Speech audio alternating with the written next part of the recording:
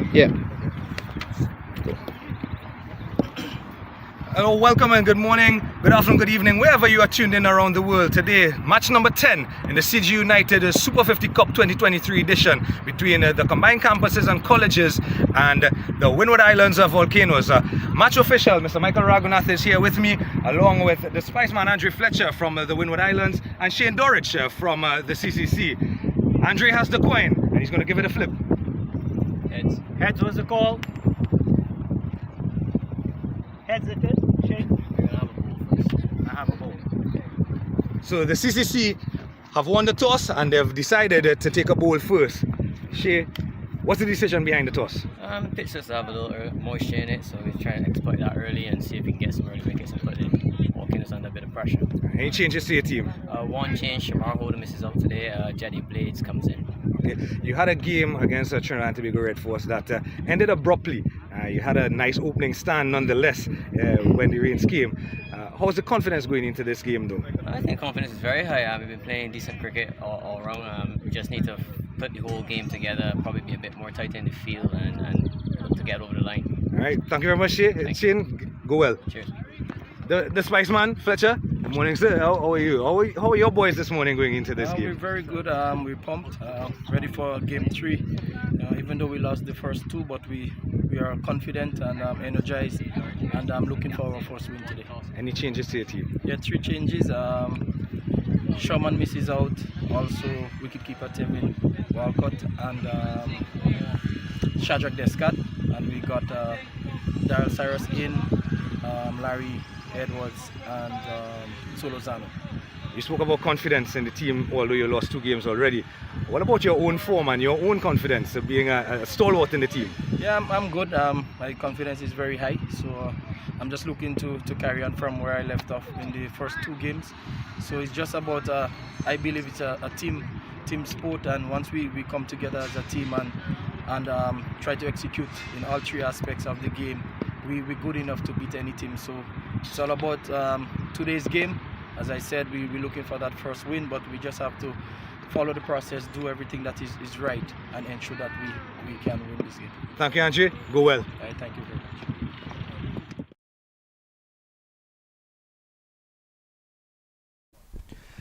Hello and welcome. Good morning, good afternoon, good evening, good night, wherever around the world you're tuned in to us here on CWI YouTube channel and CWI platforms. Welcome to the Sir Frank Worrell Field at the University of the West Indies Sports and Physical Education Center at the St. Augustine campus. Today for match number 10 in the CG United Super 50 Cup between the Windward Islands of Volcanoes and the combined campuses and colleges team. And the news from the toss, as you would have just seen, is that the CCC won the toss, and skipper Shane Dorich would have decided that they're going to have a bowl first. Of course, his rationale is because there seems to be a bit of moisture in and around the surface, and he wants to attempt to extract on that moisture. So the umpires, or on-field umpires today, Mr. Carl Tuckett from Nevis and Mr. Patrick Gustad from Jamaica. Our 4th official, our 3rd umpire, is Mr. Lyndon Rajkumar, and our match referee, Mr. Michael Ragunath. And Johnson Charles and Alec Athanaze, as you can see on your screen, are already in the middle. And the umpires are just having a slight conversation, a little conversation just to the left outside of your screenshot there now.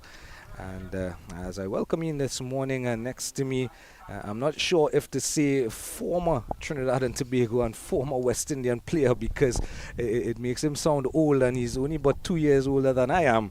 Mr. Riyad Emrit. Good morning, Riyad. Good morning. Thank you for having me here again today. It is former. Former for Trinidad, former for West Indies, but I'm still actually playing some cricket. So yeah, I'm still actively playing. So good morning, good night, good evening to our viewers all over the world. Jonathan Blades is going to open the bowling this morning for CCC. Starts with a wide one. Umpire Carl Tuckett raises his hands aloft. And Riyad, we were speaking just before we started. You were telling me about some of the times you've had playing at the University of the West Indies Sports and Physical Education Center on this very facility, on this very same square. You know, and It is a beautiful facility, first of all. And It is actually a very beautiful facility. So I remember when we had now started using here, we'd have looked forward to coming here to play. You know, it was a brand new facility. Obviously, a new place to play cricket, and the pitch, you know, for fast bowlers was good. It was probably the best pitch for us to play and, you know, get something out of the pitch. So it was a nice facility. It's the pitch obviously through the years has slowed down, and not much cricket has been playing here. So that is expected. yeah, you mentioned the pitch itself, and I was telling you when you arrived that I did the Jamaica Barbados game here on Thursday. This one again, just wide outside that off stump, but he's corrected his line, has Jonathan Blades, so no wide signal by the umpire. And I was telling you that in the Jamaica Barbados game on Thursday, I believe I was here, that Fabian Allen, who we know doesn't necessarily spin the ball that much and uses his arm balls and so on more often than not, was able to extract so much turn that Chadwick Walton was taking the ball almost at shoulder height, and he had Shamar Brooks breaking with the amount of turn that he extracted on that day.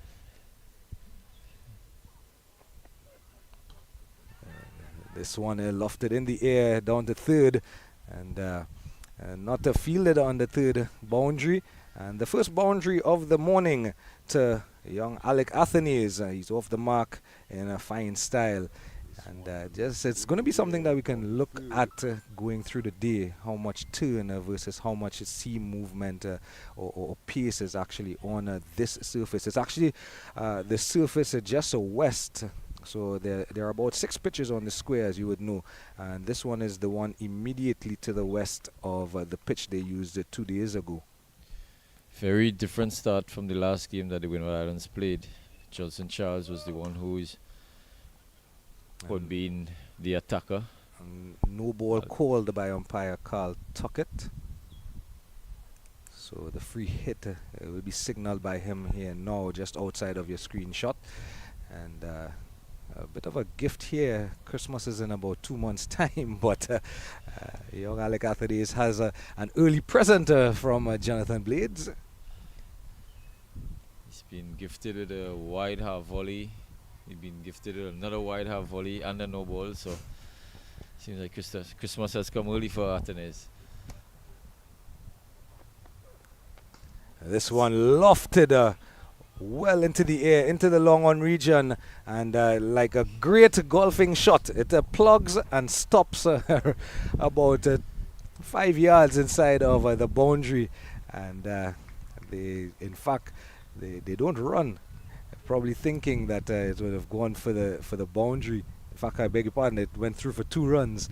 So this is also something with the facility that we were talking about in terms of the heaviness of the outfield, and it was also something 2 days ago that I noticed that many of the batters, both Barbados and the Jamaican batters, hitting lovely shots that you would expect to go to the boundary, and it didn't.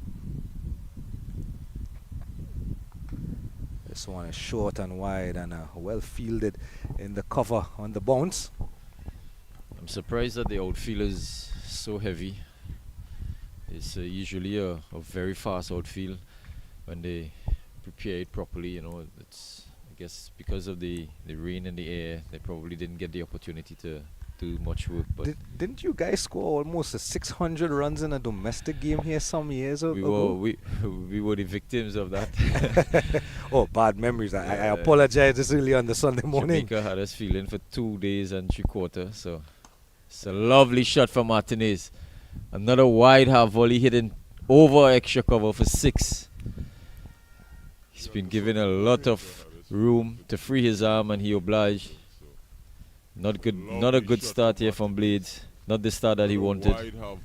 Not the start that his captain Shane Dorich would have wanted either, because as I mentioned at the toss that Shane Dorich spoke about the moisture that's been around. I mean, today is a bit overcast. There was a lot of rain on this side of the island yesterday, and it's something that Shane spoke about, extracting whatever assistance that can be extracted from a surface that may have a little bit of moisture remaining from all that rain yesterday.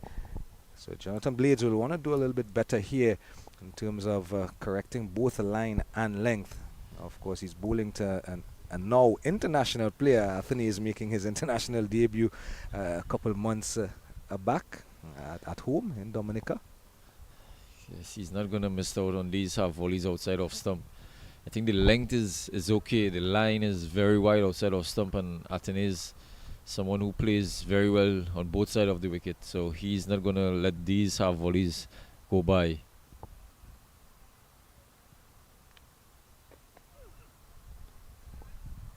This one signaled wide down the leg side by umpire Tuckett, and that projected score you see on your screen, 960.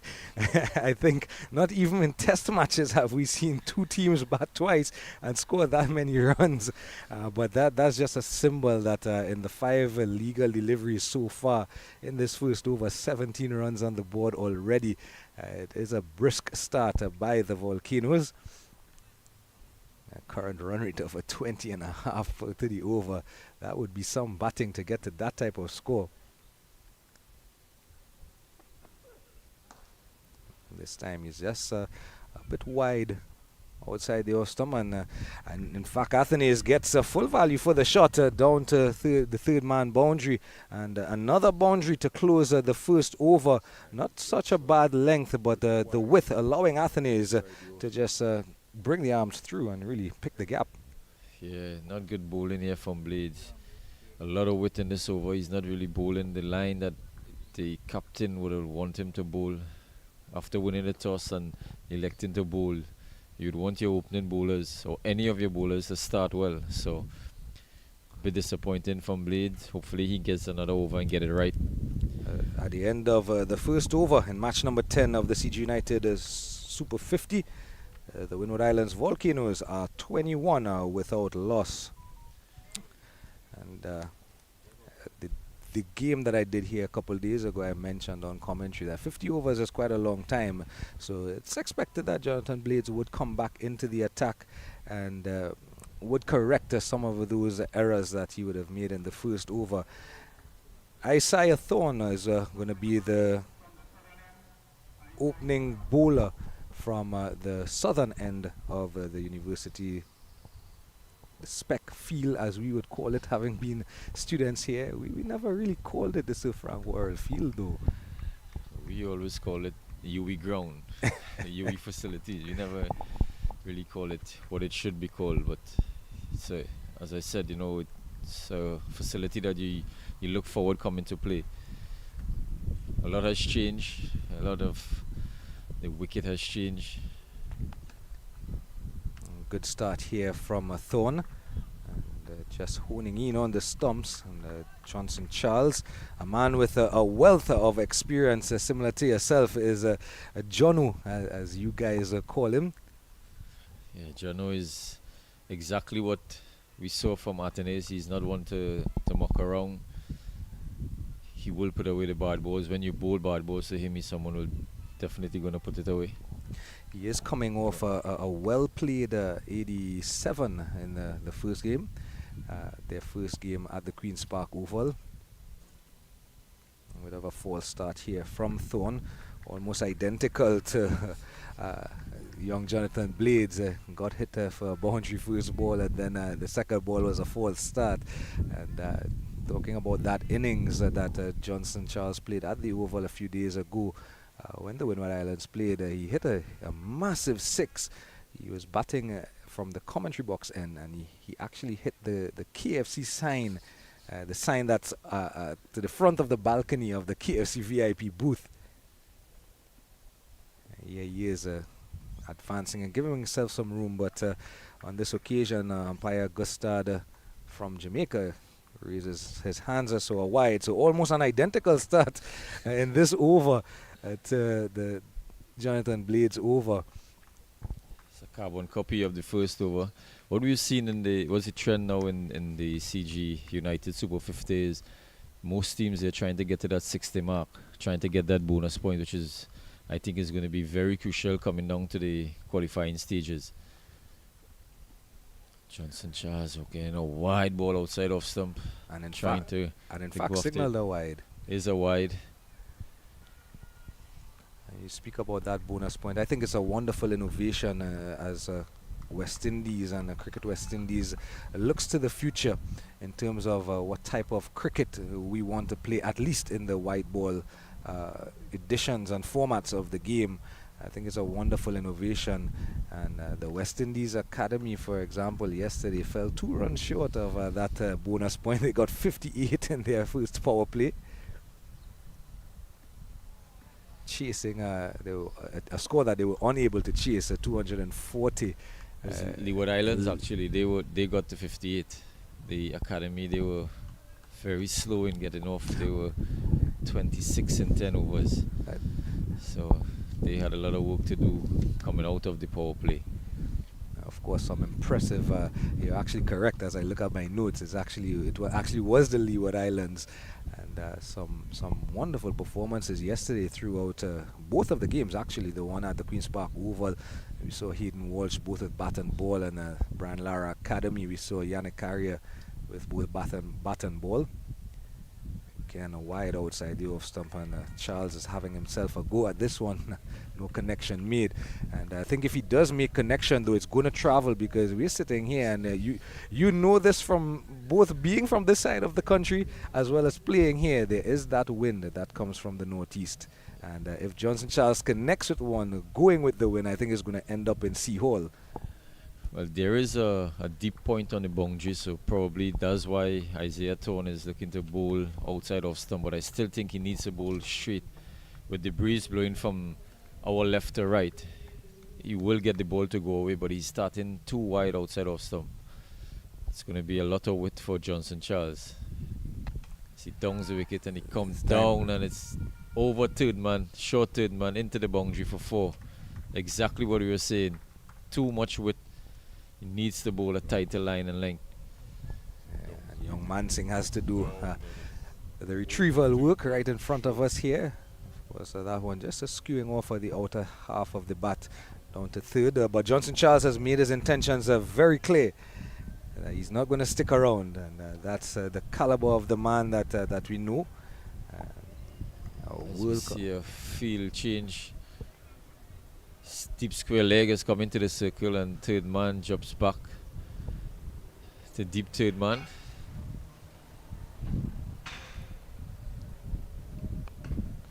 This time he makes connection down the ground, but in fact it goes with more height than distance, and he's caught running back at mid-on by Kadeem Allen, and the CCC have their first wicket. Strange, not really a strange looking shot from Johnson Charles, but it's just his second over, having gotten 21 in the first over, already 6 in this over, running down the wicket, trying to hit over the top and getting caught at mid-on. So an over that started with a couple of wides, a couple of dot balls, and the boundary by Johnson Charles means that the Windward Islands Volcanoes are now 27 for 1, still one legal delivery to go in the over. And, still a healthy run rate nonetheless. And young Jeremy Solezano, a local boy, strolls to the middle. Jeremy will know a lot of this facility, a lot of what this wicket will play like. It's actually a lot slower than what we have known the UE ground to play. Going to take a lot of time to settle in. That's usually how he plays. We see yesterday Yannick Carrier, who is one who takes a lot of time to get in. He was total opposite yesterday, smashing the ball to all parts of the Brian Lara Cricket Academy. So let's see what Jeremy Solezano does here. I think he's playing his first game of the tournament. Yeah, he didn't play in any of the 2 games that the Windwards would have played thus far.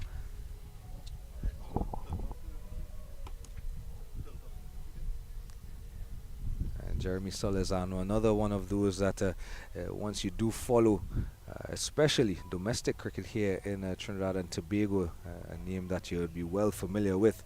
Thorne with his final delivery. Someone just on the hip of Solezano, and he works it around the corner nicely down to short fine. They run through for a single to close the over. So he's off the mark immediately is Jeremy Solezano.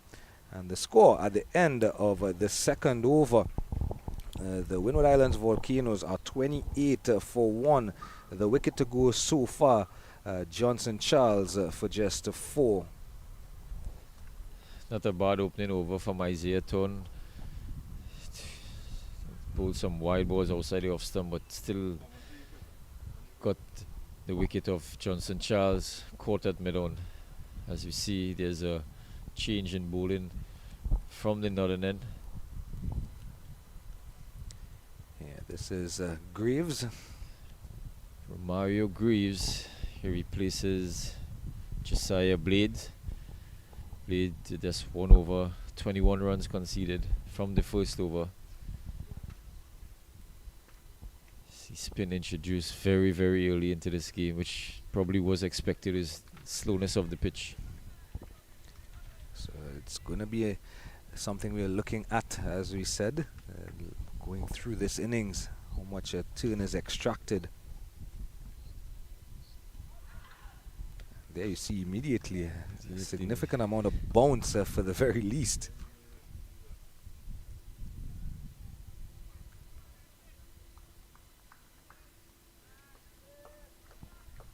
Something we've been used to seeing in the Caribbean. A lot of spinners actually using the new ball. There you see a bit of turn and bounce on this occasion. Shane Dorridge is not the tallest of people, so he's going to have to be careful. It may bounce over his head at this rate. I think he probably was inclined to bowl the off spinner because of the 2 left-handers at the wicket. I still like to see fast bowlers using the new ball and trying to extract whatever moisture there is early on. Jeremy Solazano has had his problems with off spinners. As you know, in club cricket here, a lot of times he come to bat, there's off spinners bowling. So, if Shane Dorridge has known something that we know. In the international game, there's so much research. This one cut away nicely through that extra cover region. Just picks up just a brace. 2 runs added to the total. Probably not getting full connection on it. I think he got full connection. He didn't get full value for his shot. Outfield, as you keep saying, is not the fastest. It's lush green, but it's not quick. And of course, we're in the rainy season, and again, as we mentioned, so much rain around, so it makes it that much heavier in the outfield.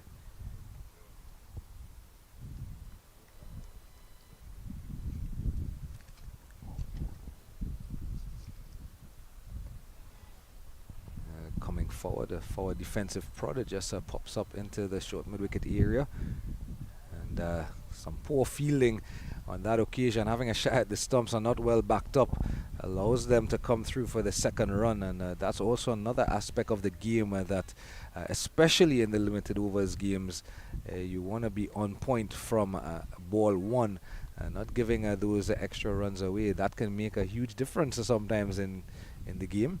Yeah, every run adds up. But Isaiah Tone just picking up and throwing to the non-striker, and I don't think he had to.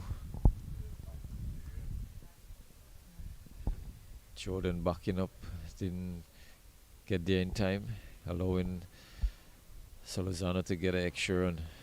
I think they'll have to work hard if the CCC spinners can get the balls in the right area. I think the Windward Islands will definitely need to work hard to get their runs.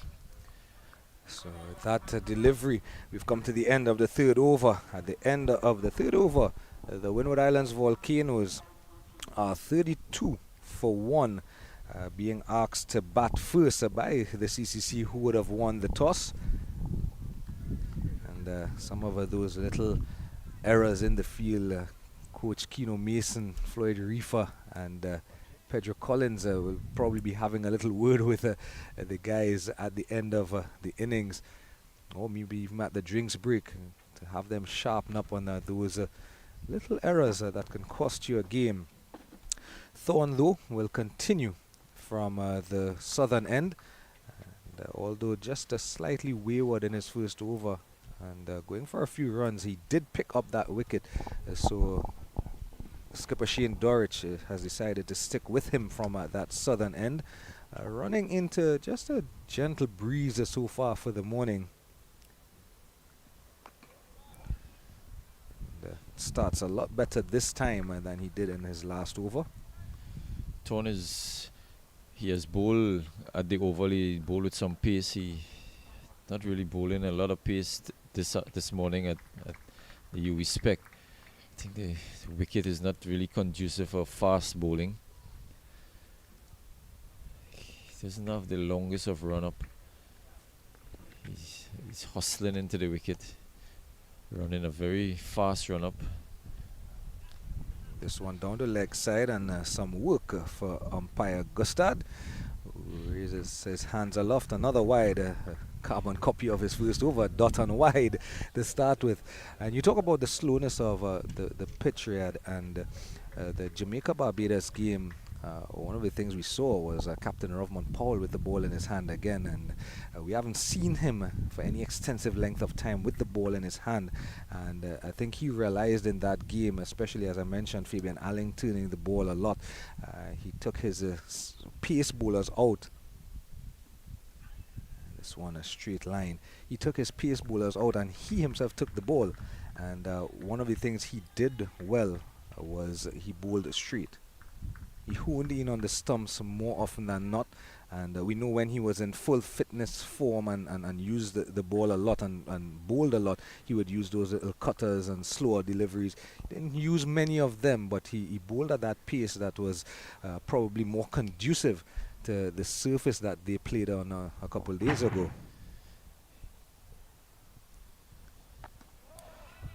Rovman is a well-traveled cricketer now. He has the experience. He has a lot of experience. He will know exactly what areas to bowl. He's obviously a batter as well, so he'll know what will probably be the most difficult deliveries to score off on the wicket. So I guess he probably used that to his advantage. And as I said, he's very, very experienced now. And he bowled a lot in the past. Haven't seen him bowl recently much, but it was good to see him, taking the opportunity to bowl on this surface, and he did bowl well. Yeah, he bowled a full complement of overs on Thursday. There may be some people, as this one is tucked down to third and picked up fielder coming off of the point boundary. Maybe some people who might take umbrage with you hearing you say he's also a batter. Think Rovman Powell, and he would know this himself because he is a thinking man. He's been out of form a bit with the bat more recently, and some of his travails with the spinning ball have returned. And it's really unfortunate though, because he is, as you mentioned, one of the premier players that we have here from the region. Yeah, he's definitely one of the most destructive batters in the Caribbean and probably the world. When Rovman gets it right, he hits the ball a long, long way. He will be disappointed. That's the type of person he will be disappointed that he's not getting the scores. He's the leader of the team. He'll want to lead from in front. One ball in the last game. The game before, he ran down the wicket and got stumped. So he won't be happy with his performance thus far. But he's a very positive player. He will come back. He will bounce back. You cricketers are very emotional. I had a brief word with the Spice Man this morning, and he himself is a very emotional, well-vested player as we come to the end of the fourth over. The Windward Islands of Volcanoes, speaking of Fletcher, he'll be quite pleased. 4 overs, 34 runs already on the board. Might be a bit disappointed that one of his stalwarts, Johnson Charles, is already out for just 4 runs, but a steady start nonetheless from the Volcanoes, having lost the toss, and they would have been sent in to bat. And he did mention it at the toss, though, Andre Fletcher, that it's a bit unfortunate they lost their 2 games. They really haven't hit their straps just yet, but the confidence is still there, and the confidence is high. And he mentioned that they're looking to correct a few of the little things, those little things that make a difference at the end of a game. Well, speaking to Fletcher after the game, against the Trinidad and Tobago Red Force, he was very disappointed the way his bowlers bowled, especially his fast bowlers. Apart from not getting the score that they were probably in line to get over 300 runs, he thought that his fast bowlers let him down a bit. They didn't bowl the lengths that they're supposed to bowl on the pitch, and they lost the 2 games, but the 2 games that they played, they were very much into it. They lost by a very, very small margin, and hopefully they can get it right today. It's going to be tough work. It's going to be a lot of work. So, and this for Romario Graves continues from this northern end, the end where the gymnasium is located. And the first delivery, in fact, kept a bit low. So maybe early signs of an uneven bounce, which we haven't spoken much about. We've spoken about turn and bounce. This one is angling down the leg side just slightly, but straight to the fielder. It's also surprising to see Andrew Fletcher batting at number 7. I don't think they're getting the best out of him at number 7. Probably ideally, if he wants to bat in the middle, number 5 is ideally where he needs to bat. So we had a discussion about that as well. So we'll see if that changes in this game. But yeah, Johnson Charles is not there. He's gone. Alec Atenes probably has to bat as long as possible. There's also Kaveem Hodge, who's another one who always seems to score runs for the Windward Islands Volcanoes. And this one, a good delivery, holding in on those stumps, Romario Graves. And you speak about their batting, they do have some well-established batters in their lineup. I think it's good, though, that Fletcher has taken the chance, maybe, to evolve his game and taken we talk about taking responsibility, and the responsibility in this format of the game, batting that low down. Of course, you've done it many times in your career, being a finisher rather than at the top, being a starter. Sweep shot here from Alec Athenes, and doesn't get past. A direct hit from a short fine leg, an appeal, but nothing doing. Umpire Carl Tuckett just moves along and replaces the bails. So an early chance, creating some chances here, as you see the replay of it, well in his ground, Athenes. And at the end of the 5th over, the Windward Islands Volcanoes are 35 for 1. So a good over, just 1 run from that over from Romario Graves. I think it's a good thing from my perspective. He's taking that opportunity to evolve his game, because everybody around the Caribbean, we've gotten so accustomed. It's synonymous. You talk about the Spiceman, and he's batting 1 or 2. He's opening for his franchises in T20 cricket. He opens for his franchises in T10 cricket, as Thorne continues from the southern end.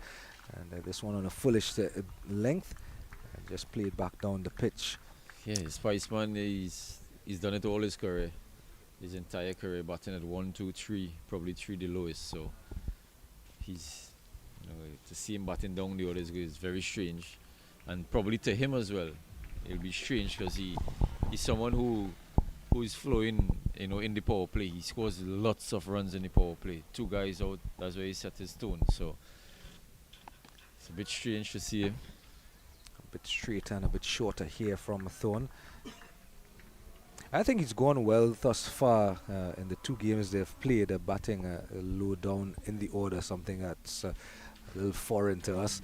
I think he himself would probably know he probably didn't manage at the end of the innings against the Happy Eagles too well, because they were well set to actually get that score, because Guyana didn't score that many, and they were well on course for victory.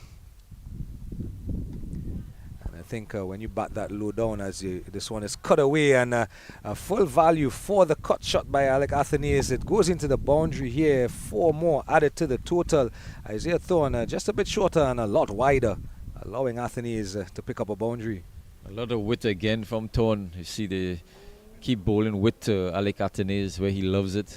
Most left-handers, they were not going to miss out bowling that wide. He cuts it past backward point for 4.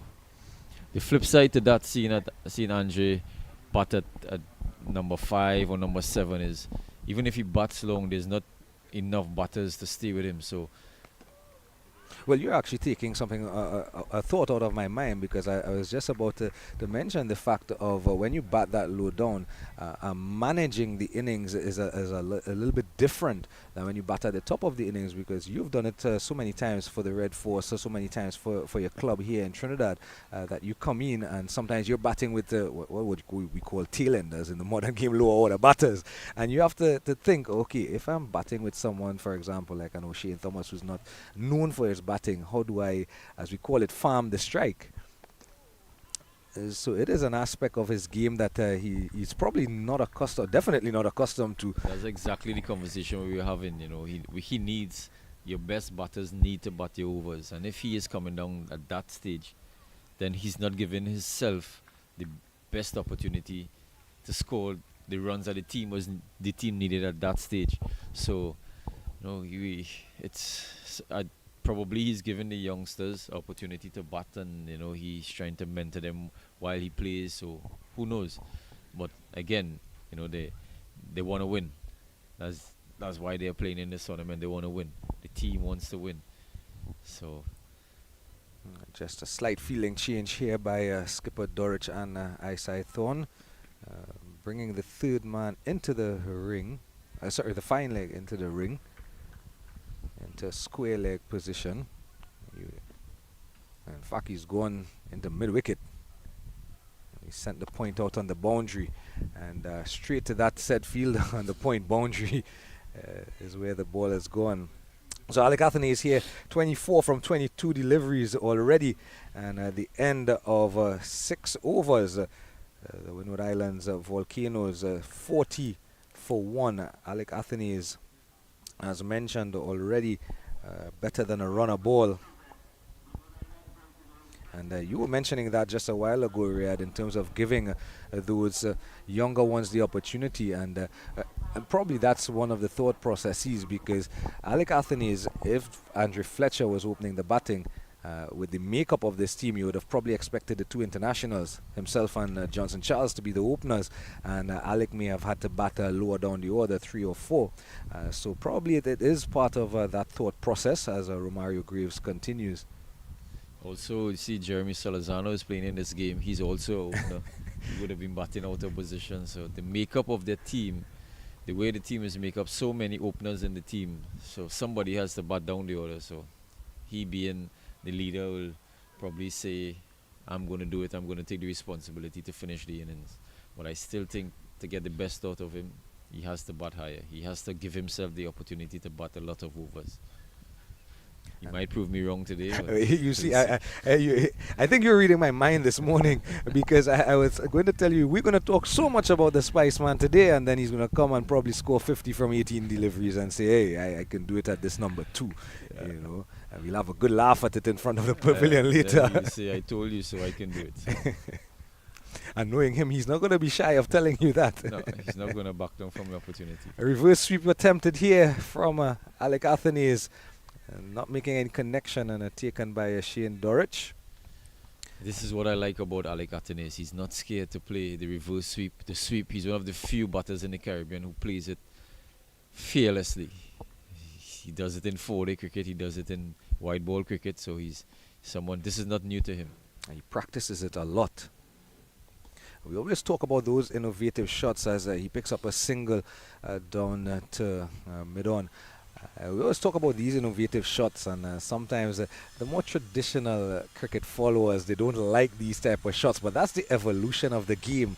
And I remember looking at a clip on playing the reverse sweep.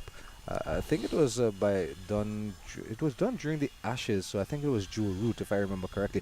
And one of the things that Root said is that you have to practice it all the time, and a lot of coaches will tell you that as well. Funny enough, you said that. He also said, and they did a show where during the Ashes as well, where they showed that his reverse sweep, he has scored more runs with the reverse sweep with the actuals than the actual sweep. So it, if you go back in time, you might think about a person like Tilakaratne Dilshan, who probably exactly scored many more runs. with the deal scoop. Yeah, and then you think about somebody like Mr. 360, the original Mr. 360, probably scored more runs over the wicketkeeper's head than anybody in world cricket as we come to the end of the seventh over. 41 for 1. The Windward Islands of Volcanoes, 41 for 1. And just for the benefit of the younger viewers, Mr. 360 is a guy by the name of A.B. de Villiers from South Africa. So you may think nowadays people would talk about some of the other players who have that type of game. But again, that's the evolution of the game. And I think even Coach Darren Sammy has spoken about that, evolving the West Indian game and getting these guys to play some more of that type of cricket. Yeah, Darren Sammy has been asking for the batters especially to sweep the ball, exactly what Atenes is doing, reverse sweep. You know, again, it's a bit challenging with wickets like these. You know, it's very, very challenging. I don't think they do trust themselves enough. As we see a change in the bowling from the southern end, Kadeem Allen replaces Isaiah Thorne. This one is short and just allows Alec Athenes to rock back and pull down to backward square leg, and easily fielded. You yourself, Riyad, you're now part of our national setup. I saw you during the under-17 tournament, and you have under your wing people like Niall Mengo and Adrian Ratcher and some of the guys who I would be accustomed to in school cricket here in Trinidad. But when you're as a coach, I mean, how difficult can it be? In your instance, probably a little bit different, the dynamic being that they are younger than probably coaching somebody like Johnson Charles to do something like that. What's the dynamic like as a coach, though, in terms of getting players to evolve their game that way? It's yes, you know, the under-17 tournament. There's a bunch of talent in the Caribbean. You know, after seeing the under-17 tournament, which is I think they just need to play a lot more cricket. They're not playing enough cricket, so they're not learning fast enough. I think, you know, the more they play, they learn a lot more cricket. We need to find a way for them to play a lot more cricket. The under-17 tournament, they didn't play much games. You know, the rain hampered again. So it's something that the Cricket West Indies need to find a way to. I know there's obviously the expenses is going to be a factor. Trinidad and Tobago Cricket Board apparently has found a way to run the under-17 tournament, which is they've been doing for a while now. You know, kudos to them. But I still think they need to find a way. And obviously, if they're playing it in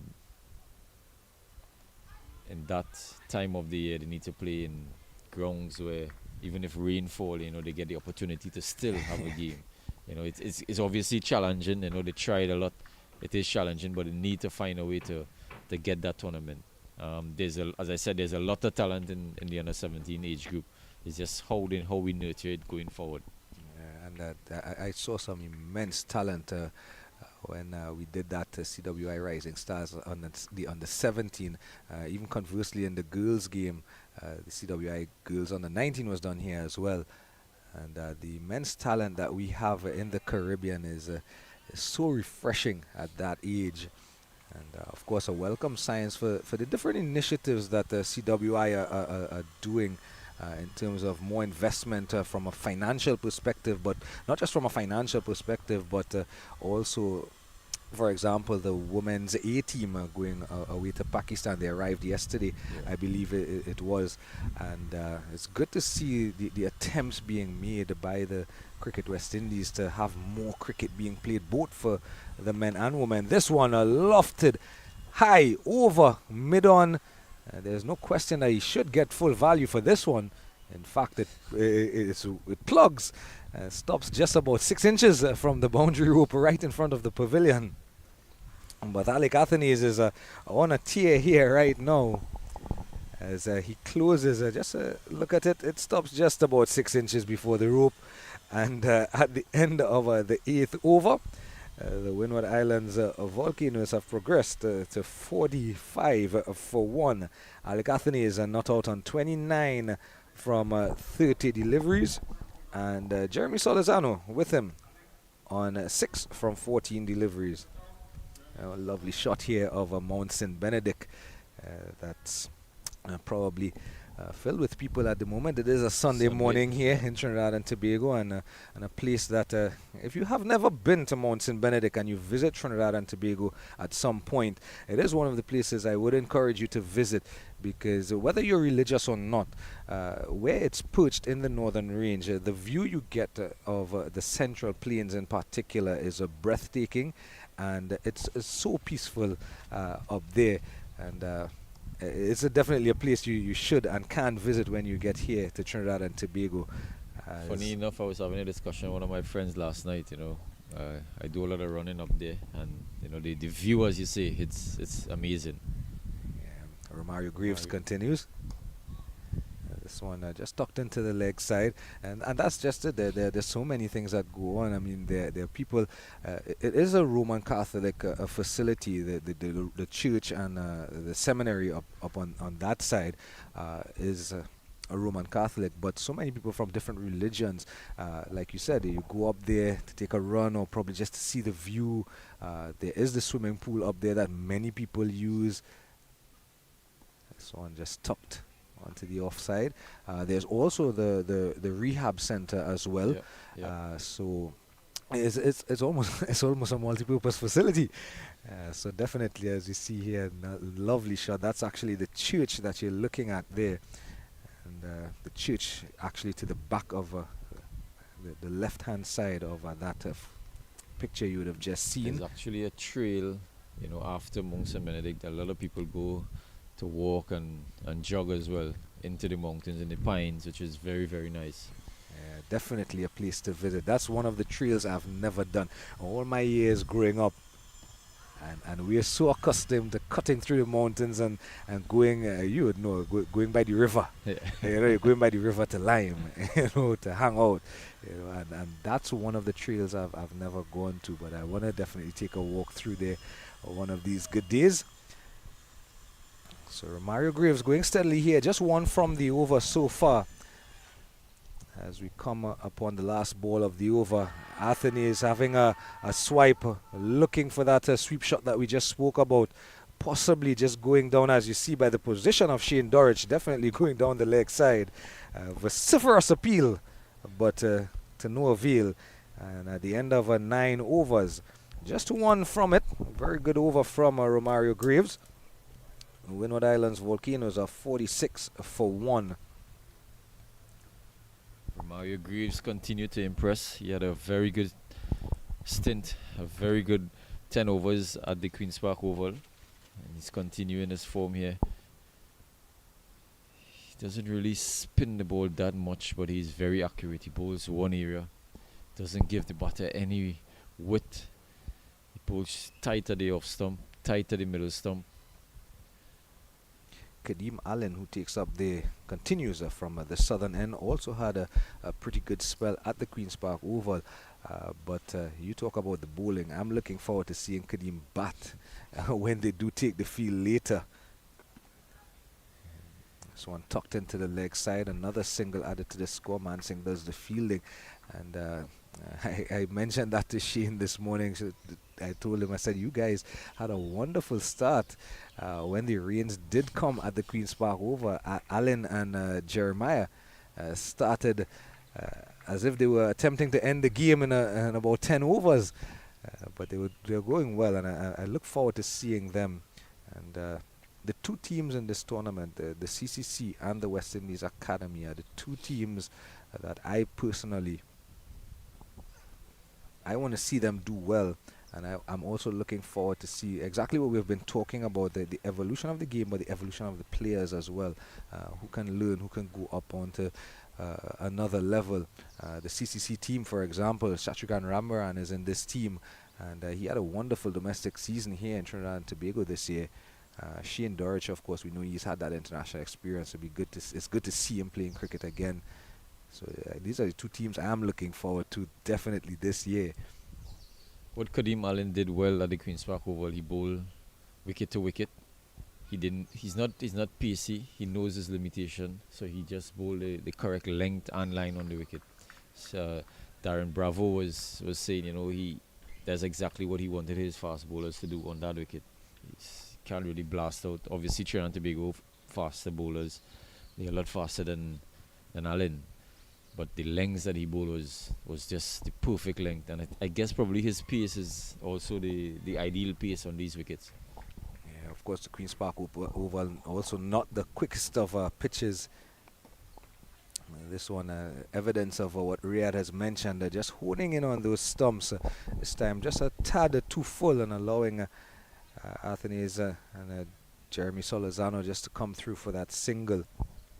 But again, we've been talking about that immense talent that we have here in the Caribbean, and some of these guys in the CCC team make up that list of guys with so much talent here in the Caribbean.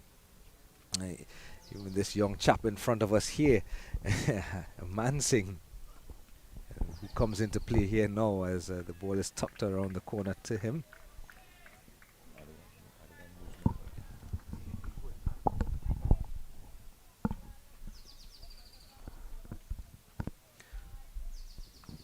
So an immense world of talent. It's always known that the West Indies by nature being the make-up of multiple islands here in the Caribbean, and also the territory of Guyana that sits on the southern American continent. This one tucked around the corner, down to fine leg, and coming around from deep square leg to do the fielding, and they come through for the single.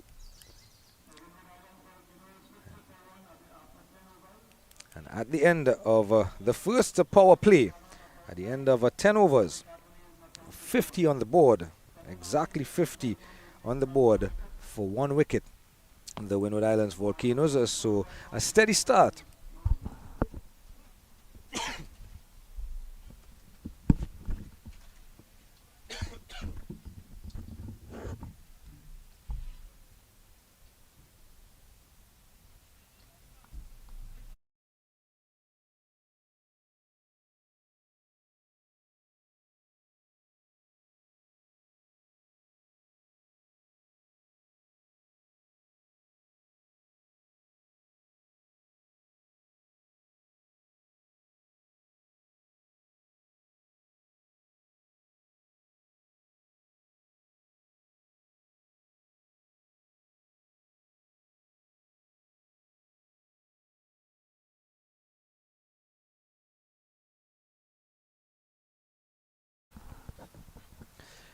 So a slow and a steady start here from the Windward Islands Volcanoes. Jediah Blades comes back into the attack from the northern end. And this one just getting a bit too straight.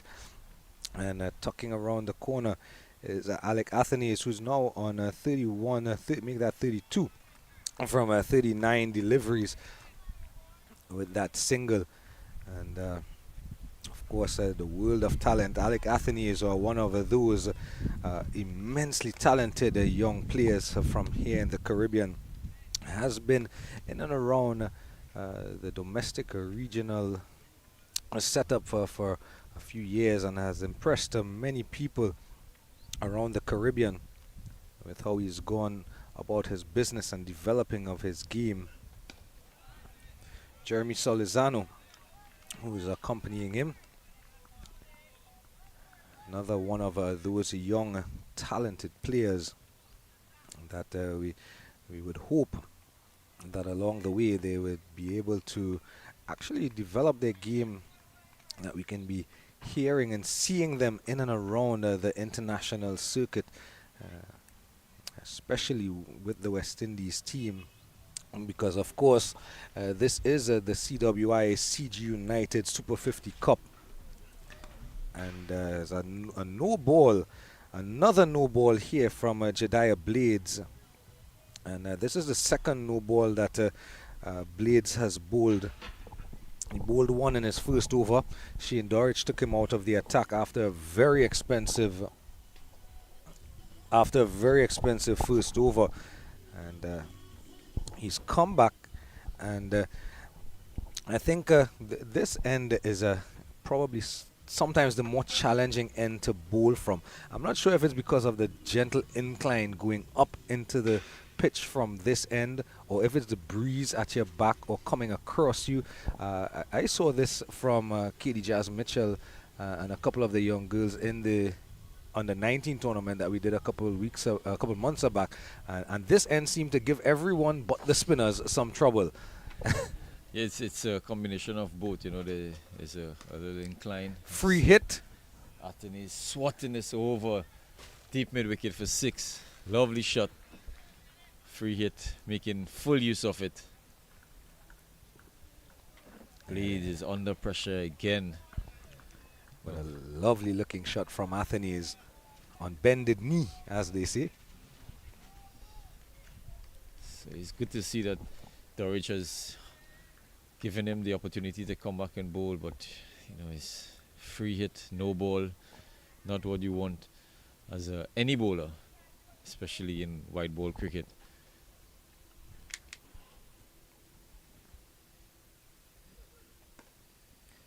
So on Athens is skewing away onto the leg side. Josiah Blade doesn't seem to have the rhythm from this end. You know, he's midway through his run up. He's stuttering a bit, so he needs to sort that out. As bowlers, you know, you have ends that you prefer. He probably is not comfortable on this end, and Dorridge obviously needs him to bowl at this end, so he needs to sort it out as quickly as possible. Right there, he's stuttering in the middle of his run up.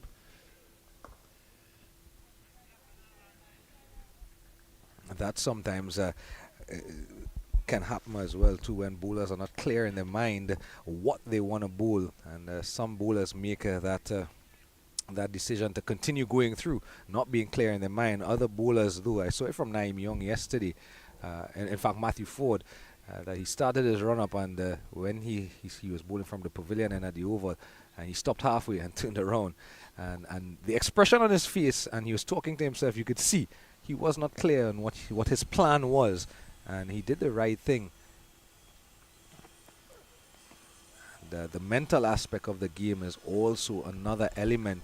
As we talk about development of players at the end of the 11th over, Windward Islands Volcanoes 61 for 1. Jeremy Solazano on 11 and Alec Athanaze on 39. The mental aspect of the game is something that I think we as fans of the game, I know you're a player, I have played the game at least the secondary school level, but as fans of the game and the general public, I think we forget that the mental aspect of the game is also another thing that players have to work on. It's very important, you know, the mental aspect. A lot of people think, you know, you just go to practice, you turn up, you play, and you go back. But it's a lot more than that. You know, if you're not strong enough mentally, it can take a toll on you for a very long while. Especially if you're not having the best of games or the best of tournaments. You know, it can take a very long while to get out of it.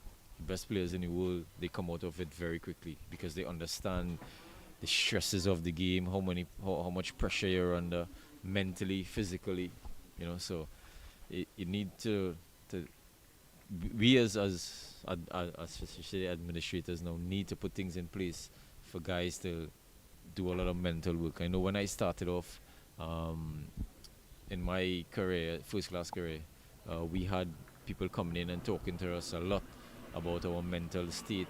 Omar Khan was, you know, one of the main factors and main contributors of that. You know, having people come in and talk to us. Spin now from the southern end. Mario Graves is back after a couple overs from thrown on that side of the ground. Yeah, so I think, you know, it's very important, especially from the younger age, the age group cricketers to get that experience. You know, so when they get into the senior team and even at your team, you know, when they have those bad days, they don't really sit and ponder about it too long. You know, they know what they have to do. They get up, they do what they have to do, and you know, it's a cycle. You don't stay down for a very long time. This one tucked away into the leg side. And when you look around, and again, the CWI tournaments, of course, we have the Rising Stars Challenge and tournaments at age group level, and then we have Super 50 and the 4-day championship and so on. But they're all developmental by nature at the end of the day, because the bigger picture, obviously, is that you want to set the platform of a feeding ground into the senior West Indies team. And some of these things, when you look, if we're in a developmental tournament and you're looking at things to help shape your senior team, when you look at the senior teams around the world, these are some of the things that they actually have around their team. A lot of those senior teams in international cricket now have a psychiatrist or psychologist attached to the team, or should I say sports psychologist or sports psychiatrist. I have some friends from UWI who would tell me there's a difference, brother. There's a difference.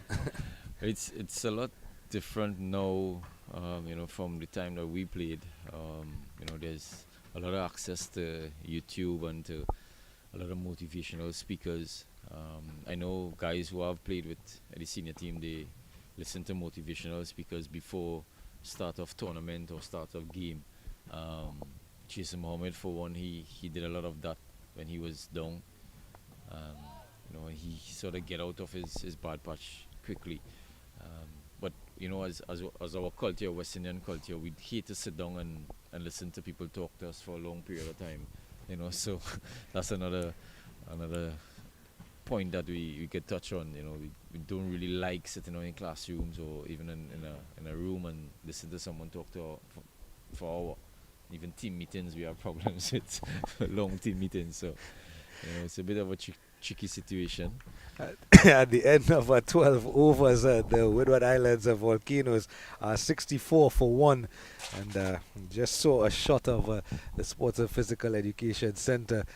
I thought for a moment that our cameraman was showing us the student activity center, which was, as you said, we don't like to sit down in classrooms. And my time here at the University of the West Indies, I'll just have you know, I went to all my classes. So anytime you saw me in the student activity center, I had no class. I mean, as cricketers, you just want to go out and play, but there's a lot more to it. We need to plan a lot more. The most successful teams in the world, they plan a lot. Shane Dorich is sticking with the blades from the northern end. He starts a lot better on this occasion, honing in on those stumps. Jeremy Soledano is 12 of 25 balls. Alec Atenez is a lot more fluent, 41 of 45 balls.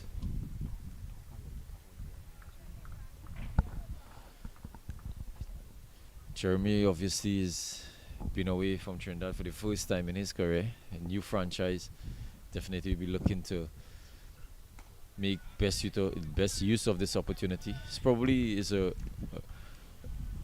good opportunity for him to come out of the Trinidad and Tobago environment. Probably was a bit comfortable in that environment and not getting exactly what he wanted. Very talented player. Hopefully getting out of the environment in Trinidad and Tobago and going to the Windward Islands can do a lot for his career. He displayed that. Well, he was part of the West Indies team for that one test match. He'd been hit on the head, feeling bad pad. Oh. He's edging this one for 4 past Shane Dorich. You would have needed somebody of the height of a Jason Holder or Karen Pollard as wicketkeeper to hold that one in. But valiant attempt nonetheless by Shane Dorich, who is, of course, one of the premier wicketkeepers in this region. He himself, you spoke about getting hit on the head, and Shane Dorich is also one of those who knows what that feels like, having a copped one straight on the face. Wicketkeeping in England, the place that the ball swings on a string. I think Jeremy will say that he placed that pass. Dorich. Ken looking to run that ball down third man. Yeah, so Jeremy is, he probably will be looking to make the best use of this opportunity. It's a good opportunity for him to play outside of his comfort zone. Someone who works very hard. I know for sure he'll be wanting to prove a lot of people wrong, Yeah, not being part of the Trinidad and Tobago Red Force team. yeah, and you also mentioned that one time he did get that West Indies call up because for many of the young players in the tournament and throughout the tournaments, getting that phone call to represent the nation, the cricketing nation of the West Indies is something you play for. It's changed slightly probably in this day and age with all the cricket being played all over the world except in my backyard. But having said that though, it is something, and we were just talking about that mental side of the game and coming off of a concussion, because it was a concussion that he suffered, and he had to leave the tour early. Was injured really badly, and he did, however, when he came back, continue to play cricket here domestically as we come to the end of the 13th over. And at the end of the 13th over, the Windward Islands Volcanoes are 68 for 1. You can see there on your screen Payak Rajkumar walking out with the cooler, which means it's now the first official Blue Waters drinks break. So while the umpires avail themselves, along with the players, of some Blue Waters and other refreshments, we're going to take a short break and we'll join you back in a couple of minutes' time.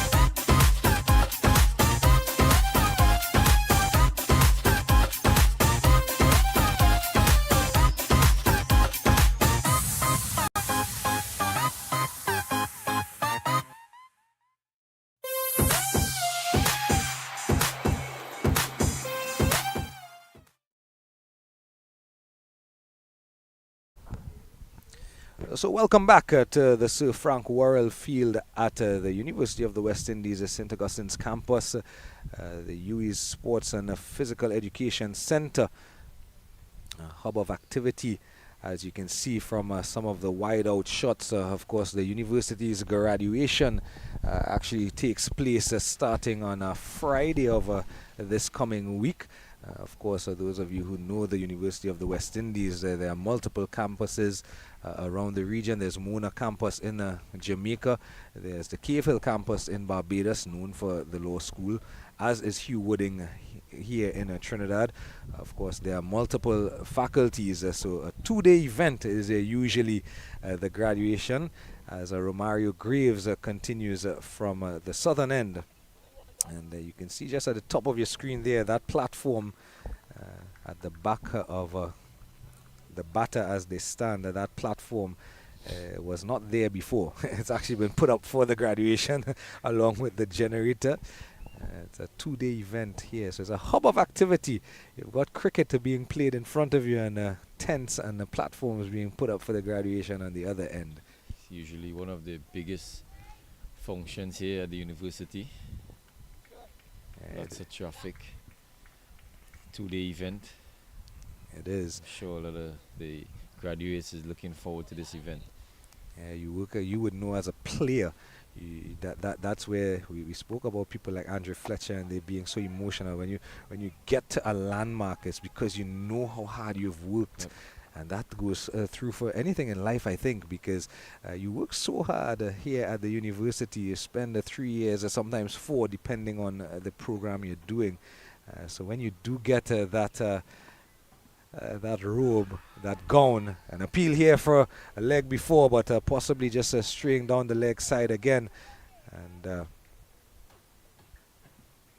easy single through the gap down there at fine leg. You work so hard for something for so many years. Sometimes it's like the world has come off of your shoulders when you get that graduation gown. I remember when I got my gown, that the tent just to the left of us. I remember that being the tent that they used in my time. So on another sweep shot here, this time from Solizano, it's trickling away. It won't get to the boundary in front of us, but it allows enough time for a couple of runs.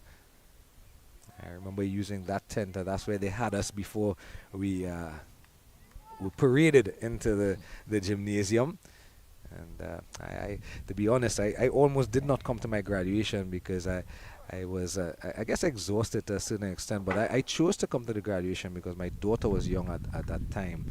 I mean, she's still young. But she was, I think, she was about 12 or 13. And I said to myself, let her see. She got the opportunity this year that graduate. And not just the graduate, but she'll know you start something, you finish it.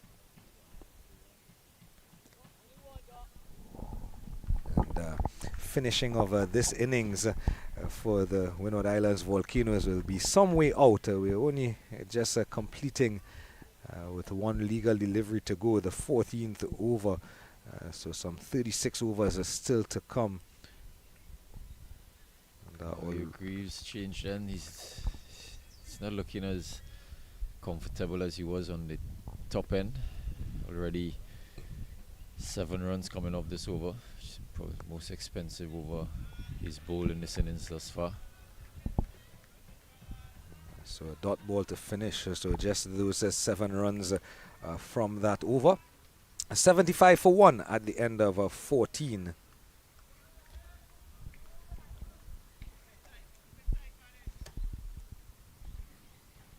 Two batters looking really comfortable at this stage.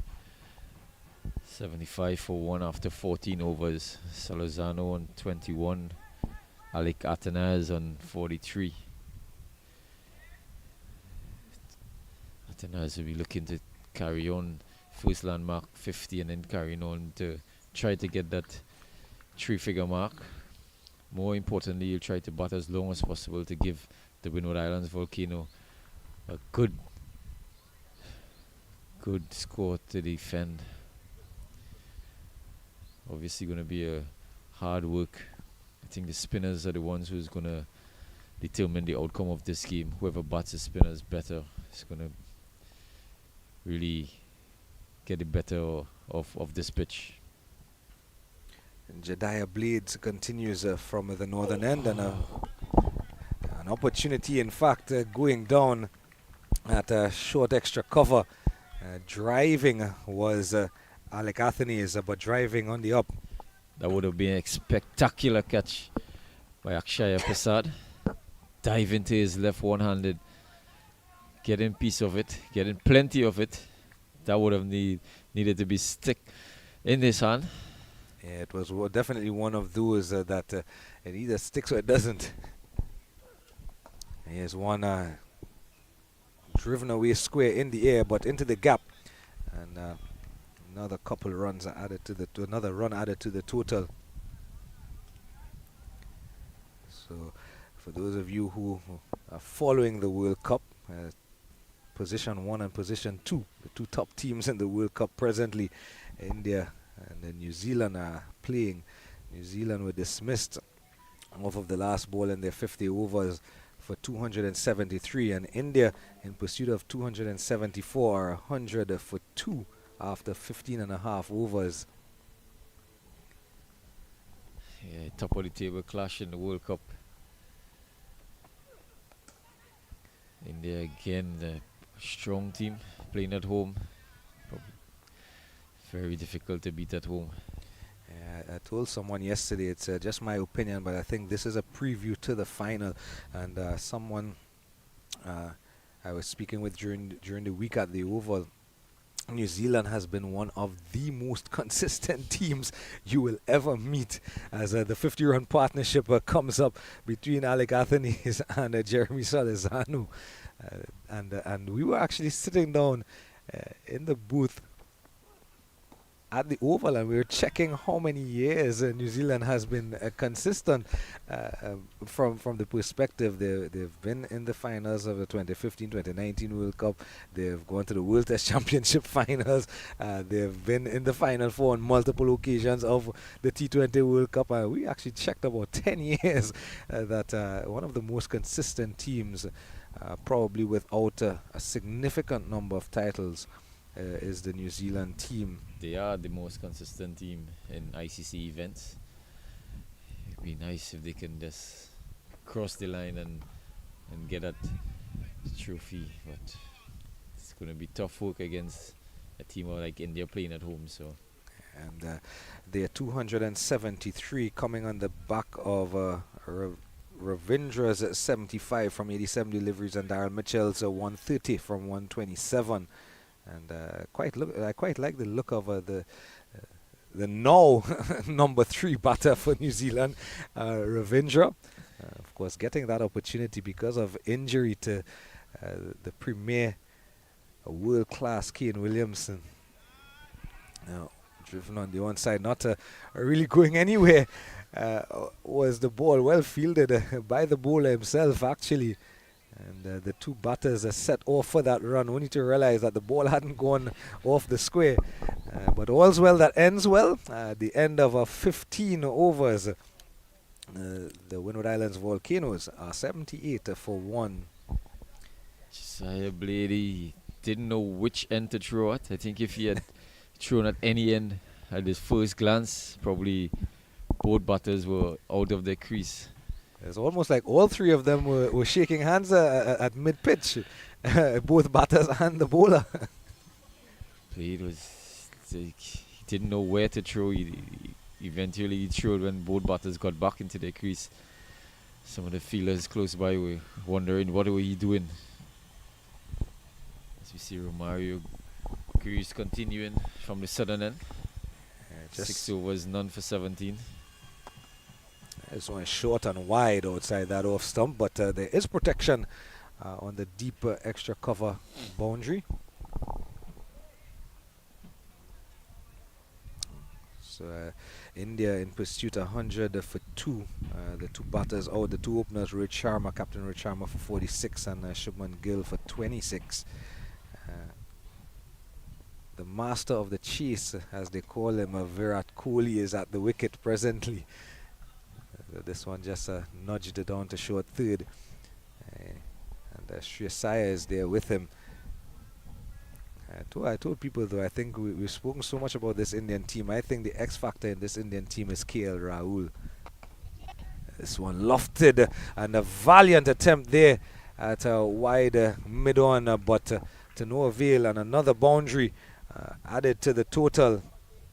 So Jeremy Salazano here finding his rhythm, and albeit an over-pitched delivery by Romario Shepherd, but it's by Romario Graves, I beg your pardon, and it still had to be hit though.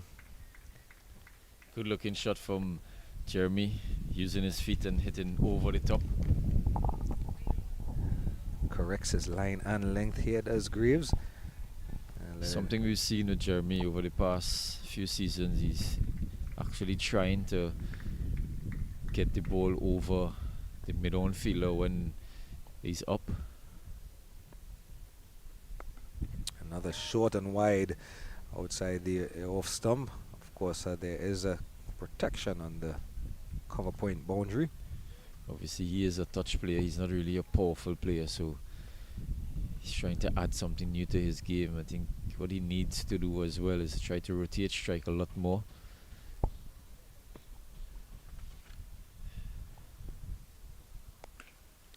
This one Is get backs and pulls the true mid wicket for 4. Bucket length stands up, and that's 50 for Alec Atenes. 50 of 52 deliveries, 3 4s and 2 6s. Good innings thus far by Alec Atenes. Yeah, another half century at a regional level for Alec Atenes. And he's been around the regional circuit, so to speak, and regional cricket for quite some time, and has impressed quite a number of people here in the Caribbean, getting scores with regularity. And as we mentioned at the start, now has international experience, having made his debut earlier in the year at the test match level. He actually is quite young, but he has been around for a while. Youth cricket, he's done well at the youth level. He's given the opportunity to captain the 4-day team this year. They've done pretty okay, coming second. And we see a change at the top end. Trinidadian Satrohan Rambaran replaces Jeremiah Blade.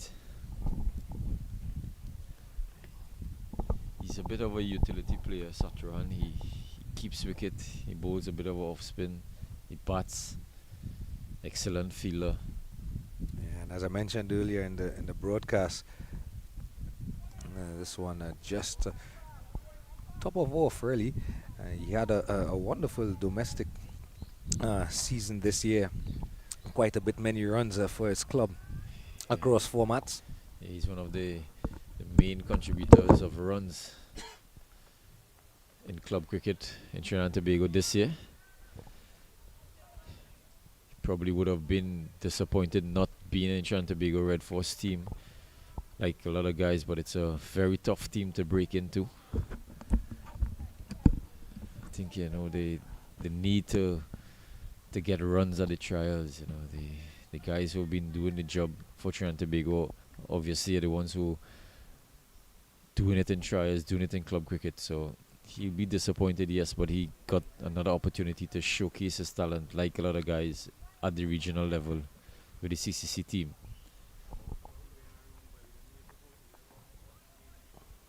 He starts well here so far.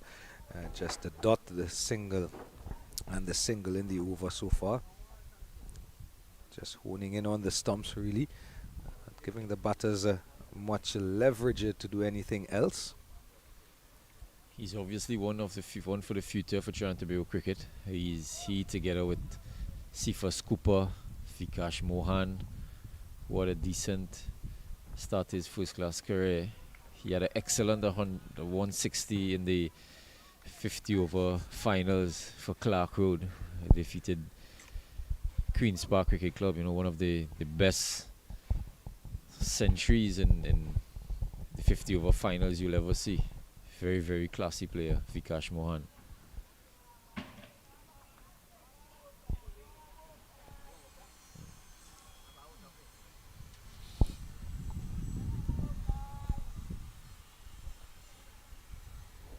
Good start for Satrohan. Just bowling that off stump line, bounce and turn again from him. Yeah, he's going to be another one of those we can take a look through the innings as he bowls, as the 17 over comes to an end, and 90 for 1 at the end of 17 overs, the Windward Islands Volcanoes.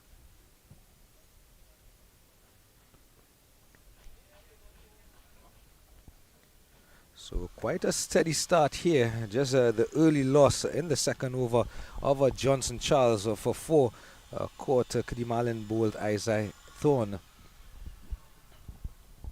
But Alec Athenes and Jeremy Solizano have consolidated and ensured that there were no more wickets, and they have completed a 50-run partnership. And fact, as this one is tucked away into the leg side, and they run another single. And this is one of the aspects of the partnership, as I've mentioned, the 50-run partnership. And they have played the ball on merit for most part, have Salazano and Athenes, and they've picked their gaps. And when they've picked the gaps, they have run well for the most part between the wickets, saving apart the one opportunity. And by doing so, they've kept the scoreboard ticking over, and they've kept their partnership ticking over, and they've given momentum both to their partnership and, of course, the team's total.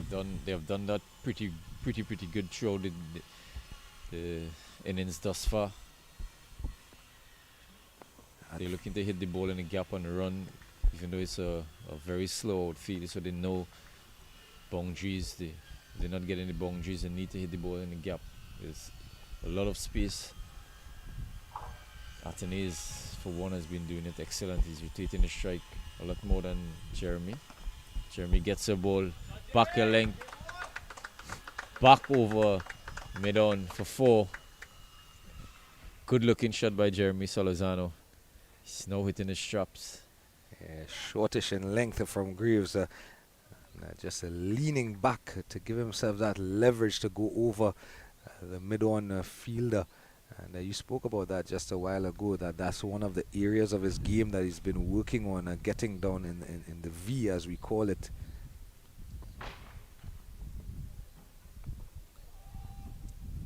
Greaves is not looking the same bowler like he looked at the top end. He's been leaking some runs from the bottom end. Yeah, but good cricket here from Salazano. After hitting the boundary, looking for the single immediately, wasn't there. Gets it on this occasion.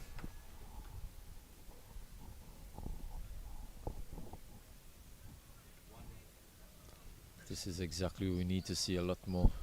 After picking up a boundary early in the over, getting off strike. You don't want to hit a boundary early up and then end up with 4 runs in the over or 5 runs in the over. You need to capitalize and try to get as much as you could. Not big shots, but just keep rotating the strike. It brings Alec Athenes, who is on 52, on to strike.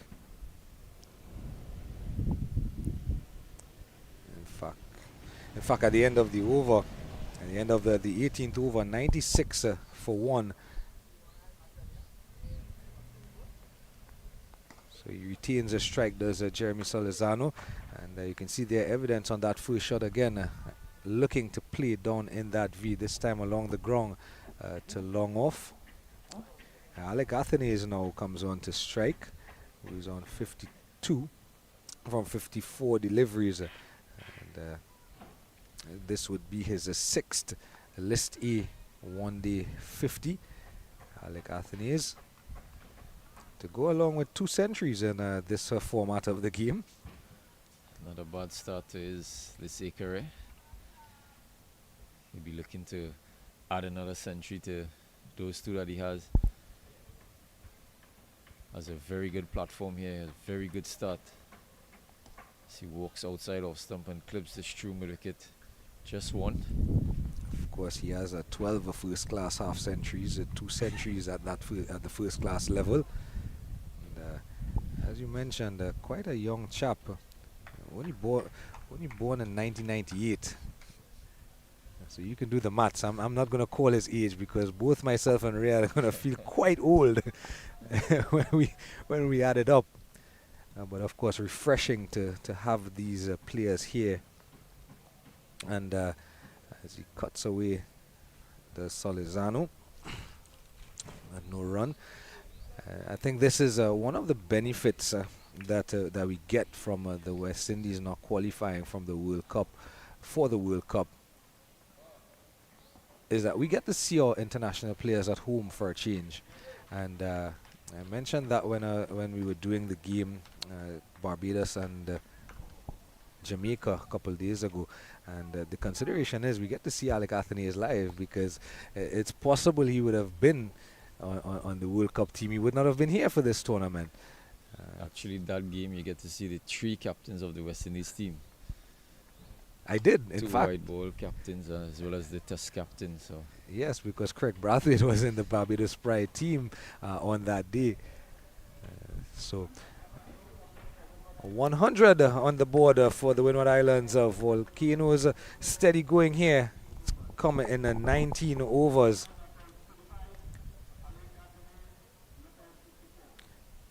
35 to Salazano and 54 to Alec Athenaeus. And we spoke just a while ago, 100 for 1 after 19. We spoke a while ago about my experience here when I graduated and completing something, having my daughter see that I completed something. And I think in the back of Alec Athenaeus' mind, he's going to be thinking about completing a century. He's gotten a start, and more than a start, and he's going to want to bat as deep as possible as we move into the true middle phase of the innings. there's a change of bowling from the southern end. Abijay Mansingh, leg spinner, replaces Romario Greaves. Mansingh, first game I've seen him playing against Trinidad and Tobago, he bowled pretty okay. He wasn't afraid to flight it sometime. He starts with a nice flighted delivery. This is what we don't see from our leg spinners in the Caribbean. Willing to fly the ball. Yesterday, Hayden Walsh did it excellent. He got the rewards for it. It's probably the best I've seen him bowl in years. Yeah, inclusive of that brilliant return catch. Yep. I think he alone could have pulled off that catch. This one whipped away backward a square the leg side, and they come through for a couple of runs. Yeah, he's probably arguably the best fielder in the Caribbean at this moment. Yeah, we always talk about himself and Fabian Allen, that they are brilliant in the field. He's got some runs while he batted, 60 odd not out, and then fiver. And Karaya, 70 odd.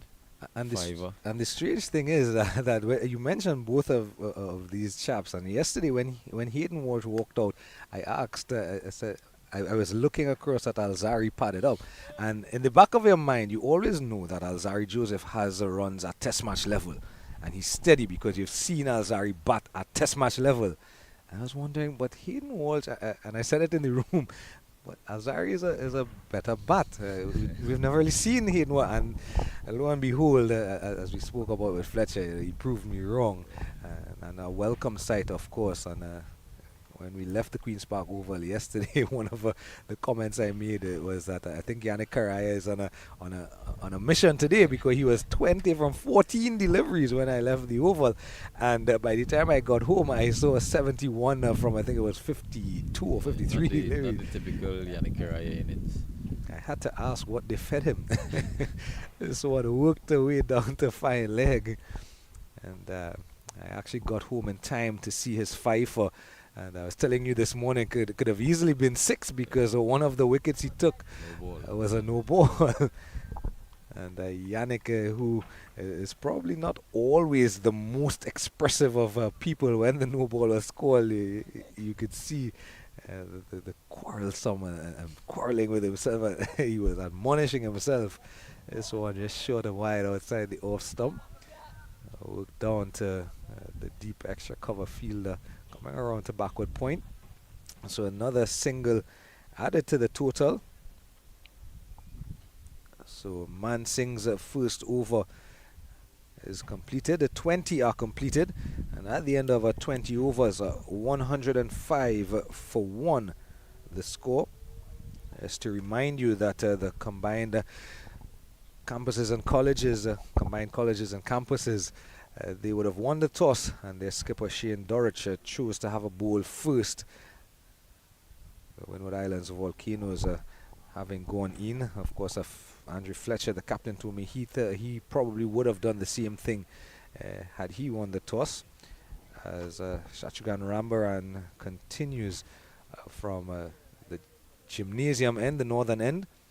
I think that's the trend now in this tournament. In most tournaments in the Caribbean, you win the toss, you feel, try to restrict the opponent for the least runs as possible and try to run it down. So we haven't seen any team, I think, in this tournament winning the toss and batting, having first strike. Again, early morning, probably try to use the moisture as much as possible. 9 a.m. start, a lot earlier than previous tournaments. So trying to extract whatever moisture there is, fast bowlers, and then trying to get into that middle order batting lineup as quickly as possible.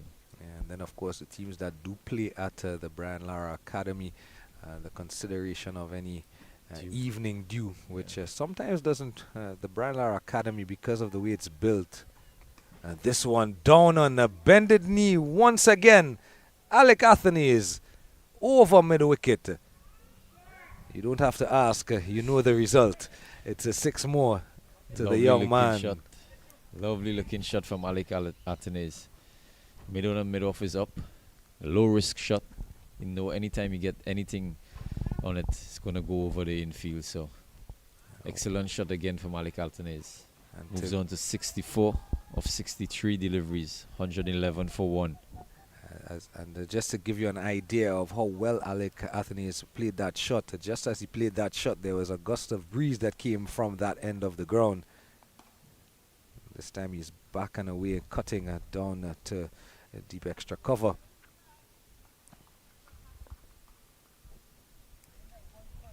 We were saying at the Brian Lara Academy, even in the south, you do get some dew, but sometimes the way that the academy is built, because it's open air, you get some breeze coming through that doesn't allow any time for dew to form. But of course, that's always in the back of the mind when you have day-night encounters. Yeah, I know. A lot of experience down there. You want to chase as much as you can, especially the evening games. Of course, it makes it a little bit easier to bat as well too. The ball seems to slide on just a bit better onto the bat. This is a good comeback here though from Ramran, since he's been hit for the 6. Getting inside the line of the ball is Solizano and tucking leg side. So the 6 runs at the start of the over, and Athenaeus and Solizano keep that scoreboard ticking. A couple of singles in the over after the maximum.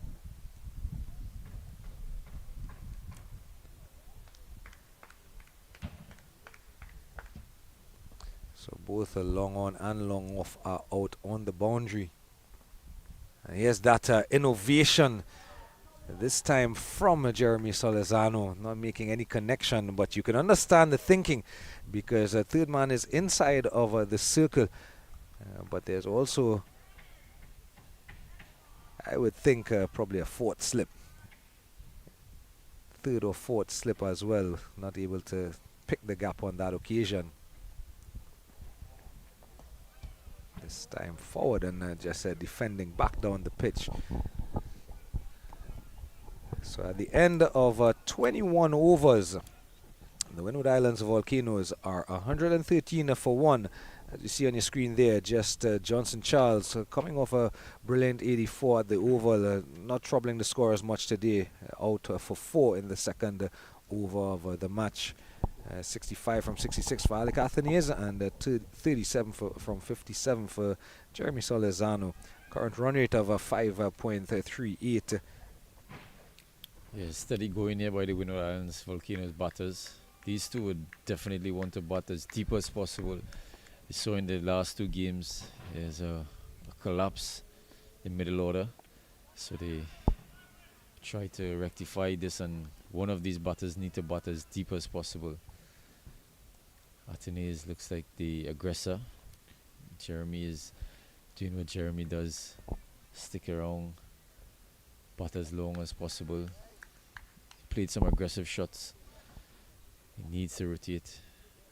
They need to continue to rotate as much as possible. They've been running well between the wickets.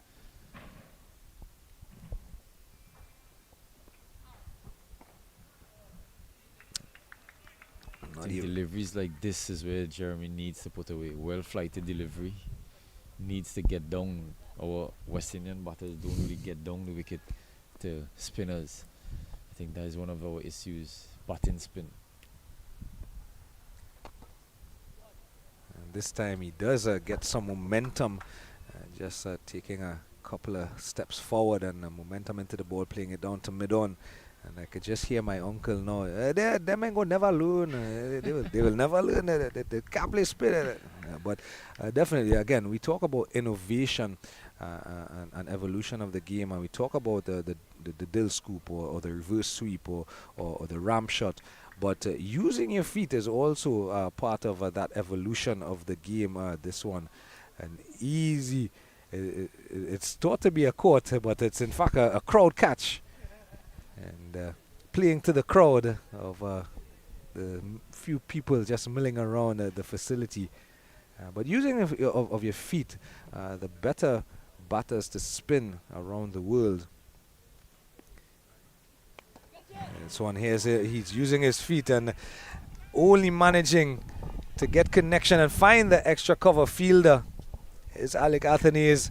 And unfortunately, he has to go back to the pavilion for 67. A very well played 67 nonetheless, using his feet, but not getting any leverage, not getting under the ball, and playing it in the air, caught in the extra cover region.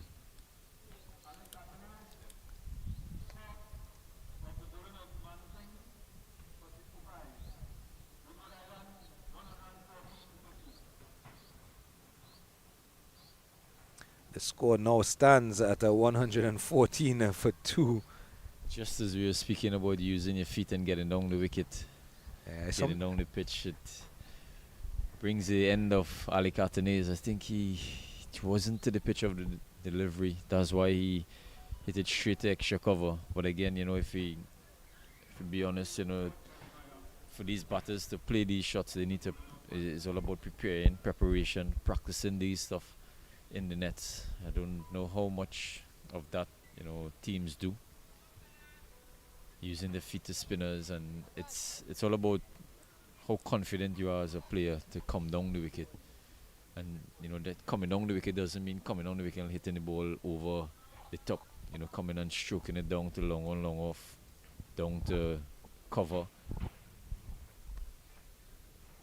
Mansingh with a good start thus far. 1.5 overs, 6 runs, 1 wicket. As we see, new batter Kavim Hodge comes to the crease. A guy who always does well for the Windward Islands, as I keep saying. One of the mainstay of the Windward Islands batters. He will be looking to get a good score again this time around. He's similar to Jeremy. Takes a little while to get started and then goes on. End of a successful over for Mansingh. 114 for 2.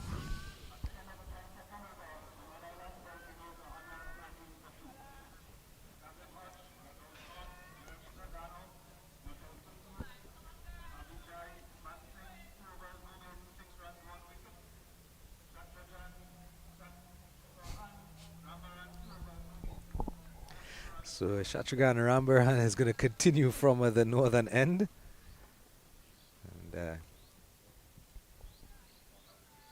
he was taken 2 early in his last over by Alec Athenaeus, but he does not have Alec Athenaeus to worry about anymore. He has his countryman, Jeremy Solezano, to worry about. Of course, these two young chaps,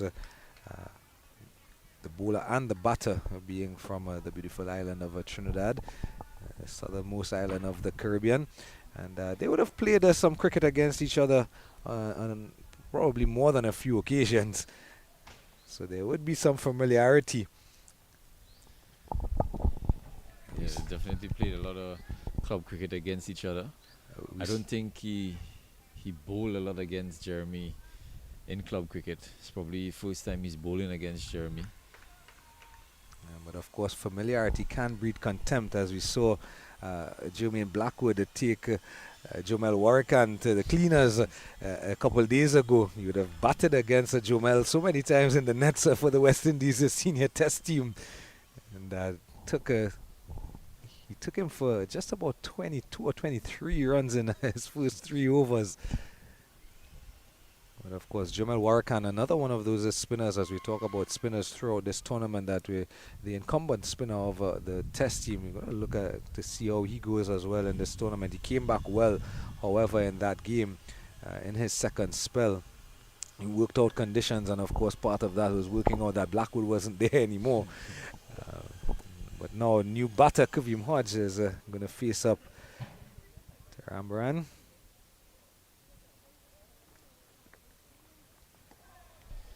As you talk about Warrican, he's mainstay of the West Indies test team.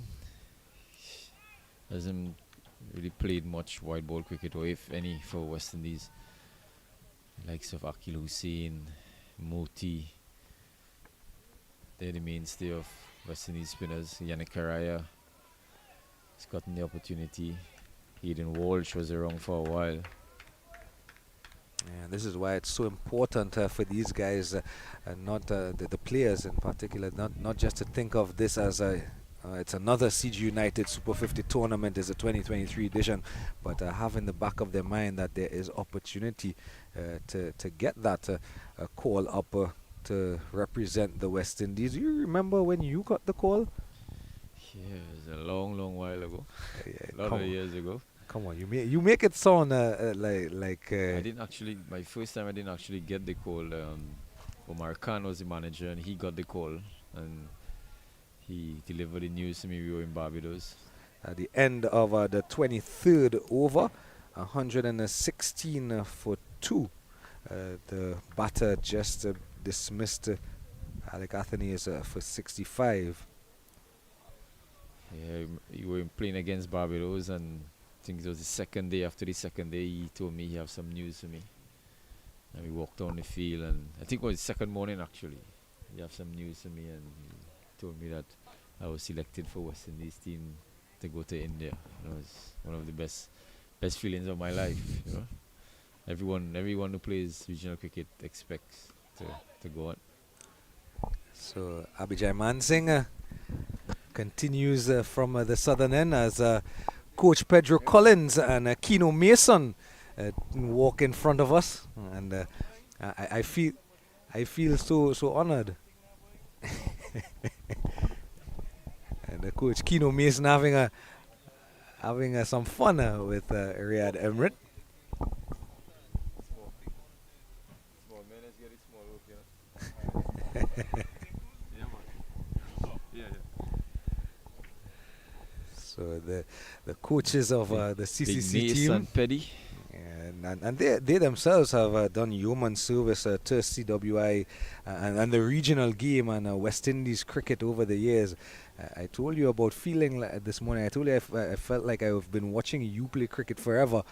But Keno Mason is one of those names that I always remember hearing in and around first-class cricket, as this one is tucked away by Solizano, and this is good running by the two. Coming back, realizing that the fielder had some way to go to get to the ball, and you can see Kavim Hodge telling him, come on, let's push. It's excellent running from Kavim Hodge. He was the instigator for that 2 runs. Yeah. Kadeem Allen jogging to the ball at long on, and Kavim realizes that he is not going to make it in time, so he decided to run and push for 2. Excellent running. As you say, Keno Mason has been around for a while. You know, I've grown up hearing about Keno Mason, played with him at club cricket, and now still he's around. Good to see him, one of the few past cricketers in the coaching setup, together with Petty, who has played a lot of cricket for West Indies. Yeah, Pedro Collins, a seasoned international.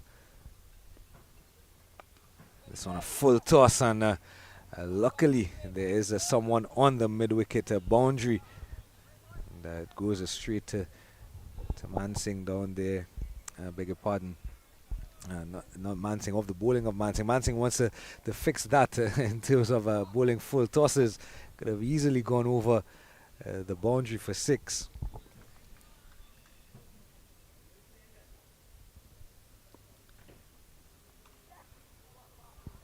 This Leg one. spinners, you expect them to bowl short or full. You know, when they get it right, they're definitely a handful. They're wicket-taking options.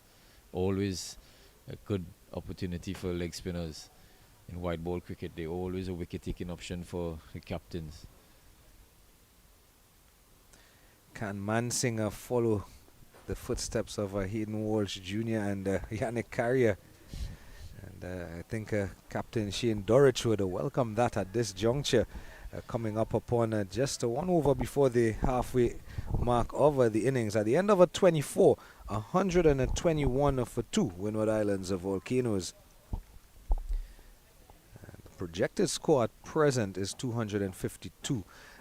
But given that there is a batting to come, and the likes of Andre Fletcher, for example, in the back end, and having 8 wickets in hand, you would expect probably once Kavim Hodge and Jeremy Solizano stay long enough that the Windward Islands Volcanoes can probably push that 300-run mark. Yeah, they were in a similar situation against Trinidad and Tobago Red Force, and it's a quick single here. Opportunity for a run out. Kavim is in. Yeah, as Rambaran continues from the northern end. Similar situation against the TNT Red Force, but the TNT Red Force bowlers crawl their way back into the middle overs and the back end, picking up wickets regularly.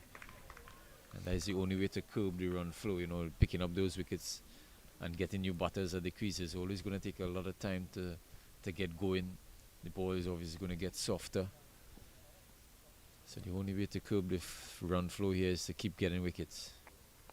Solizano is down the wicket again over mid-on into the boundary for 4. It's the 3rd or 4th time we've seen him use his feet and hit the ball over mid-on. Good looking shot again from Solizano. And this is evidence, as Riyad mentioned earlier in the broadcast, the fact that Jeremy Solizano has been working on that very said shot, lofting over mid-on and long on, playing straighter, playing down in the V. And for the young ones out there, that's what you get when you stick to working hard at something. You get the results at some point. Good again from Solizano after hitting the boundary, looking to get off strike. This is what we're looking for. This is what you're looking to see.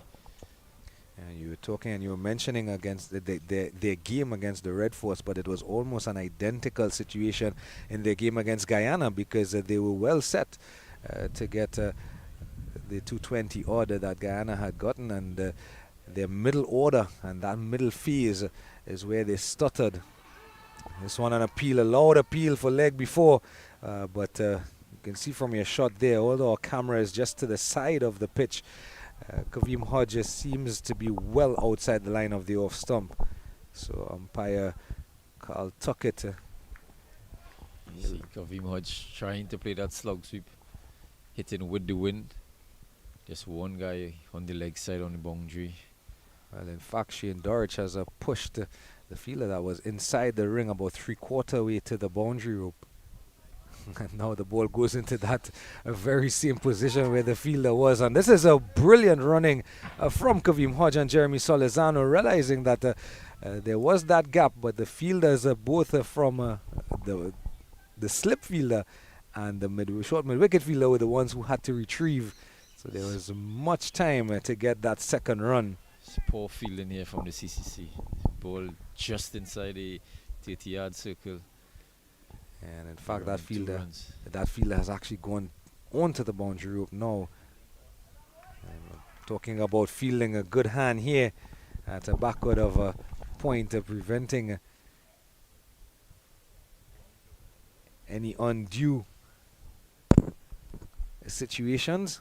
So at the end of the 25th over, we're now officially at the halfway mark in the innings.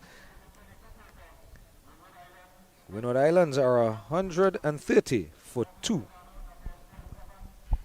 Jeremy Solizano is not out on 47, just 3 runs away from a welcome half century, 47 from 69. Kavim Hodge, who has just come to the wicket, has faced 10 deliveries for his 7 runs so far. Good over there from CCC, from Windward Island, sorry. Nine runs coming off it. As Abhijay Mansingh takes the ball once again from the southern end. A bit of a false start. False start, runs into ball with no ball in his hand. I think Just playing a little game here with the umpire. I would not like to think that the umpire forgot to give him the ball. This one just pulled into the mid-wicket region, and another single. So continually looking for that rotation of striker, the Windward Islands Volcanoes. Jeremy Solizano is eyeing up on another Listif half century, 47. He's batted good so far. You know, the captain has built a foundation here for the Windward Islands Volcano. He will be looking to carry on as much as he can right now. He's done the hard work. He's batted through he's facing a lot of the new ball. He was here from the second over.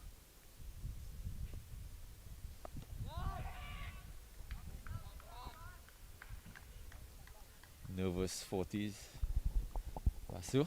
Yes, it is, and I think he hasn't had a List A one-day 50 just yet, because the last time he got to 50, he went on to score 100, in fact, in List A one-day cricket. So behind up his first List A 50. I think he'd be hoping to do what he did the last Carry time, on, carry on. Of course, his coaches and his captain, so we see another quick single, will be well pleased if he's in fact able to do just that.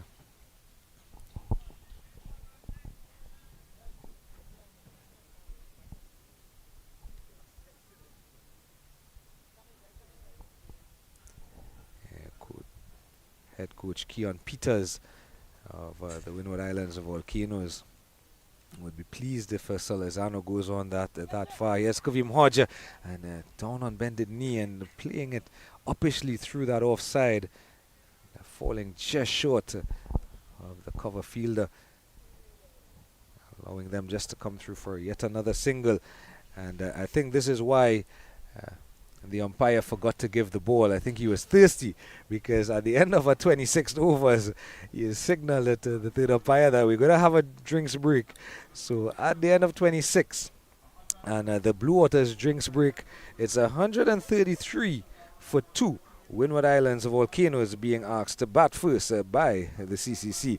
So while the umpires and players have a drink, we're also going to take a short break, and we'll be back with you in a few moments.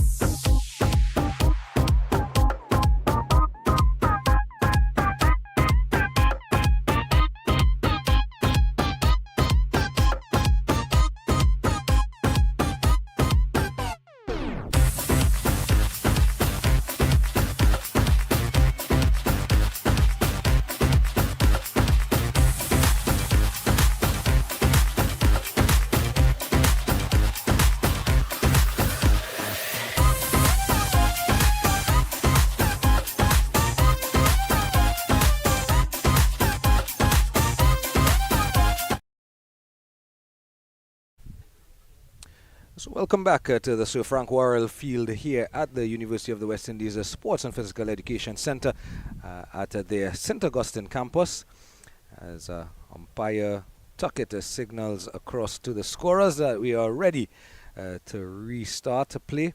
Of course, the drinks break, the Blue Waters drinks break, a welcome by probably everyone, not just the players and umpires, but the commentary team and our cameramen. Of course, thank you to our cameramen for some of the lovely shots that you're getting here, Borneo and Kevin. As we restart inside the 27th over now to be bowled by Shatrughan Rambaran, the local boy, Kavim Hodge and Jeremy Solizano.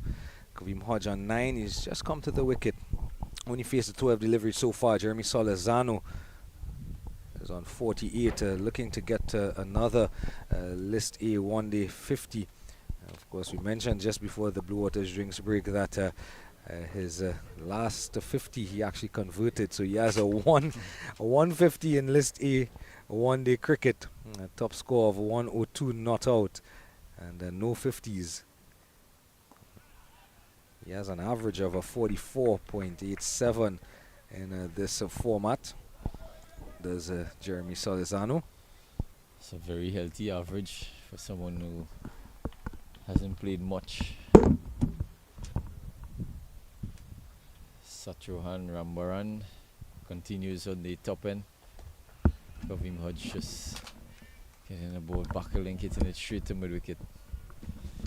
Yeah, Solizano will be looking to convert this. Hopefully he gets to 50 and converts it to another 100. This one tucked into the leg side through mid wicket, and looking for that second run once again is Kavim Hodge.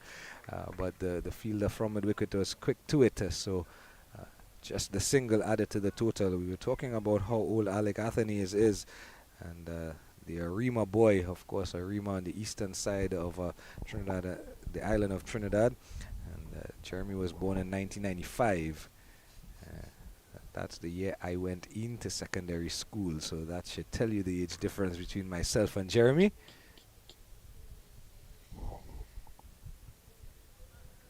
Shatrughan has been good here, 5.5 overs, just to 26 runs so far.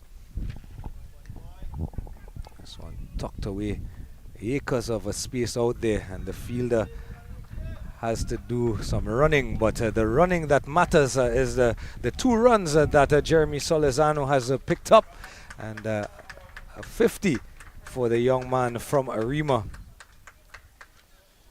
Well played to Jeremy Solizano. This will do his confidence a lot of good.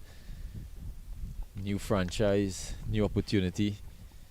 I think this is his first time batting for the Windward Islands Volcano in a regional tournament. What a way to start.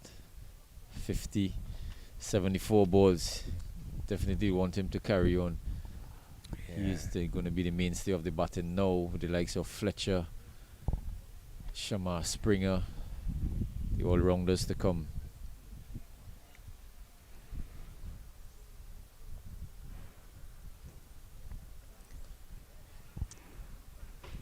And this time you can only find the fielder, but Kavim Hodge again almost halfway down the pitch, looking for that run. And this is good though from Kavim Hodge, and he himself hasn't really hit his straps, but in this situation of the game, that 75 balls for that 50 runs that Jeremy Solizano has faced, his strike rate is quite a healthy strike rate in the context of the game, and the fact that 50 overs is quite a long time. This time he's back and across and cutting away down to deep extra cover. Yeah, we used to see Jeremy Solizano do this, bat lots of balls. He is someone who is not really intimidated by anyone or anything anyone says. That's one of his strengths. It's good to see him getting a good start here to his Windward Islands franchise, his new franchise to him. It's just good to see that he comes out of his comfort zone and getting a good start. the only augurs well for him for his future games with the Windward Islands Volcano.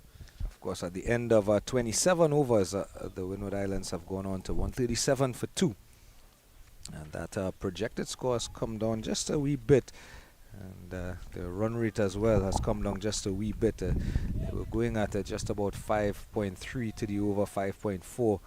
And the projected score was up around the 270 mark. It has come down to 254 and the run rate 5.04. Here's Solizano playing down into the big gap there through extra cover, and yet another single. So Mansing continues from the southern end, and looking down to that southern end, you can see some dark clouds, but those are the clouds that we don't have to worry about here, because those are the ones that blow into the central plains and usually bypasses the university campus. There's Hodge tucking away, and again another single. Good aggressive running. It's good to see Hodge. He's looked very busy since he's come to the crease. He's looking to steal as much runs as possible. He's looking to take on the bowlers. When I mean take on, looking to steal runs, looking to run every single run. Let's put the fielders under a lot of pressure. And good batters, as this one is played directly back to the bowler, good batters are able to do that. The bad balls they put away, but the good ones they either also put away or they find a way to get at least a single from a good delivery. Both Solozano and Hodge is looking to use their feet against Mansing. This time he uses his feet, going laterally across the crease, helping it over the backward square leg fielder. And the deep fine leg runs around and does the fielding. And another couple of runs added to the total. See, there's a change in fieldsmen. Akshaya Prasad, who wasn't as the strongest hands, is going into the inner circle.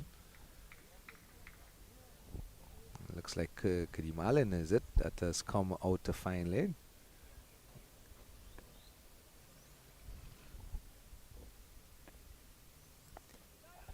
This time, ball outside the off stump and shy at the stumps, but no one backing up properly, I should say, because the fielder at mid-on was unable to hold it in. It's a big shout of leave it from the keeper. The guy who was backing up eventually left it as well. But this is what you get from Kavim Hodge. He's putting the fielders under pressure, looking to steal as much runs as possible in the event getting overthrow. There's some subtle changes to the field from skipper Shane Dorich. Kavim Hodge straight to the short fine leg fielder. There's an appeal, and Kavim Hodge just stares at that short fine leg fielder, almost in disbelief that he picked him out, because behind that fielder there's no one on that side of the field but the deep mid-wicket fielder. So Kavim Hodge has to go back to the pavilion for 11. Yeah, we see that sweep shot. I don't think the fielder was in a short fine leg position. It's more like a backward square position, short backward square, hitting straight into his hands. You see, unlucky, but he has to go. Kavim Hodge gone for 11. Yeah, we take a look at the shot here again. I think he knew that that's the side of the field he wanted to play the ball, because he took that step across to the offside, got down on bended knee and played that sweep shot. And as we say, there was no one behind that fielder. There was no one at fine leg. There was no one at the backward square leg boundary. So there was acres of space had he beaten that fielder to either pick up a couple of runs or even a boundary. But nonetheless, he has been dismissed, and skipper Andre Spiceman Fletcher walks to the crease. Just as we expected him to do in this game. Trying to bat as much overs as possible. 22 overs remain in this innings. He needs to come in and take the bull by the horn, as they say. Give himself time to get set and then try to finish the innings. It's good to see Fletcher coming in at number 5.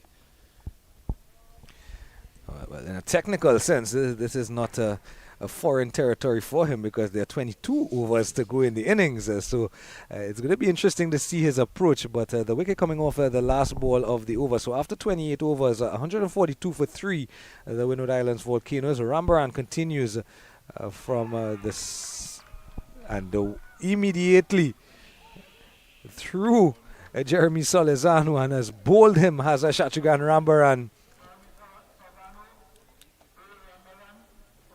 As you take a look at it here,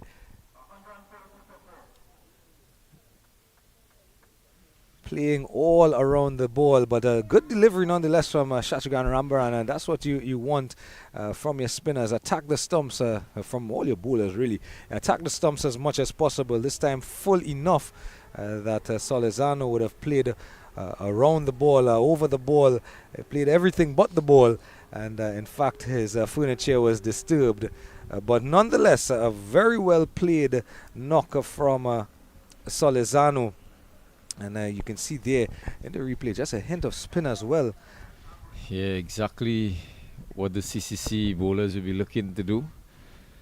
And it's exactly what the Windward Islands batters was not expecting, losing back-to-back wickets. And it's a carbon copy of what they did in the games gone by. Losing wickets at a regular interval after having a very good partnership. You lose one, you lose another. And this is exactly what happens here again. This brings to the crease Sunil Ambris, another one of the experienced Windward Islands batters. He and skipper Andrew Fletcher will be hoping that they can bat as much overs as possible deep into the innings and get the Windward Islands over the 270 mark. And you mentioned the game against the Trinidad and Tobago Red Force, and we know their first game against Guyana. This is the part of the stage of the innings that they will want to correct, and they have the best opportunity so to do. Ambris and Fletcher to put on a partnership here of sorts and really get their team, as we've mentioned. We all know the caliber of the man that is Andrew Fletcher. And this one a tentative prod forward from Sunil Ambris. We know the caliber of the man Andrew Fletcher, and once he gives himself some time, you can probably see a score of 280 turn into a score of 320 because that's the caliber of the man. This one straight on and just turned away into the leg side. Ambris is off the mark. Satruhan is really doing a good job here for the CCC team. He's bowling within his limits. He's not giving the batters any ball to get under him. And I think that's part of Shachugan's game that kind of goes under the radar. We know that he can score runs when he bats, but sometimes his bowling is probably just as good as his batting. Yeah, he's done an excellent job so far for CCC. 6.3 overs, 1 for 29, picking up the important wicket of Jeremy Solizano. Yeah, Jeremy Solizano, well played 55 nonetheless, and he and Alec Anthony is in the half-century stand as a partnership. Alec Anthony is getting to 65, doing and setting the platform as this one just outside the off stump, and bringing the bat down in time was the Spice Man, Andre Fletcher, but no run. They did what was needed with the early loss of Johnson Charles in the second over. And they have now set that platform for the middle order to go on and get them a big score. Well fielded there by Shachugan Rambaran off of his own bowling. We've come to the end of the 29th over. Another good over, an over in it that contained the wicket of Jeremy Solizano. And at the end of 29 overs, the Windward Islands Volcanoes are 143 for 4. Yes, another good over there from Satruhan. He's been really impressive in his stint so far. 7 overs, 1 for 29. Actually, he's bowling at the end with the breeze and two right-handers there, so it'd be interesting to see if Shane Dorridge continues with him on this end. But he's done an excellent job so far. Mansingh continues at the bottom end. He's also done an excellent job, 2 for 19 off his 5 overs. We're looking to add to this tally of wickets here. And it's interesting that Shane Dorridge has stuck with his 2 spinners for the better part of the last 10-15 overs. And they've done exactly what skipper Shane Dorridge would have wanted, given the starter that the Windward Islands would have had. And a bit of indifferent bowling from the opening bowlers and the opening seamers, in particular Jediah Blades, who was a bit wayward and bowled a couple of no balls.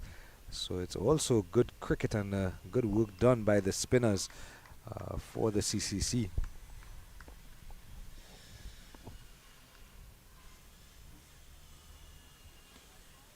The Windward Islands would have loved to have either Artenez or Solozano batting at this situation here. They did all their hard work. They see through most of the bowlers. They would have loved to be at this situation, both getting to 50 and getting out.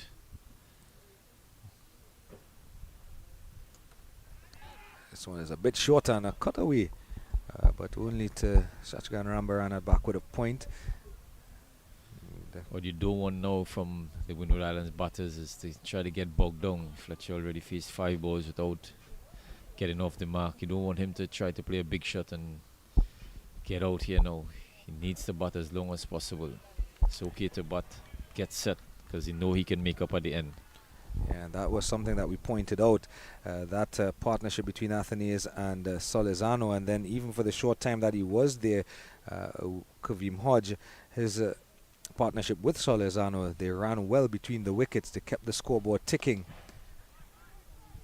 This one turned into the leg side, and the Spiceman is off the mark.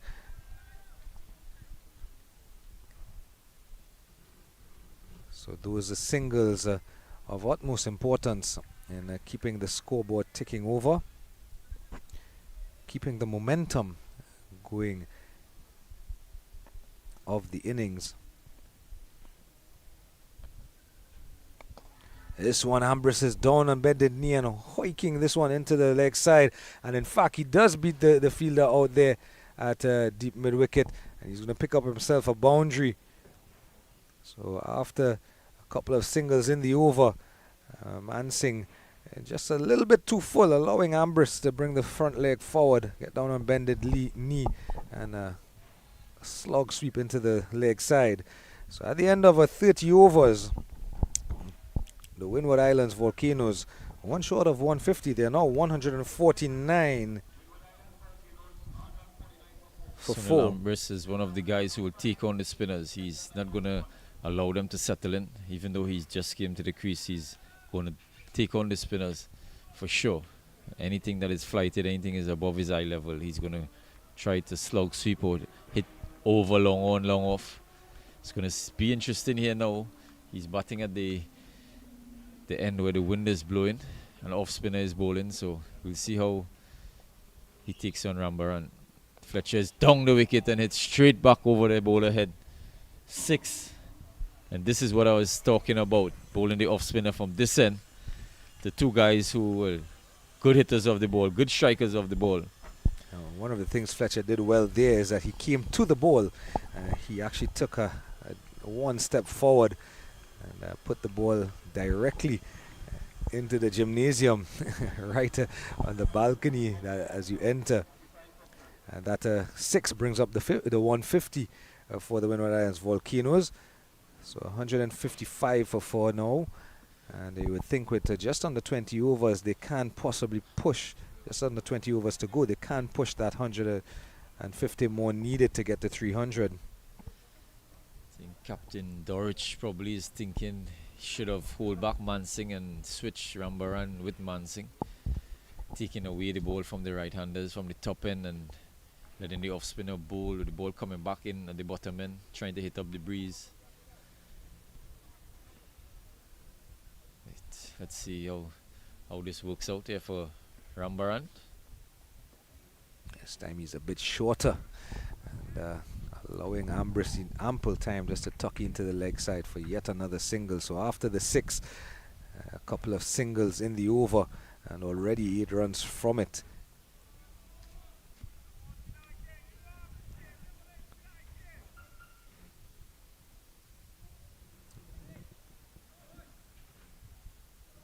Sending the long offer back onto the boundary, bringing him pretty much straight, almost in front of the sight screen. And the Fletcher is back and just punching past the bowler Rambaran, and the long on fielder does the fielding. Another single. Speaking of singles, India at the end of 31 overs have actually progressed to 174 for 3. Would you believe it? Virat Kohli is still there. I would not have believed that one. And another chase. The ultimate finisher. Yeah, the master of the chase, as I said this morning when we spoke about this game. He's on 41, or was it? 43 actually. Not out from 56 deliveries is Virat Kohli. KL Rahul is with him on the 24 from 30. So this one an appeal here from Shachughan Rambaran, but umpire Tuckett is unmoved. In fact, he's moved, but moved only to call the end of the over. And at the end of the over, 31 overs completed. Windward Islands 158 for 4.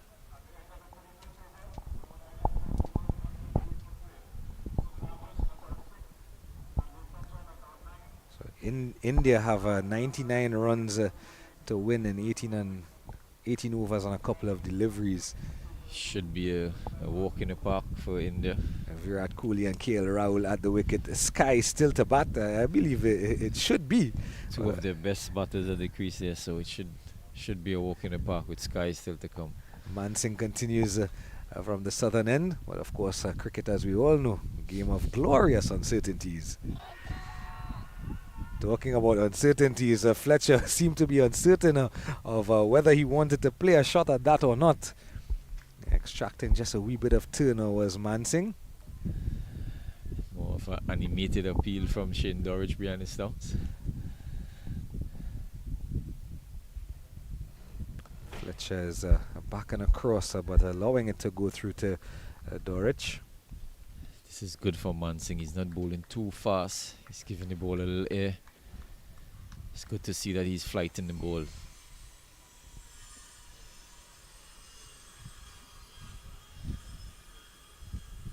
This time he's a little bit fuller and taking that outside edge just past the first slip fielder. And there's no one in the third man region, so Shachughan Rambaran has to run around to do the fielding, and they're able to come back for 2. Really, really good bowling here from Mansingh. Tempting Fletcher just outside of stump. The flight is what is really good here from Mansingh. He's not bowling fast, which is good to see. Finally, we have some spinners in the Caribbean that is willing to fly the ball. Again, good pace, good flight through the air. And that's the length right there, the perfect spinner's length. That length that brings the batter forward, and just honing in right there, bring them forward. The evidence of that, once the ball turns, you're going to challenge both edges of the bat.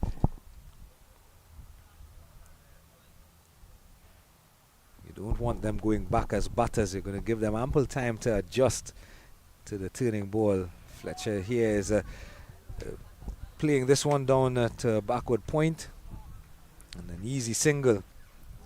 But again, you see there, you had to come onto the front foot to play that delivery. So Mansingh doing well here in terms of keeping his length as consistent as possible. Especially on these slow tracks. You want batters to play on their front foot. Anytime they play on their back foot, it means it's too easy, it's too short. Catches. That's the evidence of the player Riyad Emrit. He knew that would be a catch, of course, probably only if there was a silly mid-off or someone close in under the helmet. At the end of 32 overs, 161 for 4 Windward Islands of Volcanoes.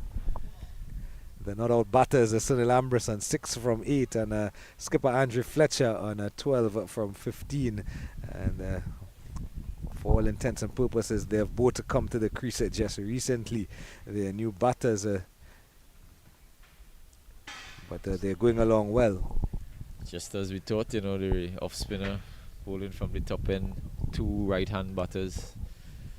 You're going to have a change at that end. Rambaran is replaced by Akshaya Prasad, who's left arm orthodox. Slow left arm orthodox. Starts with a short delivery. Fletcher back and hitting it down to long on.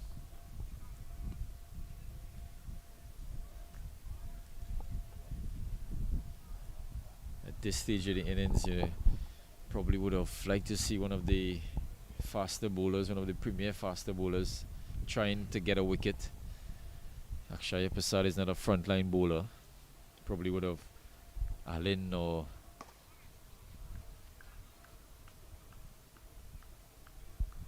Torn maybe coming into the attack, trying to prize out one of these 2 batters. They're the mainstay of the batters here now, so you want one of your frontline bowlers coming in and trying to get a wicket here for you. Yeah, he doesn't have the services of Chamar Holder today. There's Captain Shane Dorich. But I think had Chamar played this game, you would have probably seen that happening. And it's been good to see him in particular, Chamar Holder, coming back off of injury, playing cricket again and really doing well in terms of his craft. Yeah, I'd have loved to see one of your frontline bowlers bowling at this stage here now. You need to get a wicket. You need to keep putting them under pressure, putting the Windward Islands under pressure. Fairly new batters as well. They both have not yet faced 25 deliveries. And I think the knowledge, because you do so much research on the team you're gonna play. Back and across and punching down to long off is Ambris. And you do so much research on teams because you want to know different matchups and so on. But you would also know, I think Shane Dorich and the CCC coaching staff, that this is the period that the Windward Islands Volcanoes tend to be susceptible. Their middle order hasn't really fired in the tournament thus far, and they're susceptible to collapses, as we call them. Exactly. So definitely you'll need one of your more experienced bowlers. You know, Akshaya Prasad is, yes, he bowls, but I don't think he is one of your frontline bowlers. You want to keep getting wickets, keep getting into this Windward Islands batting attack. And I think Thorne might have been the choice today, given that Blades hasn't really bowled well today just yet. Yeah, I thought it's probably a trick missed here by Dorich. But he's out there, he's probably seen it a lot better than us. The end of the 33rd over, the Windward Islands are 165 for 4.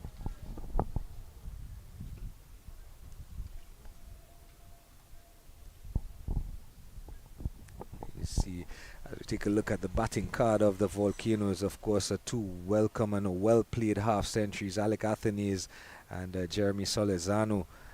2 young chaps who can easily be the openers for the West Indies senior team. But it's wonderful when you see the younger guys getting to those type of scores. The only thing is you want them to carry on. Ambris is hoiking this one over long on. In fact, he has cleared the rope and picks up a welcome 6 runs here to the team total. And again, evidence of what we've spoken about in terms of playing the spinners. You use your feet, and Ambris taking that step forward, but also just moving a bit to the leg side to allow the leverage of bringing the hands through. Yeah, as I said before, Ambris is not going to stay in his crease and look to nudge 1s and 2s. If it's there to be hit, he's definitely going to take the option of hitting it. Umpire Gusta just having a quick check of the ball, as is customary once it's have gone out of the playing area. So So Mansing under a bit of pressure here, conceding 6 off his first delivery of this over. Ambrose cuts away backward of point. And just the single. And that's when you put bowlers under pressure. First ball is flighted, hit back over his head. You know he's not going to try to flight the ball again, so he stand back on his back foot and just cutting his pass backward point. Good batting by Ambrose. And a good partnership thus far. 30 from 31 deliveries for Ambrose and skipper Fletcher, who is taking a quick single, looking for 2, and that's good running by Windward Islands Volcanoes. And I think Fletcher, the minute he hit the ball and looked up, he realized that there was a big gap, and he told himself, this is 2 runs here, and he set off like a cat on a hot tin roof. Yeah, good running by these two. Good running on the whole from the Windward Islands batters. Again, short from Mansing, hit into the gap at mid-wicket. Easy 2. Yeah, there's a last over he bowled with a lot of flight and nice trajectory. Getting hit for 6 first ball of this over. He's been too short after that. But it's okay to get hit over your head as a spinner. You want the batters to come at you. One ball to spin away from the right-handers and you're in business. I think he's just been dazzling that he wants to bowl, and giving it the flight. And he has a slip in play as well. So sometimes I think probably it's a mental thing. You start overthinking what you're doing. Some of the guys get afraid. Nah, I can't pitch it up again. He's going to hit me. Scared to get hit back over the head. This is the line. This is the length. Good flight. Excellent end to the over for Mansing. 176 for 4 after 34 overs. Yeah, but a good over nonetheless for the Windward Islands Volcanoes. 11 runs are coming from it. Another 176 with 16 overs to go. I think 300 may very well be on the cards.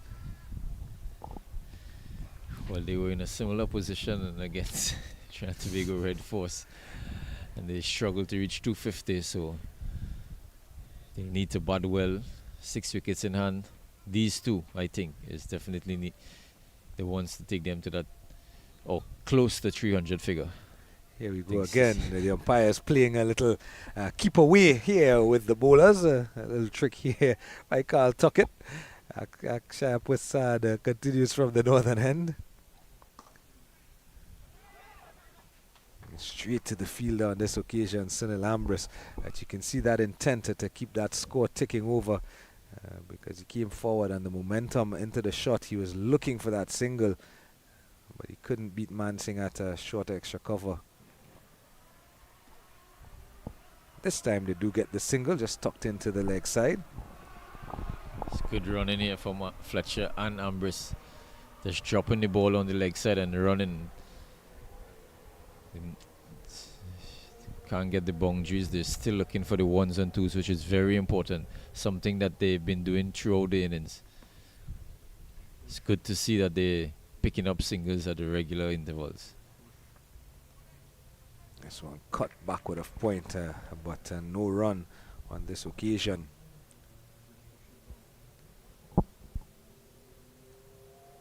Akshaya Prasad has been tidy thus far. 1.3 overs, none for 5. This one a bit flatter on this occasion, a lot quicker. Fletcher up to the task and tucks it away down to mid-wicket. Shakiri Paris does the fielding down there at mid-wicket as the breeze starts to take its effect, and it's also cooled down quite a bit. As you see, the shadows have disappeared just a wee bit out in the middle, and that's because it's gotten completely overcast here at the University of the West Indies campus, but they're not necessarily rain-threatening clouds just yet, at least not from the direction where the rain comes. It's been that sort of day here at the university grounds. Sun hasn't really been out that much. Nice cool weather. Fletcher here admonishes Ambrose because he wanted the single. He tucked the ball into the mid-wicket area, mid-wicket square leg area, and there was the opportunity of the single, but Ambrose was non-responsive. At the end of a 35 overs, nonetheless, the Volcanoes have gone on to 179 for 4. Should have been an easy single there. Ambrose just not interested.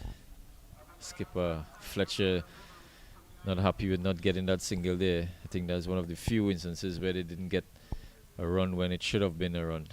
As we see Isaiah Thorne taking up the attack from the southern end. Probably 2 overs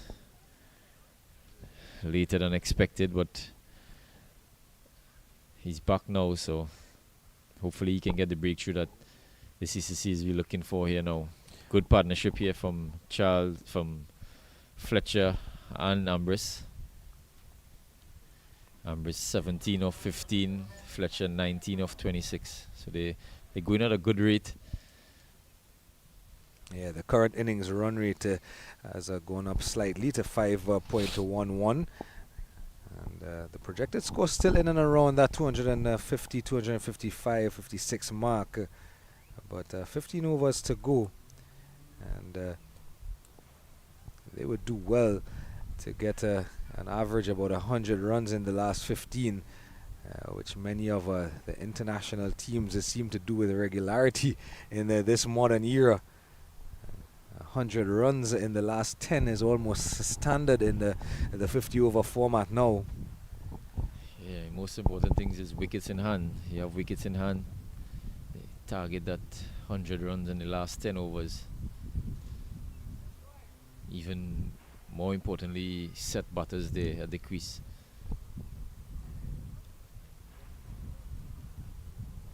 So Thorne, the top of his mark at the southern end, still going through some of his loosening up. It'll be interesting to see the lengths that he bowls with the old ball. His new ball, he looked to bowl back into the pitch. Not much swing. Starts a bit fuller and is off for a single. That's good running by the batters because the fielder at mid-on was hearing in, and a clean pickup on a shy at the non-striker's end may have spelled trouble for these batters. It's actually Chama Holder on the field. I think he is sleeping at the edge of the circle there, Shama. He's on the field for... Or is it Romario Graves? They both wear the number 40 or 48 respectively. This one is lifted onto the onside there by Andre Fletcher into the mid-wicket region, and 3 fielders converging, but neither of them pick up in time to halt the 2 runs completed by Fletcher and Ambrose. I'd like to see the sweeper on the offside come up into the circle and have the mid-wicket fielder go back out to the boundary, which is happening now. I think Shane Dorich has a headset like ours inside his cap. He's put down the helmet because it's a seam bowler. I think he has a headset because he's hearing exactly what you said. Deep mid-wicket is back onto the boundary. Fletcher is getting a short ball, tucking it to short, fine leg, no runs. Good aggression here from Thorne. Needs to bowl a little fuller. Fletcher will be looking to take on the short ball. I think you want him to try to hit you straight down the ground, but he's bowling to his field, which is good.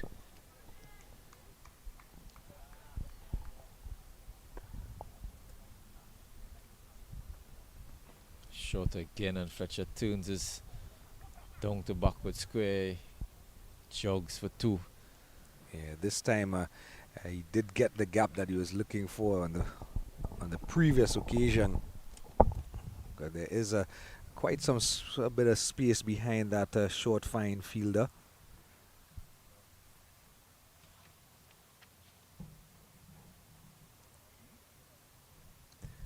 So almost like an air of anticipation to see what the Windward Islands of Volcanoes can get to in this as we go into the back end of their innings. This has been a good comeback over though from a Thorn. This time a slower delivery and outfoxed everyone. Good change up there from Thorn. Fletcher expecting pace on again. I think it's probably the first change up his bowl in this inning. Needs to bowl a lot more of those, trying to get the batter to hit into the wind. So fairly decent sized boundary there on the leg side. This time he loses the direction completely, and some work from by Gustad. Some additional work in raising his hands, a wide delivery, so still one illegal delivery to go in the over.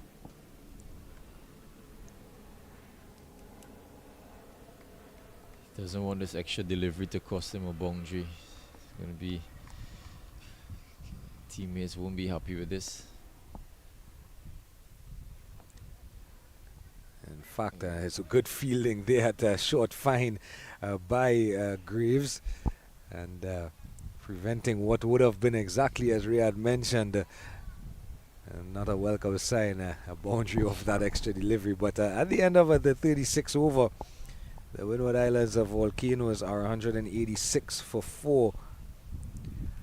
Of course, the pick of the bowlers so far, Mansing 2 for 39 from the 8 overs he's bowled, and importantly, he's bowled 23 dot balls as well, to go along with the wicket from Shatrigan Rambaran and the 25 dot balls Rambaran has bowled. The spinners would have done well, considering the choice by Shane Dorich this morning upon winning the toss to have a bowl first. Spoke about some moisture being around, being that there was a lot of rain yesterday. His seamers didn't do that well on opening the bowling, but his two spinners, Mansing and Rambaran, have really clawed things back of sorts.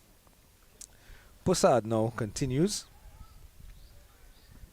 Yeah, Seamers hasn't. Oh, it's a close call for run out. Just getting Fletcher. Good running again from Fletcher and Ambrose. Told himself it was 2 runs the moment he set off. You're expecting the Seamers to do the bulk of the work, especially at 9 o'clock start, trying to use the moisture as much as possible, but it was the spinners who did majority of the work in the power play. Thorn picking up the early wicket of Johnson Charles in his first over. It's been all spin after that. And Pusad himself, who continues here from the northern end, has been good into his 3rd over, and only 9 runs conceded so far.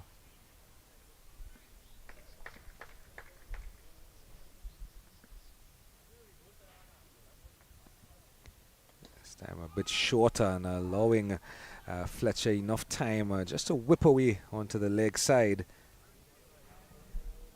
And yet another single added to the total.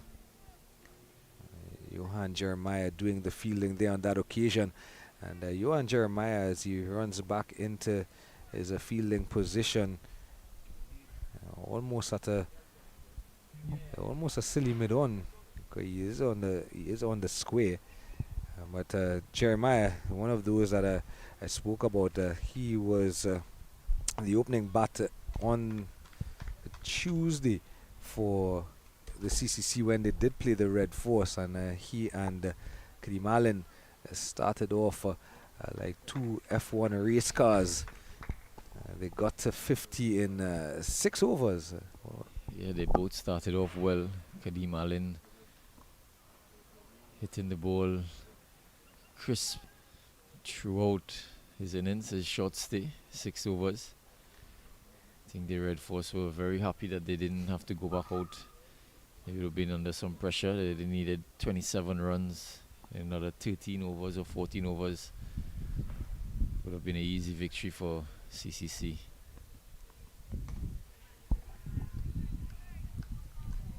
So I'm really looking forward in the second innings in the run chase to see how Jeremiah and Allen approach today. And at the end of the 37th over, you can see the players and the umpires running to one side of the field. And that's a symbol that after the 37th over here, we're going to have another Blue Waters drinks break. At the Blue Waters drinks break, 190 for 4 are the Windward Islands of Volcanoes. So while the umpires and the players avail themselves of some refreshments, we're going to take a short break, and we'll be back with you in a couple of minutes' time.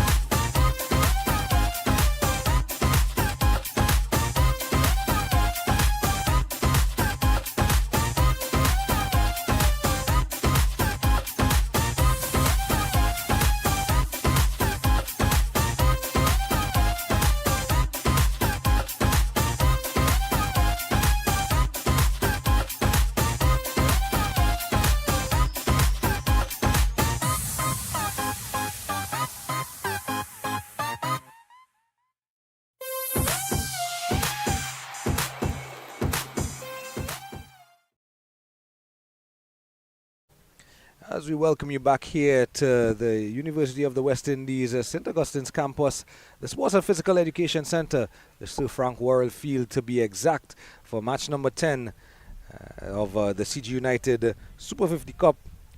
Windward Islands Volcanoes versus the CCC, Combined Campuses and Colleges, who won the toss and invited Windward Islands Volcanoes to bat at the 37th over. 190 for 4 are the Windward Islands Volcanoes.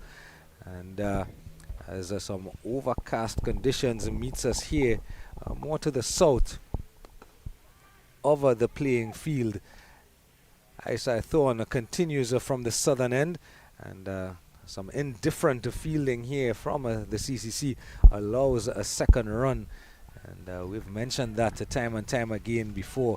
That's something that when you're in the field first, you don't want to be giving away those runs, because it's one more run that you have to make, and sometimes those one runs make that one run can make a huge difference in a game, especially knowing that there is weather around. And on Duckworth Lewis, sometimes that one run equates to about 5 runs under Duckworth Lewis. This one a little waft outside the off stump from Fletcher.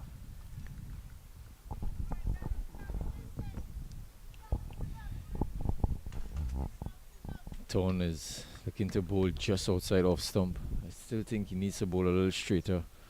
He's probably thinking about getting clipped for 2, but that's where he has the guys patrolling the boundary.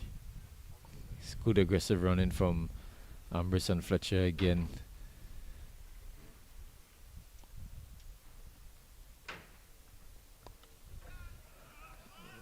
Short and wide outside the off stump, and Ambris cuts over point down to the boundary for 4. Exactly what I was saying. He needs to bowl a lot straighter. Too much width.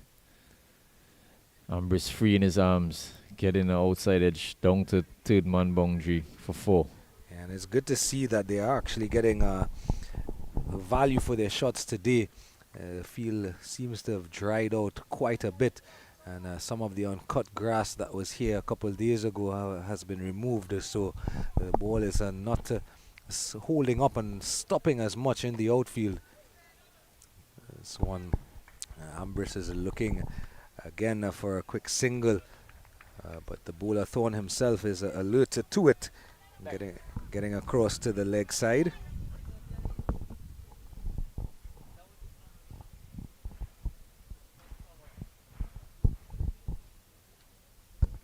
And you can hear all the chatter around coming from the dugout. Encouragement from the Windward Islands dugout for these guys to keep going, and the chatter on the field encouraging the bowler Thorne, and then chatter from the sputtering of fans in and around the facility. Just want a better line and a better length here from Thorne, just drawing Ambris forward when he manages to play it back to the bowler. A lot better line here from Thorne. He doesn't want to be bowling outside off stump. He has a deep mid wicket, a deep square leg. Needs to bowl straight, no width. See, mid on is dropping off the long on, so he has to bowl that line just on middle stump.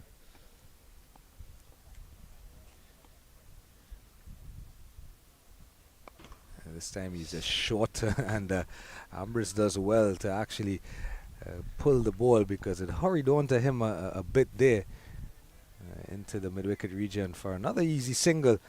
That brings us to the end of the over. 7 runs are coming from that ISI Thorne over, and at the end of a 38, 197 for 4, the Windward Islands of Volcanoes. Of course, the batters out so far.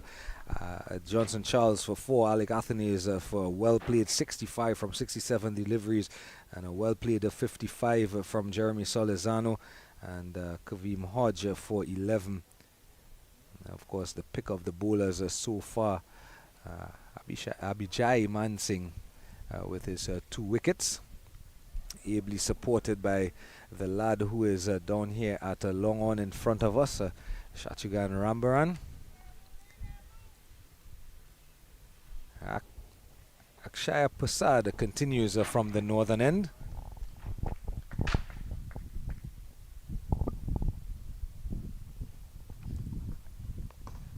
This one played to the aforementioned Shachugan Rambaran down there at a long on, and another easy single added to the total. I think he's trying Akshaya Prasad as long as possible to see how much overs he can get out of him. I think he would be thinking of bowling Mansingh from this end as well. This one a bit of bounce on this occasion. Well played by the Spiceman Fletcher down to the short third area. Prasad isn't doing a bad job. He's very economical thus far. 3.2, none for 13. This time he's too full, over pitching a low full toss, tucked away by Andre Fletcher for an easy 2 runs into the mid-wicket region.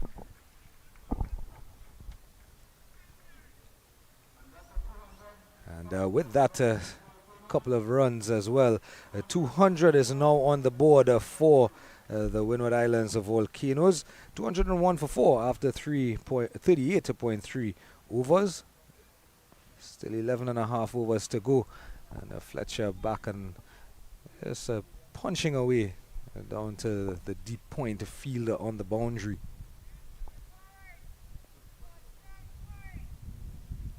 So 11 overs and 2 deliveries to go, coming up on the end of the second power play. And unless that last over brings some fortune for CCC, they don't look like they will pick up the second power play bonus point. This one a little fuller and playing out to long off in the air is a Fletcher, but well inside from the fielder, so no harm done, just the single. A lot of oohs and ahs from the CCC fielders. It's way over the head of the short extra cover. I think he checked the shot because had he gone through with the shot, he may have found that fielder. Again, excellent run in here from Fletcher and Ambrose. Just dropping the ball just in front of point and taking off as soon as he dropped the ball. Yeah. Good run in here from these two. Andre Fletcher, definitely one of the quicker cricketers going around the region.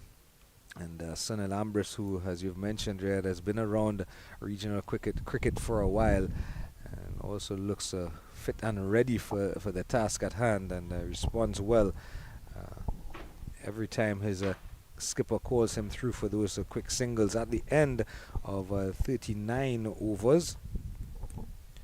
The 200 coming up in that over, 203 for 4, the Windward Islands Volcanoes. The Thorn continues from the southern end. Coming into your shot there, just at the bottom of your screen, high side Thorn. Just ensuring that the field is set as he wants it. Is a bowler and a wicketkeeper.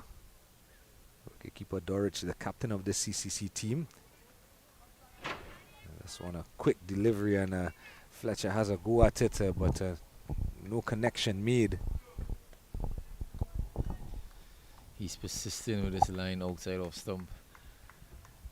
Still think he needs to bowl a lot straighter than this. You saw in the over before, he bowled with width and just cut just wide the third man for 4. Thinks he needs to bowl a lot straighter here. This time Fletcher is advancing at him and only managing to get the ball down to a straightish mid-off. There's a bit of a indifferent bounce on off stump, just outside off stump, so probably that's why he's looking to bowl there, but he hasn't had the feel for that sort of bowling. Of course, Isai Thorne, just 19 years of age. This time he's just short, and Ambrose is up to the task. Pulls forward of square. A lot better here from Thorne, bowling to his field. And if they've done their research, Ambrose has been hit a lot of fast bowling in the recent past. Test cricket, he had to leave, I think it was New Zealand or South Africa, to come home. He's been struck on the arm. Short ball again from Thorne. Signal 1 for the over by the umpire. Fletcher has a little glare at umpires Gustad and he's not happy with and this Tucker.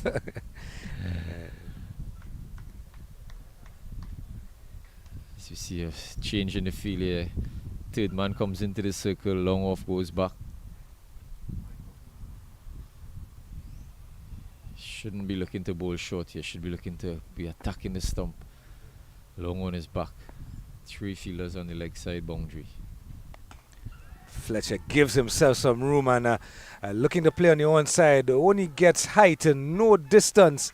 And well judged catch, looking up into the overcast sky. And Fletcher has all but given away his wicket, some would say. Exactly where he wanted to bowl. Just putting back the long on fielder. Fletcher going down the wicket and hitting straight down to wide long on. You won't be happy with that shot, Andrew Fletcher. 32 or 42.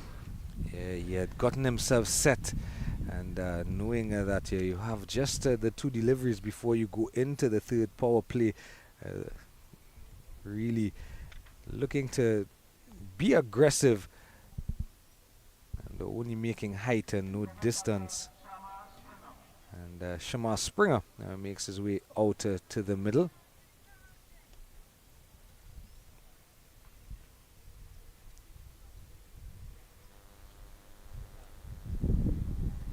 Shamar Springer, another one of those players that has been in and around the Cricket West Indies setup, coming through the age group ranks, so to speak. He's one of those who won the under 19 World Cup together with Alzari Joseph, Shamroy Hetmaya, Jed Gooley, just to name a few. He's known for the chest roll, Springer, the famous chest roll. Real entertainers we are in this part of the world. He's one of the most talented all-rounders in the Caribbean. You know, he hasn't really lived up to his potential. It's good to see him back into the fray, back into List A cricket and first-class cricket. Be looking to stamp his authority here. He starts by getting a full delivery from Thorne and just managing to punch it out onto the offside. And at the end of the 40th over, we have now come to the end of the second power play. The Windward Islands Volcanoes are 205 for 5. So we now go into that final power play.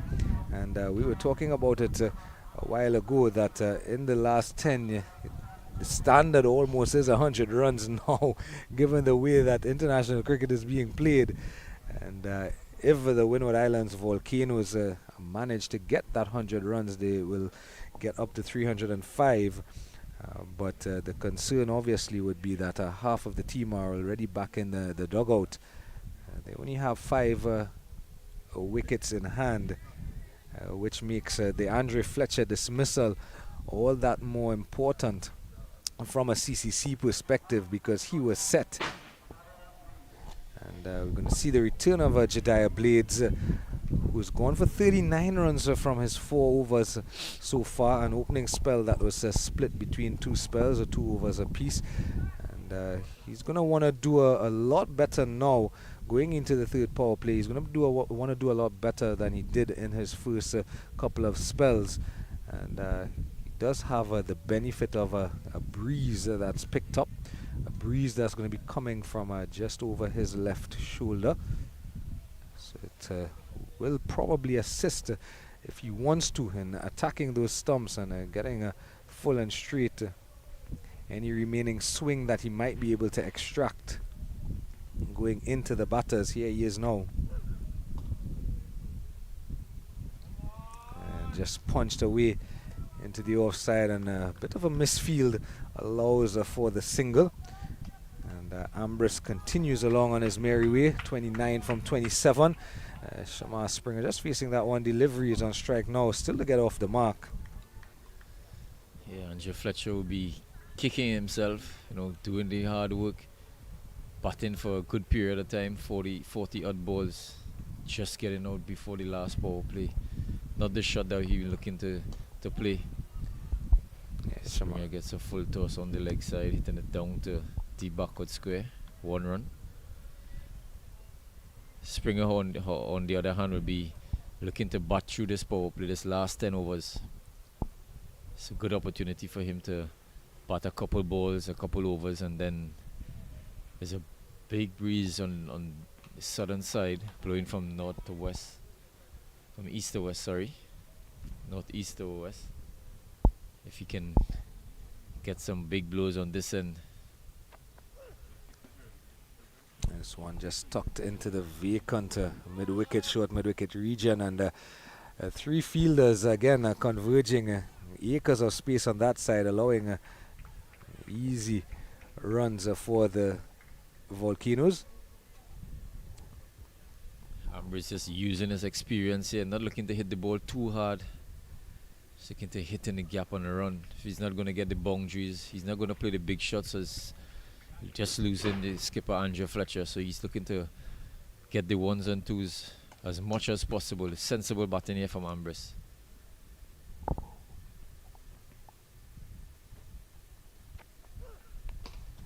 This one fuller this time from Blades.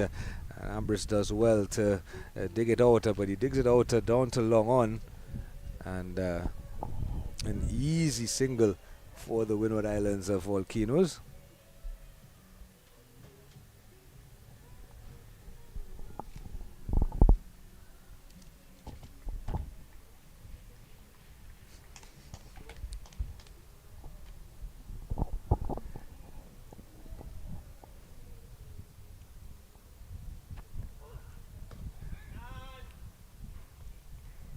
So this is a good comeback. He's conceded some runs in the over, but this is a good comeback nonetheless. Just 5 runs in the over from Jediah Blades. And He's really come back well here in this over. yeah, He has the opportunity of having 5 fielders out this time around. He's bowled into his field, he bowled a couple of Yorkers, he's bowled the ball into the pitch. He's adjusting his field. He's not getting them used to one fielding position, one field set. Good slower ball, short ball. yeah, Shamar Springer does well, just to ride the bounce of the delivery. And again, that drop and run, and the Windward it's actually something that we've seen throughout the innings. From the Windward Islands Volcanoes. So the end of an over, the end of Jediah Blades' return over. 41 overs now completed, 211 for 5. The Windward Islands Volcanoes. 6 runs are coming from that Jediah Blades over, and not conceding any boundaries. So he's done well in his comeback.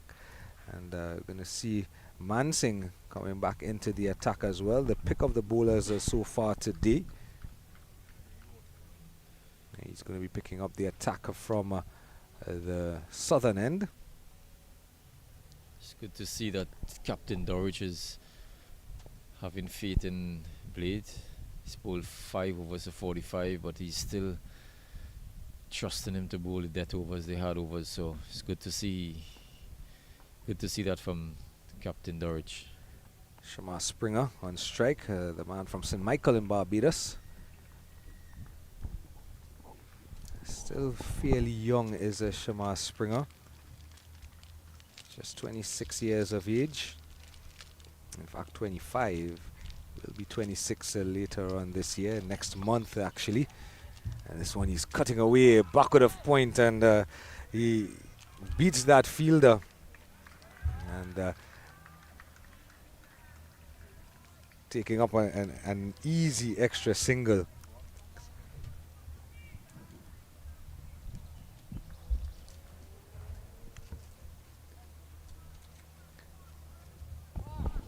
As you can see, it's gotten a bit darker here at the University of the West Indies.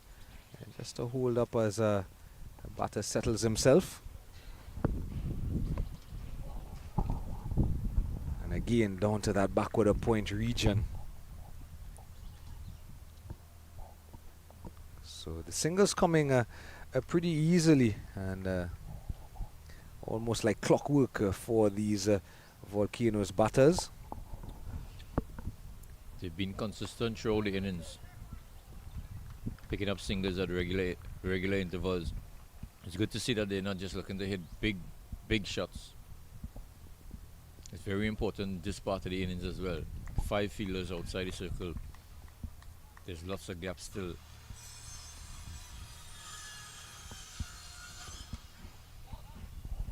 Nice looking shot here from Springer. Just one.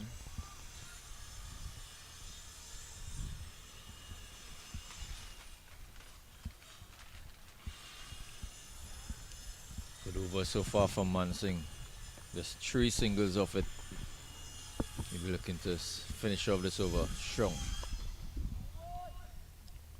Good finish to the over. It's a single. End of 42 overs. Windward Islands Volcanoes 214 for 5.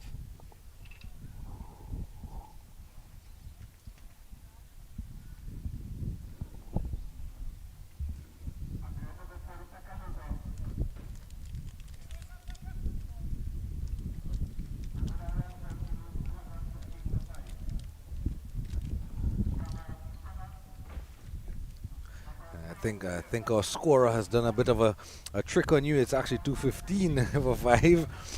So at the end of a 42 overs, 215 for 5. In fact, scorers are playing a little keep away there with Riyad Emirates, following in the footsteps of our umpires. Of course, our on-field umpires today, Carl Tuckett and Patrick Gustad. Carl Tuckett with his back to us from the lovely island of Nevis. So the platform well set here for the Windward Islands Volcanoes to get a total of not just respectability, but a challenging total, because they do have quite a formidable bowling lineup as well. This one from Blades just outside the off stump, skidding on a bit there onto Sunil Ambrose, doing well to bring the bat down. Ambrose here on 35 from 33. He may be harboring thoughts of another list A 50 as well. He's really looking well. He's batting sensibly. He's looking to bat through the innings here. You know he's the most senior batter here left in this Windward Islands batting lineup, so he needs to bat as long as possible. Bat to the end. If he bats to the end, they will get that 270, 280. A bit of aggression shown there by Blades, keeping Ambrose honest. He's looked good in this third spell here. Shadaya Blades, he's bowled with good energy. He's bowling to his field. He looks a lot more comfortable with 5 fielders outside the circle. Of course, the man at the non-striker end will have a part to play when they do come out to bowl. And this one pulled away into mid-wicket. But Posada on the boundary does the fielding. So a well-set field, and bowling to his field, as mentioned, is Jediah Blades. So just a single. That's a quiet word from umpire Tuckett.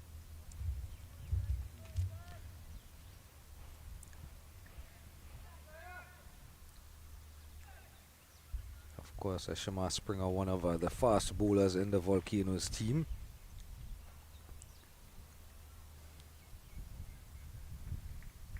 Also Ryan John and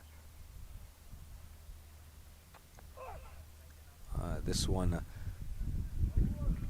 slower short ball, and to my eye I thought it was above the head, but umpire Gustad doesn't agree with me, so it's only signal as one for the over.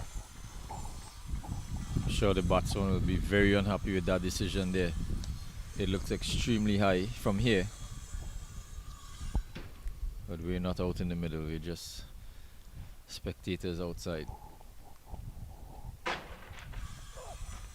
This one full Yorker length delivery, does well, and a quick 2 runs here. Good running between Ambrose and Springer, because the fielder on the mid-wicket boundary had about 20 yards to run to get to the ball, and they put him under pressure.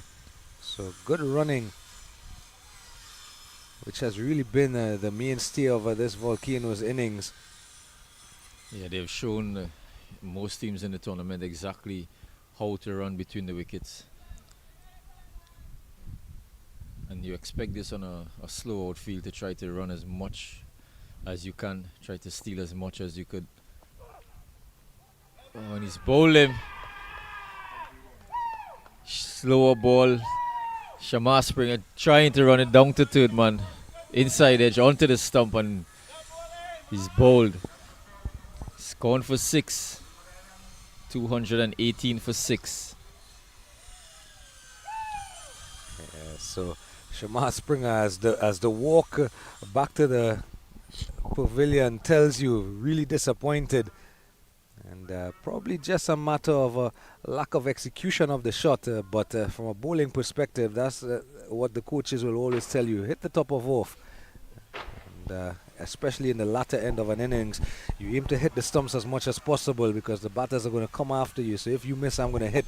And That's exactly what has happened, and the aforementioned Ryan John, who's going to have a part to play when they come out to bowl, is called upon as he walks out to the middle.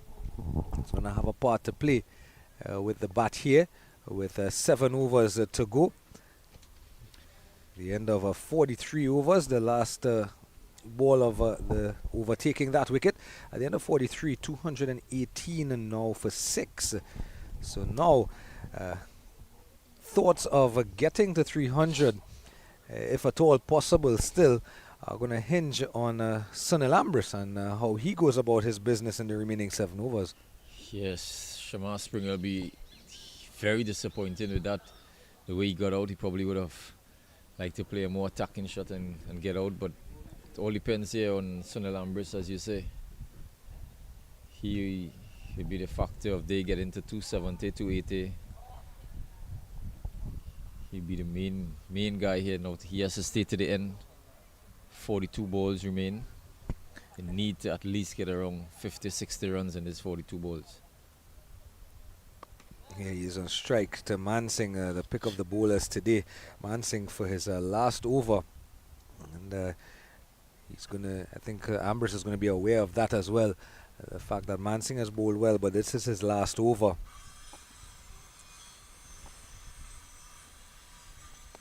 Nice flighted delivery from Mansingh. Ambrose just drives it down to long off.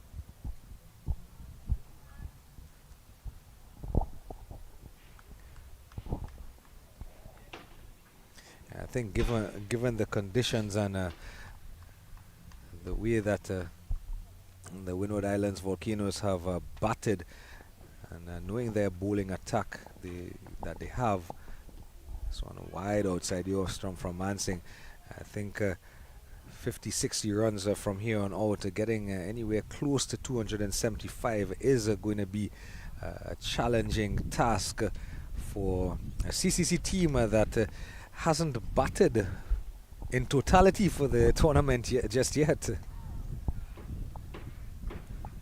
Yeah, it's good bowling here by Mansingh. Bowling his last over, still giving it some air, wanting the batters to come down the wicket. I don't think Ambrose is going to take the bait and go down. He knows this is his last over. He needs to bat till the end. Ryan John, on the other hand, he does hit the big ball, does hit a long ball. Just again strokes it down to long off Ambrose. And he will know in the back of his mind, if he doesn't bat through the innings, they can easily get bowled out for 230, 240. So he needs to take the mantle. He needs to bat there till the end. CCC, on the other hand, will be having different ideas. As you see Mansingh finishing his spell, very good over. Another top spell for Mansingh. 10 overs, 2 for 46, picking up 2 crucial wickets. Excellent from this youngster. So at the end of the 44th over, the Windward Islands Volcanoes are 221 for 6. 2 wickets apiece so far for Thorne, and Mansingh, who's just completed his 10 over spell, and Kadeem Allen is going to return to the bowling. I just had those 2 overs at the top, did Kadeem Allen. He's going to return from the northern end.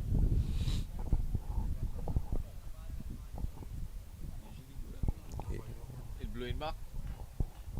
Yes, it's gotten quite a lot darker here, as you can see in your screens, and it's because there is some rain that is falling just to the northwest of us, which is in your screen behind Ryan John and behind Carl Tuckett, the northern and the northwestern side of the ground. This one tucked into mid wicket, and another easy single. There is some rain around, and that's something that both teams will keep an eye on, because should we have any rain interruptions and DLS, the Duckworth Lewis Stern, comes into play, it's going to adjust the score. We're hoping that it doesn't come, or if it does come, it doesn't stay for too long. The drainage at the university isn't as it used to be. This one again into that vacant mid-wicket region. Looking for two, but the fielder in the mid-wicket region on the boundary is alert to it. And just one on this occasion.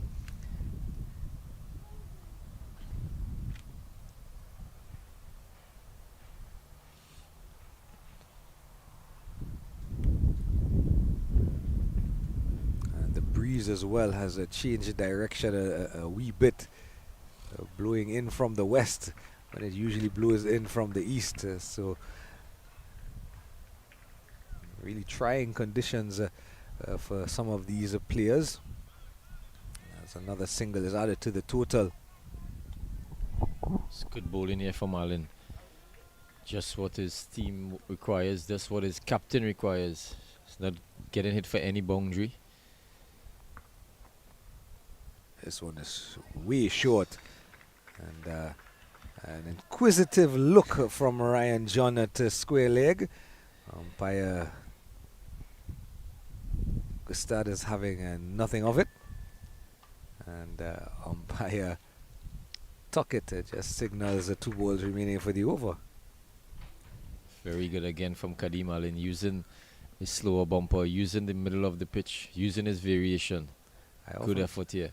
I oftentimes wonder that this one is a white high into the long on region. Akshay Prasad is under it. He takes the catch comfortably with about 6 inches between his boot and the boundary rope. Well judged catch by Akshay Prasad.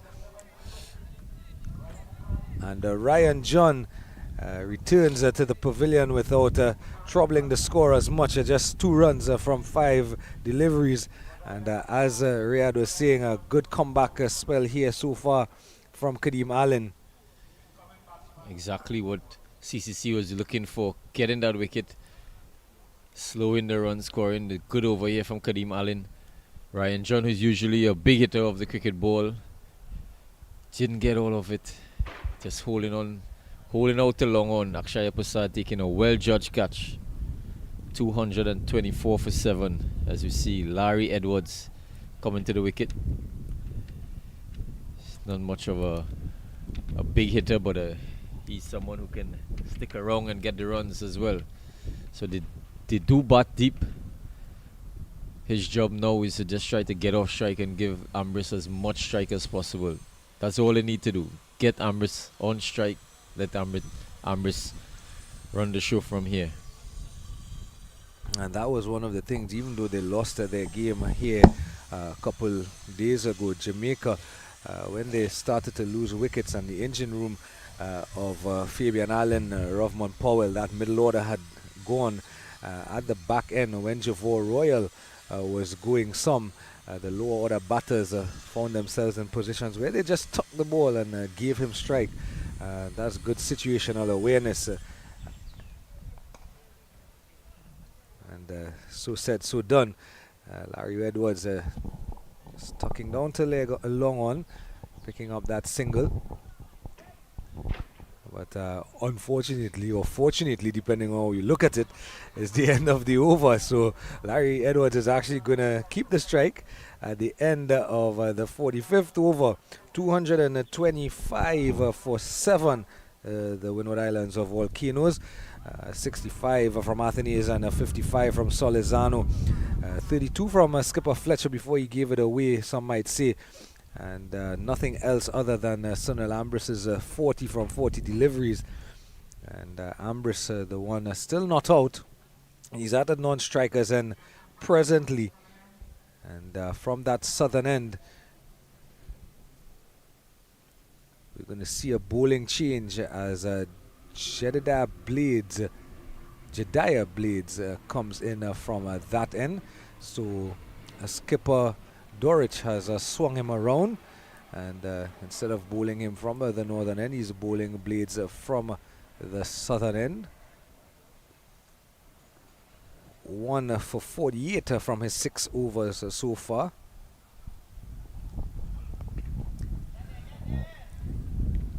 This one just a back of a good length and rising delivery.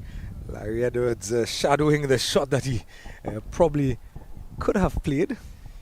This is good from Larry Edwards. 2 ball, 2 runs, looking to get off strike, give Ambrose as much strike as possible. It's a good start again from Bleeds. He's looked a lot better in the comeback in his ball into the end of the innings here. Roughed up in his first spell, second spell.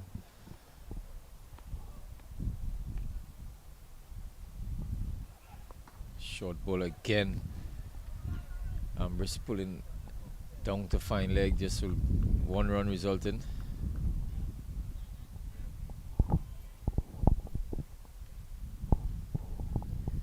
.227 for 7.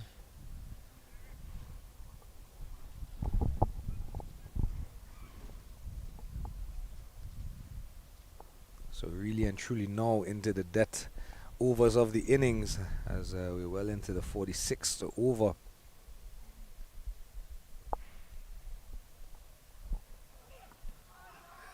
An appeal here from Blades and from his skipper behind the stumps, but possibly just strangling down the leg side, and in the midst of all of that, the batters have gone through for another single as the ball went out onto that leg side. 228 now for 7. 27 deliveries in the innings. The run rate has come down a bit. It's now just on that 5 run and over mark, a 5.01. This one wide-ish outside your stump, and an appeal from Shane Dorich, a confident, almost like a celebration rather than an appeal from Shane Dorich, and everyone is just unmoved, including umpire Gustad. I think it's only Dorich who heard that edge.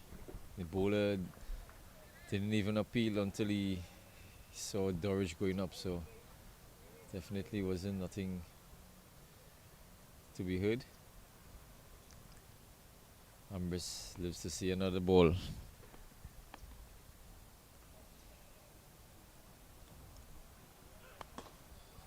Good from Blades. Getting the ball into the block hole. Low full toss. This has been a good comeback here from Blades and the CCC bowlers. Windward Islands again will be very disappointed in not finishing off the innings the way that they wanted to. They were on course again, close to 300. Losing wickets at crucial times. I think one of those wickets that you're talking about, for me, that would have been really crucial, was Andre Fletcher when he was set on 32.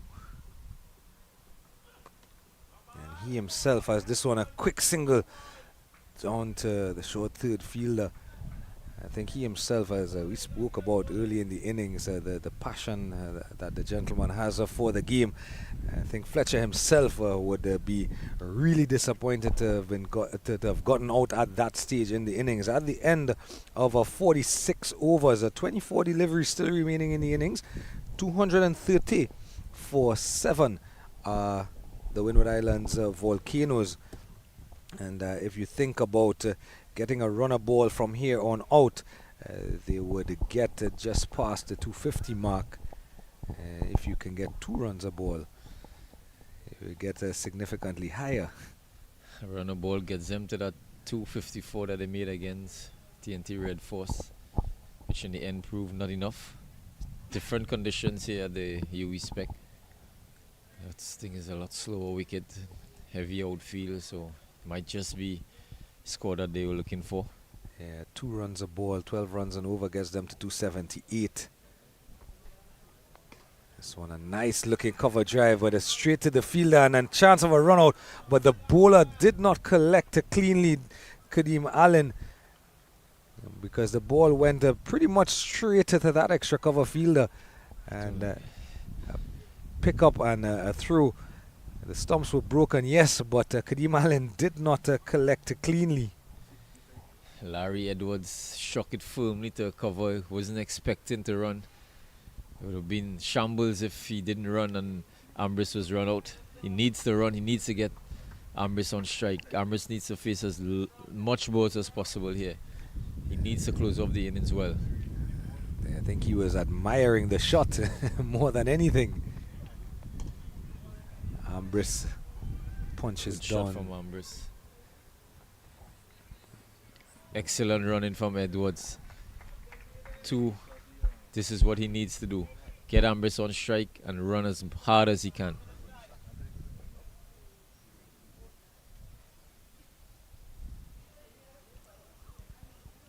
So this is what you want to see from an established batter as Sunil Ambrose is.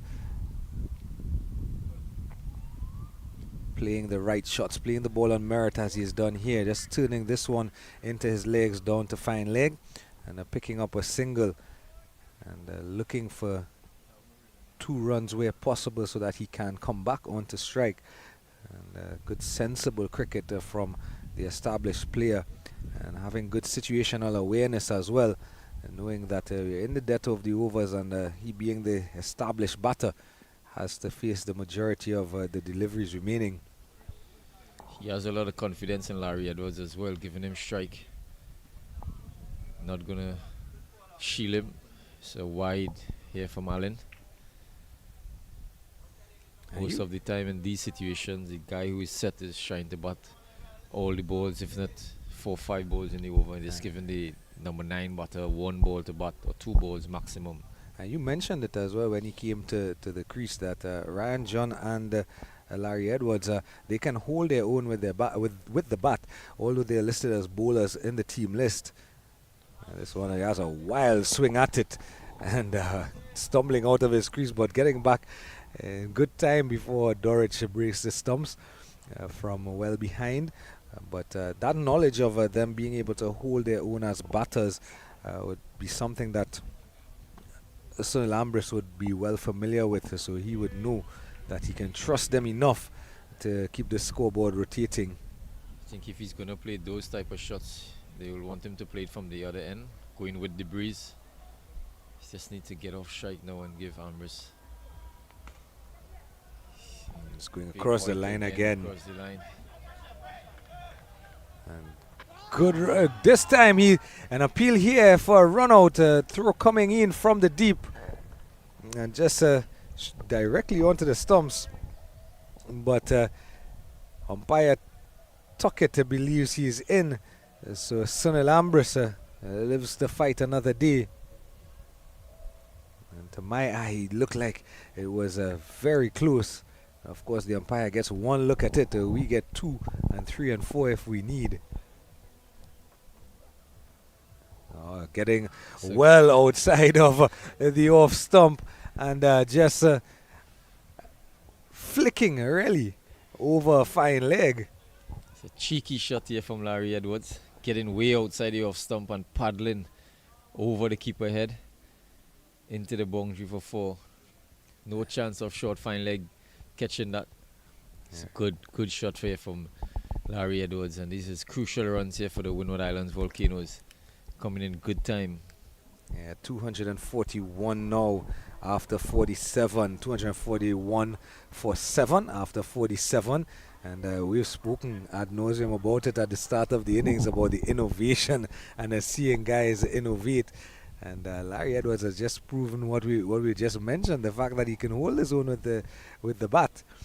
And really welcome runs, as you said, Riyad, to a score that will be challenging, I think, considering the conditions and the fact, as I mentioned a little while back, that not many of these batters from CCC have gotten much time out in the middle.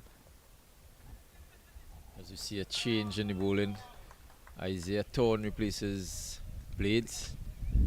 Starts with a back length ball, just getting work to short fine leg. Yeah, Abhijay Mansingh there at a short fine leg, who's now been moved by Shane Dorich onto the fine leg, onto the 3rd man boundary for the left-handed Edwards. Let's see if Edwards is going to try to hit everything through mid wicket. If he's just going to look to play the field here now. Deep square leg, deep mid wicket. Gets a short ball, pulls straight to a cover. Gets a run. And this is about the 4th time since Larry Edwards has come to the crease that CCC has had a shy at the stumps. But Edwards has been up to the task, as has Ambrose, who is just 4 runs shy of what would be a welcome half century.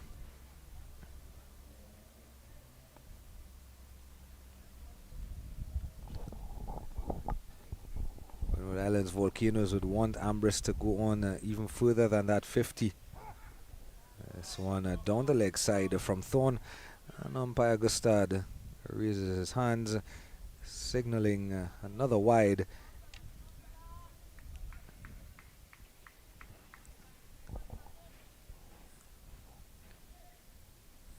That's the 7th wide in the innings. 7 wides and 2 no balls. That's an extra over and a half you've bowled. An extra over and a half of opportunity for the batting team as well to score runs. Tone is looking to bowl straight. Brings up the 3rd man and fine leg goes back. It's good thinking here from Tone. This one short and just it goes straight and very fine and too fine for the fine leg fielder in Abhijay Mansingh to do anything about it. And another welcome boundary, and that boundary brings Sunil Ambrose another list A 50. 50 from 47 deliveries is Sunil Ambrose, and the Windward Islands Volcanoes will want him to bat the remaining 2.4 overs. Yeah, 3 4s and 1 6 here from Sunil Ambrose. 47 balls. Strike rate over 100, which is good. He's run hard between the wickets. Very, very, very good innings here from Ambrose. He needs to bat these remaining 14 balls. Larry Edwards has looked good thus far. 11 of 9 balls. CCC will be looking to get one of these batters out, put Ambrose under some more pressure, hopefully get him out. Still think they're in line for 260, 270. 14 balls to go. 249 for 7. Well, the way that Larry Edwards has approached his batting as he's come out, his strike rate as well is well above 100 at the present moment. And the quick singles like these and the overthrow now means that he comes back on the strike. He's gone on to 13 from 10 deliveries. And I think that that 270 is probably possible still, as the 250 comes up on the board, 253 in fact for 7. Yeah, sloppy in the field here from CCC. 251, I beg your pardon. The scorer just doing a number on us here, no pun intended. Shot again here from Larry Edwards. Not getting full contact, but scooping, getting 2 runs. Good running here from these guys. Yeah, and I think Prasad put his hands on his head because he threw to the wrong end, because Larry Edwards was keen for the second, but Sunil Ambrose wasn't, and Sunil Ambrose took off well after the ball had gotten to Prasad, and he was almost shaking hands with Sunil Ambrose, was Larry Edwards, but welcome runs nonetheless. Prasad would have done well to go to the non-strikers end. The chance was on that end. At the end of 48 overs, the Windward Islands Volcanoes are 253 for 7. And of course, the pick of the bowlers today, Isai Thorne and Abhijay Mansingh, both taking 2 wickets apiece. And the aforementioned Thorne, who's taken 2 for 42, returns to the bowling attack. He's going to be bowling from the northern end. In fact, it's Jediah Blades from this end, who's come back very well, as this one is a punch down to the cover point boundary. Blades has done well, considering the start that he had with his first 2 overs. He missed his run up a couple of times, looked a little bit uncomfortable running in. He bowled a bit too short on occasion, a bit too full on occasions, a bit too wide on occasions. But in his second spell, Riyadh, he has really just kept it simple. And he's bowled looking to attack the stumps, and used his change of pace well as he's going through this. As you said, he's this spell. really bowled well in his second spell. Actually, his third spell. First 2 spell was all over the shop.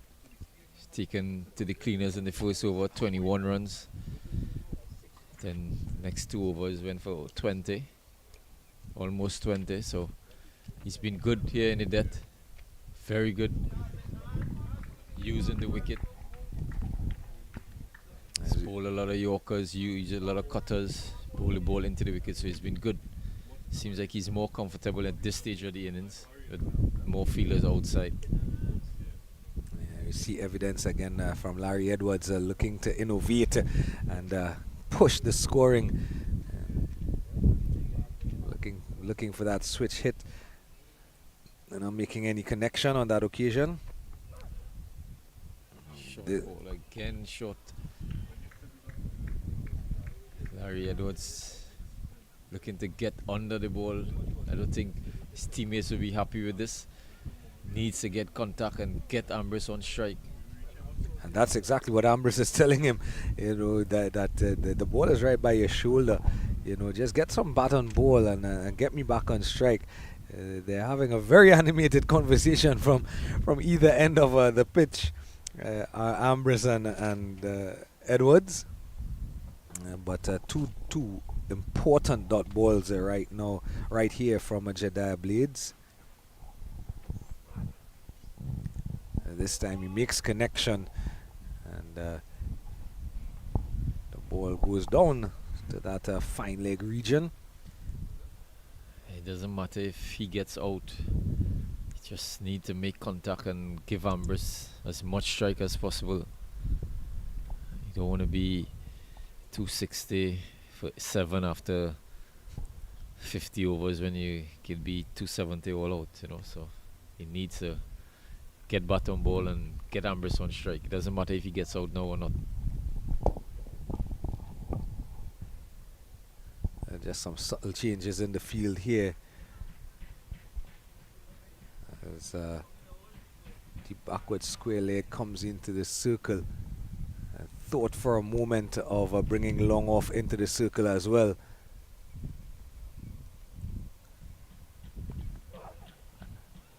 And this is an interesting looking shot here from Ambrose. Literally walking, and it has paid dividends for Ambrose, because he was walking at Blades, and the ball, in fact, he was looking to walk at him, and then he changed the shot into a sweep shot, and then he missed the ball, and it went down the fine leg, as we see it here, taking the outside of the back thigh. And Shane Dorridge, who is all but 7 feet tall, couldn't get to it. Very useful runs here for Windward Islands Volcanoes. 4-leg buys. They'll take it anyway that comes now. 259 for 7. Ambrose is... This one is short, and Ambrose pulling at it, just getting a top edge out there to fine leg region, and caught for a well played 52 from 50 deliveries. So the short ball working here for Jediah Blades. Ambrose giving himself some room, but even with taking that step to the leg side, he found himself in a position playing that pull shot, still with the ball too close to him, no room to really bring the arms through and pull till the leg side, and only getting a top edge to be caught in the fine leg region. And the wicket falls at the end of the 49th over, 259 for 8 now, the Windward Islands of Volcanoes, and current run rate of 5.29. The final over coming up, and just 2 wickets in hand. And incoming batter Kenneth Demba do well to. He's probably going to be out there just to run more than anything, because the set batter is Larry Edwards. And Larry Edwards, who's going to be taking strike to start the over, is probably the one to face the majority of deliveries. Yeah, that's a good wicket to get there at the end of the 49th over. Yeah.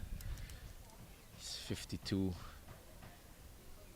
He was the one who they were looking for to bat out the last over. Good short ball there from Blades. He really bowled well coming back in the end.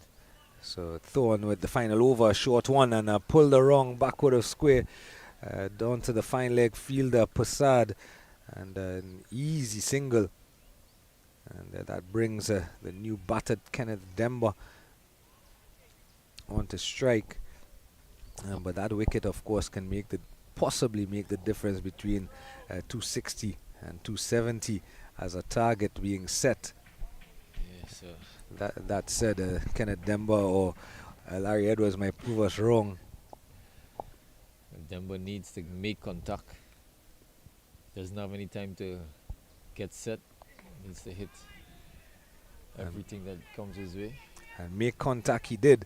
Another short ball from Blades, and Demba just rocking onto the back foot and swiveling with the shot down to the deep backward square leg fielder.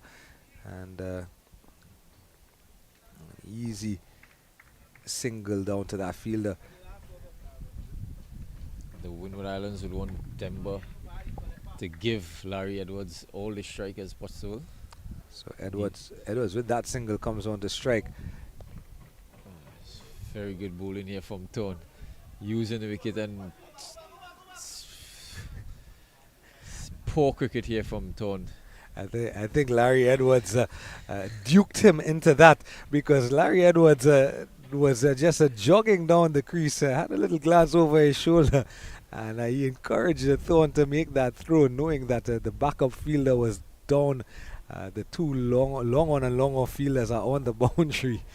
So an extra run, and again, this is something that CCC, and I'm guessing that Keno Mason, Pedro Collins, Floyd Reefer would have that in their notes, that they've given away a handful of runs. Too many easy runs given away because of overthrows. This one is flicked away well by Larry Edwards, who's looking for the second run. Half of an appeal, but that appeal was really from the dugout, and it's signaled as runs by the umpire. So one just down to Passad on the boundary. It's all happening here in the last over. 5 runs are from the over so far. 264 we think might be just that bit of a fighting score. This one full length in the block hole. And good running here from these two again. And the throw from mid wicket is quite wide. And 2 more added to the total. So that brings us to the last ball, hopefully. The last legal delivery of the innings. 266. Can they get a boundary and get to that 270 mark? 270 will be what they set out to get, I think. It will be a good effort. Excellent over from Tone thus far. His ball Yorkers, his ball into the pitch. Last ball. And he has to have a go at it. Yeah, wonderful delivery, as we had said. And right up in the block hole, and just the single off of the last delivery. And 267 the final score. So in fact 8 runs are coming from the over. 267 for 8 the Windward Islands Volcanoes. Of course, just a reminder that the Windward Islands Volcanoes were asked to bat by the CCC, who would have won the toss, the CCC, and they chose to bowl first. And an innings of probably 2 halves, because they were well set at one stage when Alec Athanaze and Jeremy Solizano were going, and then they pulled it back. Your assessment, Riyadh, of proceedings thus far? Yes, you said a tale of two halves. They didn't get off to the start, losing the main run scorer, which is Johnson Charles. He got out in the second over of the match just before, but then excellent partnership from Atenes and Solozano, taking them past the 100 mark. Then both of them going in quick succession. Sort of rebuilding process with Fletcher and Ambrose. A good partnership. Fletcher going just before the start of the last power play, but Ambrose taking it as deep as possible, taking it to the second to last over, getting to 50 yard, very well played, and then closing it off there, Larry Edwards, 20 not out. So I think it was a good comeback, good fight back, a very good score, 267. I think is going to be a challenging score for the CCC. And of course, there is some weather around as the thunder starts to make its presence felt. We can hear it just to the north of us. Hopefully that rain that is to the north of us blows away and we get a full 50 over reply. But as Riyadh has said, 267 is a fighting score, and the Windward Islands Volcanoes, they do have that experience in their team of Johnson Charles and Andrew Fletcher, who would have seen many a game and would have plans of defending this total. CCC, on the other hand, will think that they can chase this down. And once the rain stays away, we're in for a pretty interesting and exciting reply. So we're going to take a break. The mid-innings break is just about half an hour. So as we all have a bit of a drink and something to eat, we'll join you back here at just about 1:25 p.m.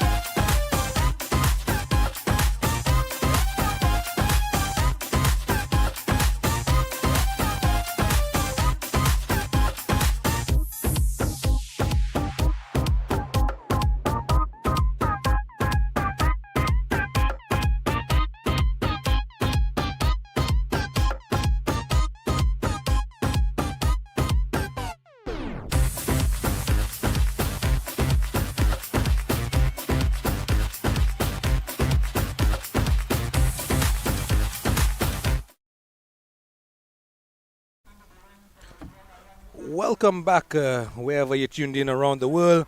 The match number 10 of the CG United Super 50 Cup 2023 edition. And as you can see, the players and umpires are all back out on the field. Umpire Gustad has just signaled to the scorers that he is ready to get started.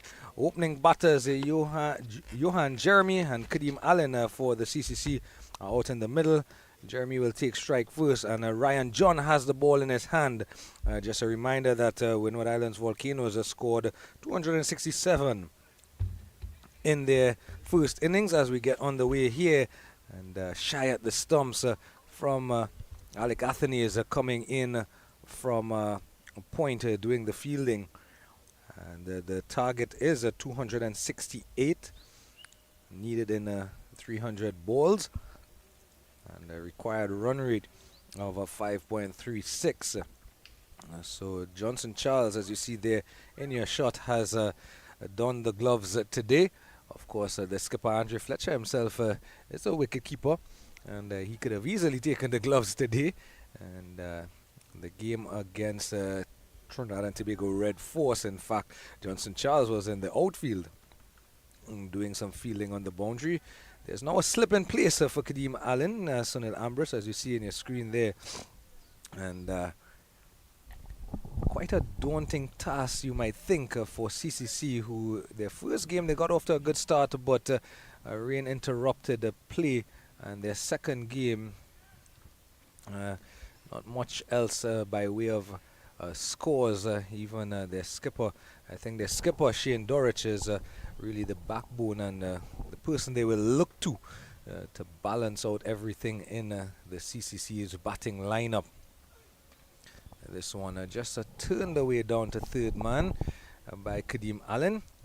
Just reaching out a bit for it and opening the blade was Kadeem Allen.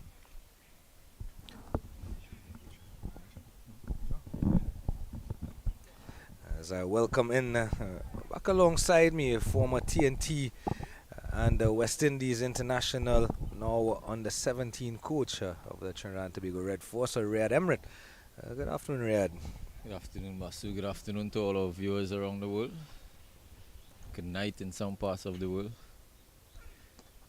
Indeed, it's already night time in India, who are actually 9. It's just about 10 in the night in India presently. Don't worry, I'll give you that score in a bit. The World Cup going on in India presently.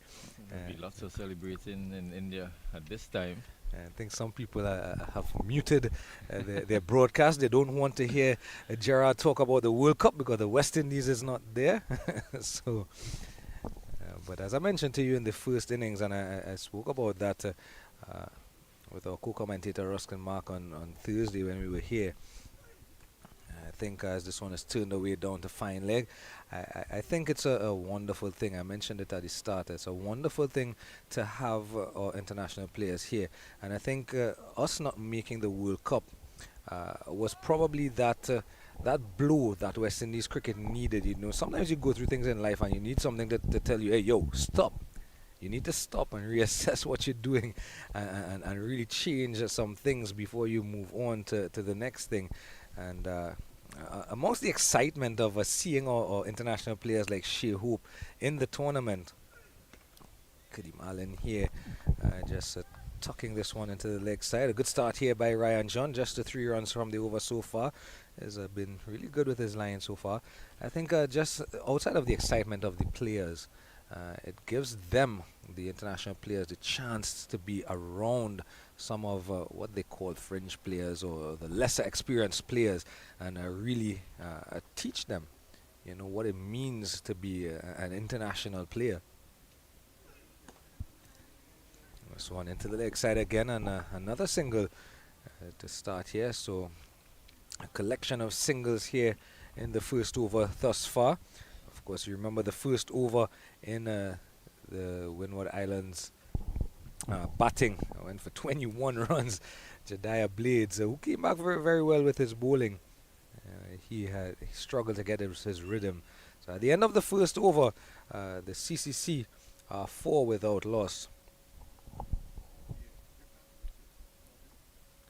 So definitely a benefit for us in the Caribbean here, a wake-up call of sorts, and then of course having our international players here to teach the younger ones. Yeah, I think it's it's good to have the international players playing in this tournament. It's good. It's going to make the tournament more lucrative, more attractive. There's also a lot more money at stake, prize money at stake for the winners of the tournament. But I think it'll be very disappointed as well, for the West Indies team not making the World Cup. The amount of talent that we have, we expect it to be there, but it just shows that talent alone doesn't qualify you to play in a World Cup. You need to do the basic, you need to do it consistently, you need to perform at the highest level consistently. So it is a wake-up call. This tournament probably is a blessing. I heard someone say it's preparation for the next World Cup, as we see Kavim Hodge opening the bowling from the northern end. Yeah, so Andre Fletcher doing something slightly different here, starting with spin from this northern end. Of course, this was the end that Jeddah Blades started, and he struggled a bit. And of course, Kavim Hodge, as Riyad mentioned in the first innings, a lad with quite a bit of regional experience. So he would be well aware of what the plans are, what his captain wants. He has a long on out in Jeremy Solizano, who played well today for his 55 runs from 81 deliveries. You see Solizano here doing the cleaning up to this one tucked down to long on. And Kadeem Allen and Johan Jeremy got to 650 in 6.3 overs against the Trinidad and Tobago Red Force before the rains came.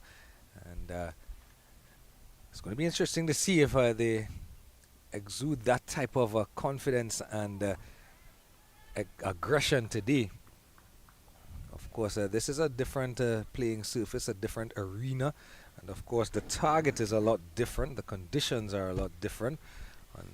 Yeah, it's going to be a lot more testing for this opening pair. It's not the same surface as the Queen's Park Oval.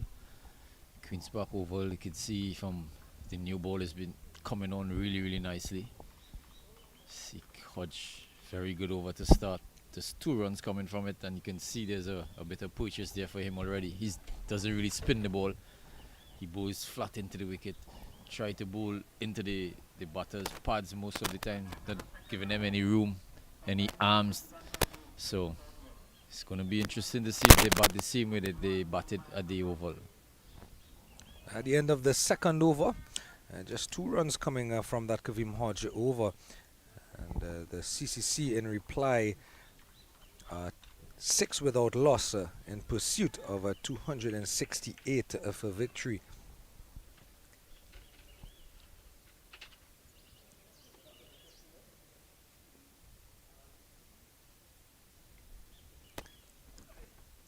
As Ryan John continues from that southern end. I say that southern end because we're perched up at the northern end of the ground, just in front of the gym and the gymnasium area. Of course, we have a full day tomorrow. There are actually 2 games on tomorrow in the CG United Super 50 Cup. The Barbados Pride and the West Indies Academy will play right here at the Sir Frank Worrell Field at UE Spec, and in the Queen's Park Oval, the Guyana Harpy Eagles will come up against the Leeward Islands Hurricanes. That's a well played shot there, and they're just holding up just about a foot inside of the boundary rope, but enough time to come through for a second. And Jeremiah and Allen are just getting into their work here in pursuit of this healthy target. I think that game at the Queen's Park Oval tomorrow is going to be really entertaining.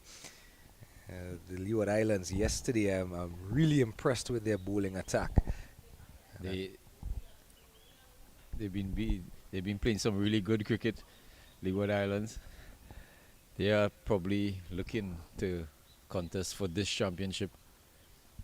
They've been well led by Alzari Joseph. First time he's leading the Leeward Islands. I'm going to put you on the spot, though, Riyadh. One of our cameramen asked you during the mid-innings break, and I'm going to ask you the same question. Who's your pick to win the tournament? I think Trinidad and Tobago has a very well-knit unit. The experience is there, so I'm going to back them. Barbados has a very good team, but I still think Trinidad playing at home, conditions is going to suit them. They know the conditions better than anybody else, so. And this one played into extra cover upishly and in the air, but what was done well there was that he found the gap and allows them to come through for another run. Riyadh is a true patriot. He is sticking with his Trinidad and Tobago Red Force, and I can't blame him. They do have and after seeing their performances in their first couple of games, they do have and they've always had they have the Trinidad and Tobago Red Force, and in all the formats of the game, they've always had a formidable team. I was telling you as this one is just turned down backward of point. I was telling you during the mid-innings break, though, I would love to see the academy win this tournament. And I said that yesterday, and then they stumbled against Leeward Islands. But yeah, they assembled a pretty good team. Obviously, it's a young team. I think that's where they're gonna miss out on the experience. Yesterday, for instance, they were on course to win. You know, probably a team with more experience. Taking nothing away from Leeward Islands. They bowled extremely well. They played good cricket. Probably a team with more experienced players would have gone over the line. Teddy Bishop, you know, the way he out and the position they were in when he out, you know, that sort of, you know, sent things downhill for them. So, you know, the more they play, the better they're going to get, the more experience they're going to get. But I still think in this short tournament, they're a bit inexperienced, and other teams are going to get the edge over them. Leeward Islands, on the other hand, they are the dark horse in this tournament, I think. Well, after seeing at the end of the third over 10 without loss, but after seeing that Leeward Islands team yesterday, I'm not too sure I want to say that they're a dark horse anymore, because their bowling attack is definitely something to reckon with. And had a conversation with a couple of friends yesterday at the Oval as Kavim Hodge continues from the northern end. This one up in the air, but too wide of the Spice Man Fletcher. And Solizano does the cleaning up from long on, so another run added to the total. And one of my friends pointed to O'Shane Thomas and Alzari Joseph as we walked past them alongside the pavilion. He said, that's the West Indies bowling attack. I said, why not add in Jair McAllister to the mix? And then somebody shouted from the side, don't forget about Jaden. And it's Jaden Seals, who I think Jaden hasn't found his rhythm just yet since coming back off of injury. So he's still a little bit still trying to find his way. But it brought back those memories of looking at the West Indies when they had so many fast bowlers, just a cadre of fast bowlers year in, year out. And this one down into the mid-wicket region, shy at the stumps and just missing it. And another couple of runs here to the total.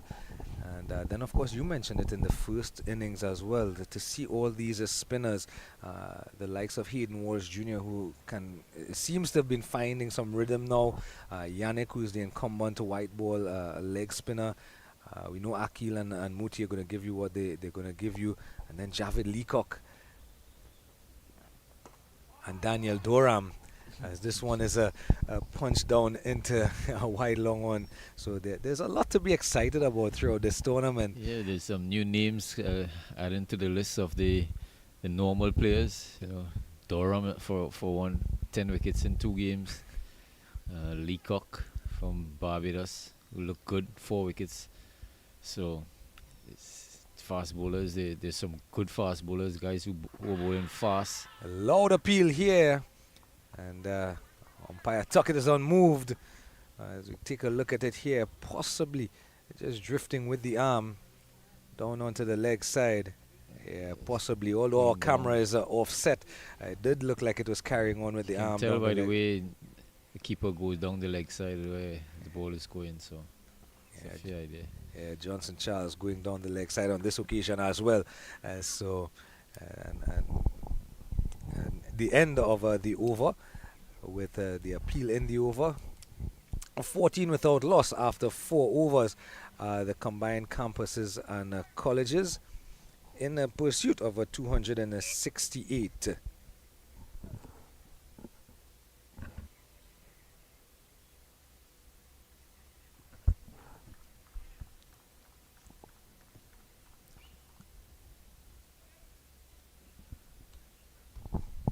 Ryan John will continue from that southern end. I think with even all the names that we've called so far, I think you've made a good pick in Trinidad and Tobago Red Force. They are a team to be reckoned with, but my heart is still with the academy, and I think Leeward Islands are no longer an underdog. And I'm glad, and this is another aspect of having our international players here. We were talking about earlier, you mentioned seeing Alzari in a leadership position, and that's something that over the years, I don't think West Indies cricket has really ever done that in terms of grooming play. We groom players to be batters, we groom players to be fielders, we groom players to be bowlers, but we never really groom players to be captains. Yeah, I think at the youth level as well, there's not much leaders coming through. Having a fish outside the off stump. There's not much leaders coming through, you know, so it's a good opportunity for Azari, who's played a lot of international cricket. He's played franchise cricket. You know, there's the likes of Jamal Hamilton there, Karen Powell, and he is the one who, you know, took the mantle, and he's been doing a good job. So it's good to see that. And he's a fast bowler as well. You know, they say fast bowlers is not good captains, but he's been doing a good job. I think the team around him as well has been supporting him. So it's good to see that. But on the whole, I think, especially here in Trinidad, there's not much leaders coming through the system from the age groups. And I think we need to do a lot more work in trying to nurture these leaders. Yeah, and of course, leadership is such an all-round aspect, and some players rise to the challenge when they get that leadership role, probably almost like it being an innate quality. And then there are others that tend to crumble under leadership, and they do better when the captaincy is taken away from them. Dare I say, Nicholas Puran, in my opinion, when Nicholas was given the captaincy of the West Indies team, I think it hurt his game more than it helped him. And the minute it was taken away from him, you started to see Nicholas Puran starting to flourish and really come into his own as a batter. Yeah, he started to enjoy his cricket a lot more. But I think he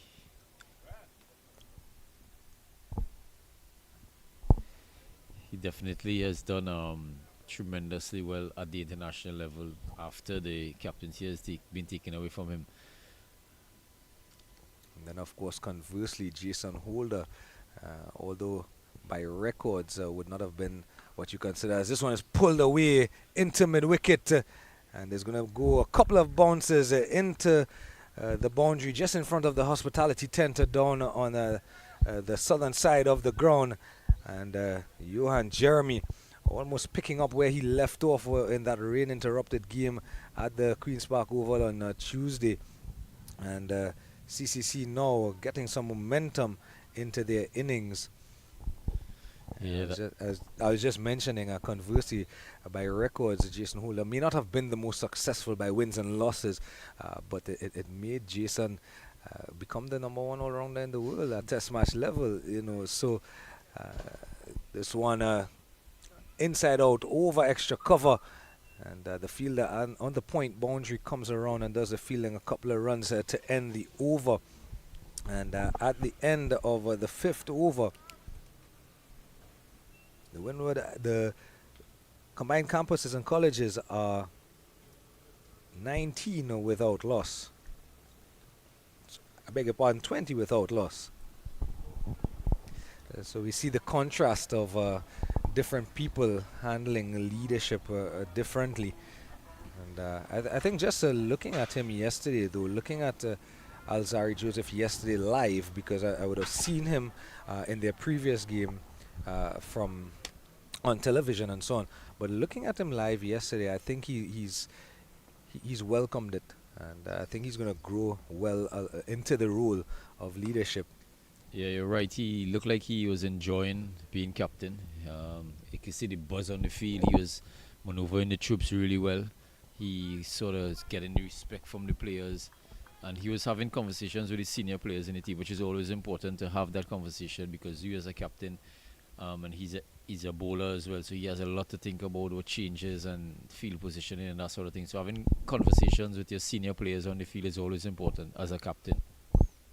Another 2 runs down to deep mid wicket here as Kavim Hodge continues a single, and then the run on the deep mid wicket. So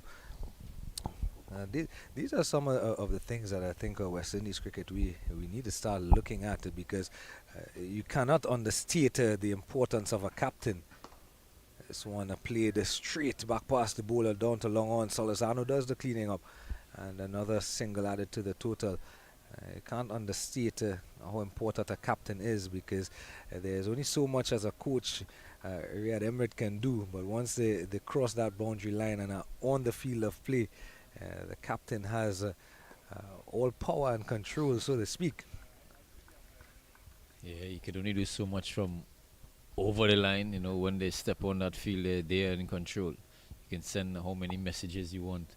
Still, your hands are tied when you're outside.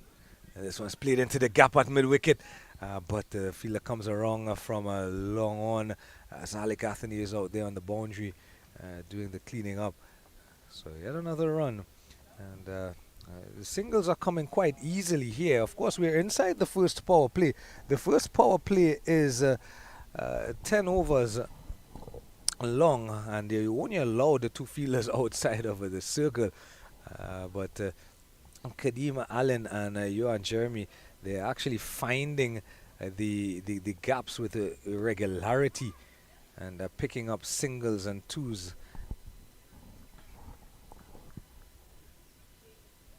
As we come to the end of another Kavim Hodge over. At the end of the Kavim Hodge over, the end of 6. CCC in pursuit of 268 for victory, 25 without loss. Good over again there from Kavim.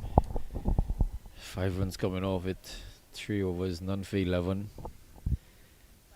Decent start here by the CCC batters. They off to a good start, 25 without loss after 6 overs. Steady start, not an explosive start, but steady start.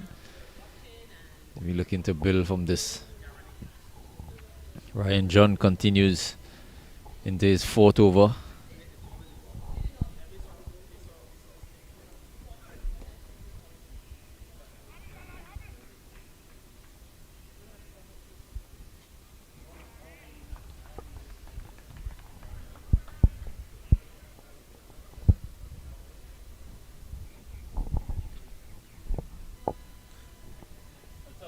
Of course, it's a lovely Sunday afternoon here. Ryan John, as we had mentioned, just 16 runs in his first 3 overs, and the sun has all but disappeared and left us, and the conditions are a lot cooler than they were before.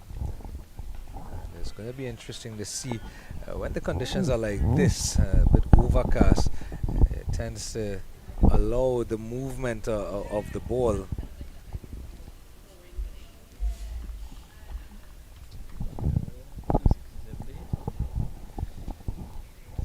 And of course, I told you I'd give you the score at some point. India, in fact, would have won their game by 4 wickets with exactly 2 overs to spare. India ending up on 274 for 6. Master of the chase, Virat Kohli, 95 from 104. And KL Rahul, 27, Shreyas Iyer, 33. And Ravindra Jadeja one of the most premier all-rounders across all formats. 39 from 44, doing the finishing job. Unfortunately, Sir Kumar Yadav's struggles in the 50-over format continue. Struggle continues. And I think people don't realize how difficult sometimes it can be to adjust to different formats in the game. Of course, he is one of the premier batters in T20 cricket. Was world #1 for a bit. And, just can't find his footing in the 50-over game. But that now means that India are now sole holders of the position #1 in the table. Yeah, like you said earlier on, that's probably the preview to the finals, the World Cup finals.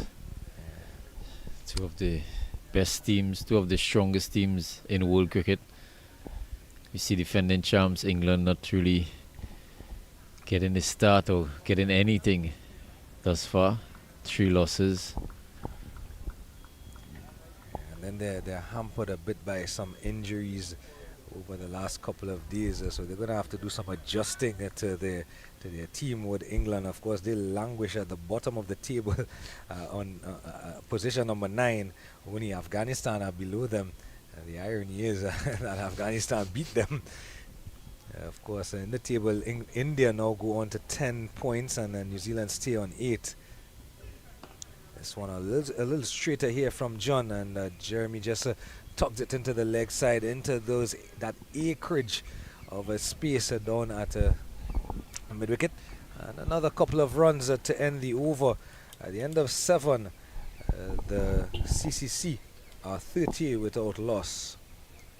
Just a run through that table in the World Cup. India on 10 points from their 5 games. New Zealand on 8 points from their 5 games. South Africa 6 from their 4 games. Australia, who have caught some momentum with a couple of wins, are now on 4 from their 4 games. Pakistan 5th, 4 from their 4 games. Bangladesh 6th, 2 points, along with Netherlands on 2 points, both playing 4 games, 6th and 7th respectively. Sri Lanka 8th with 2 points from their 4 games. And Afghanistan and England bring up the rear, as this one is played out into the outfield again. Acreage of space out there, and easy singles coming by for CCC.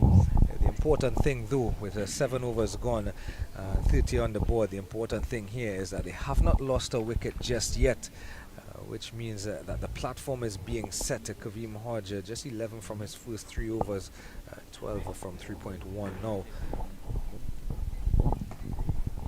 This one, forward defensive shot is solid from Jeremiah.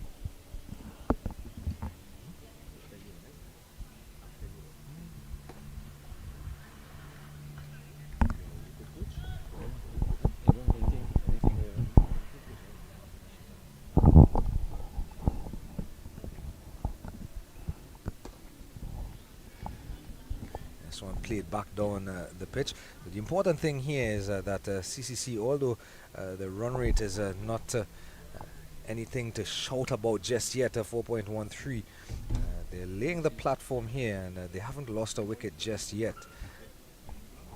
Yeah, it's been a steady start, as I said. I think they're trying to set it up for the lower or the middle and lower order. They need to have a good start. Try to these openers try to set up the innings for the middle and lower order. So at the end of the Kaveem Hodge over here, 31, just one from the Hodge over, 31 without loss. And it's going to be interesting to see if in 2 overs time, if they can get that additional 30 runs to get that bonus point. I think it's going to be very difficult for them to get that bonus point, but what is mostly important is that these 2 batters who have gotten a start stay for a long while. See, there's a bowling change at the southern end. Shamar Springer replaces Ryan John.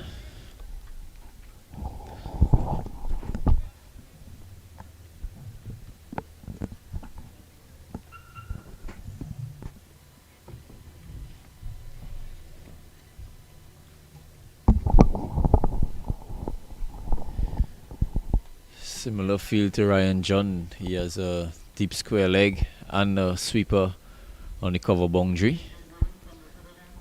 No slip. Short third man, short fine leg, short mid wicket, cover, point. Starts with a wide down the leg side. A pleasant good afternoon to you, Riyadh. Good afternoon, Anil. Good to have you here finally with us. Yeah, I know it's been a long vigil.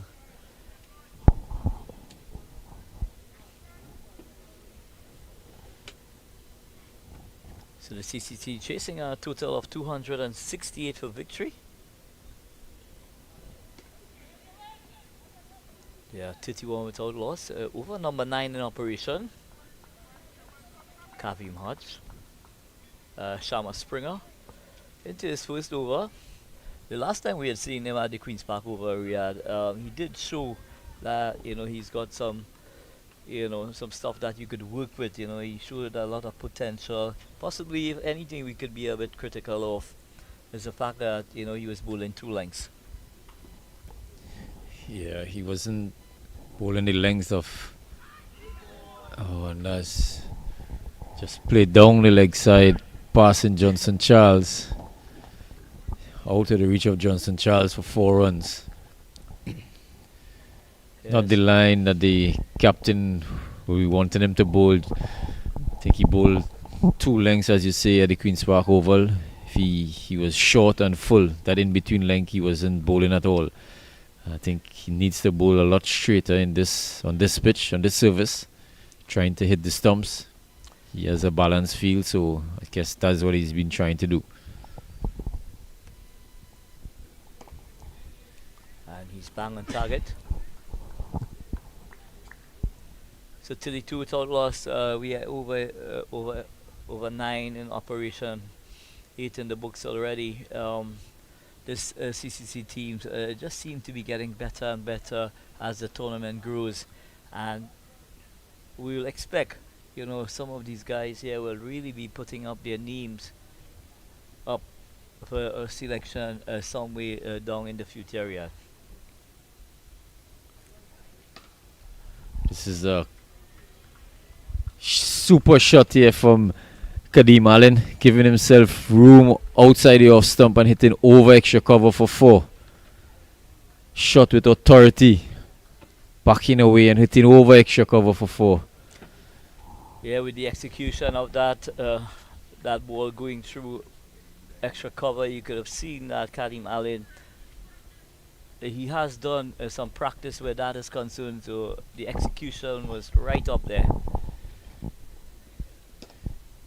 And this one, he's just working it down to a long on.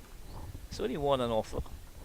After seeing that shot, reminds me of the shots he played at the Queen's Park Oval. He played a few of those to Jaden Seals and Akil Hussain, making room, giving himself room, getting outside the line of leg stump and hitting over cover, over bowler's head. Seems like he loved to give himself room and hit over the offside. Yeah, he just seems to love to free his arms. And what a wonderful extra cover drive. They turn for 1, they come back for 2. Is it going to go into the boundary? No. It's an excellent stop there, but they're going to come back for 3. So excellent shot there. A glorious extra cover drive there, beating extra cover to his left. And it was heading into the boundary, but some very good work indeed restricted the scoring to 3. So Johan Jeremiah, a very pleasant looking shot indeed, Riyadh. Very good shot here from Jeremiah. Again, Springer 2 lengths short and full. Not the start that he wanted. 13 runs off that over. Score moves on to 44 without loss. And sometimes we see guys in operation, and we ask ourselves exactly what lengths they have to be bowling. But it's going to be Kavim Hodge, and this one is lofted over that short fine leg position, and they're going to come back for 2. So a bit shorter in length there.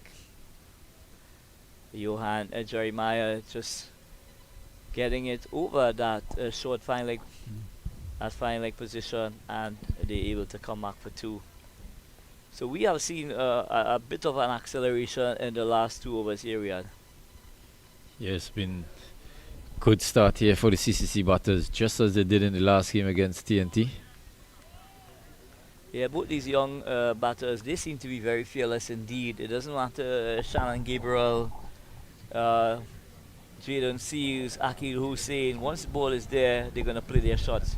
And again, this one is short and asking to be hit away. It will go into that deep backward square boundary. So good batting here from the combined campuses and colleges. Jeremiah getting in line, hitting the ball over the short square leg. Remember, it's 2 fielders allowed outside the circle in the first 10 overs. Just need to get bat on it, and it's 4 runs. So it's 50 up, 50 partnership, 57 balls. Another good opening partnership here from these 2.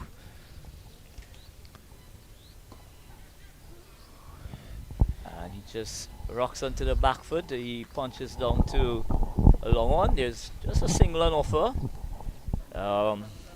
Possibly 9 required from 2 balls to get that batting point, Riyadh. I don't think they're going to take it on, to be honest. They need a 6 and a 4. Don't think he's... And it's a dot ball. So Kevin Hodge continues to bowl his batters, bowling wicket to wicket here, taking away the levers from the batters.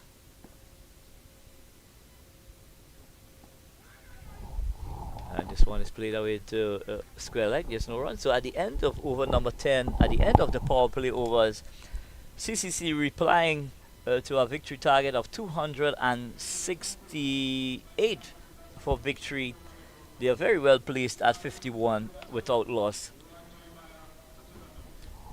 Same stage, the Windward Islands were 50 for 1. So it's not much of a big difference, just a loss of 1 wicket. So they're similar in runs. But what I do like about both these players, Riyadh, they seems to want to make a name for themselves. They seem very confident indeed, and they back their talent, to come through. Yeah, they both are very confident players. They're not scared to take on the bowlers at all. They're going to score both sides of the wickets. As I said before, Kadeem Allen, he looks to favour the offside. He looks to give himself room to hit over the offside. Jeremiah, on the other hand, he loves playing that pull shot, that pickup shot of the seamers on the leg side.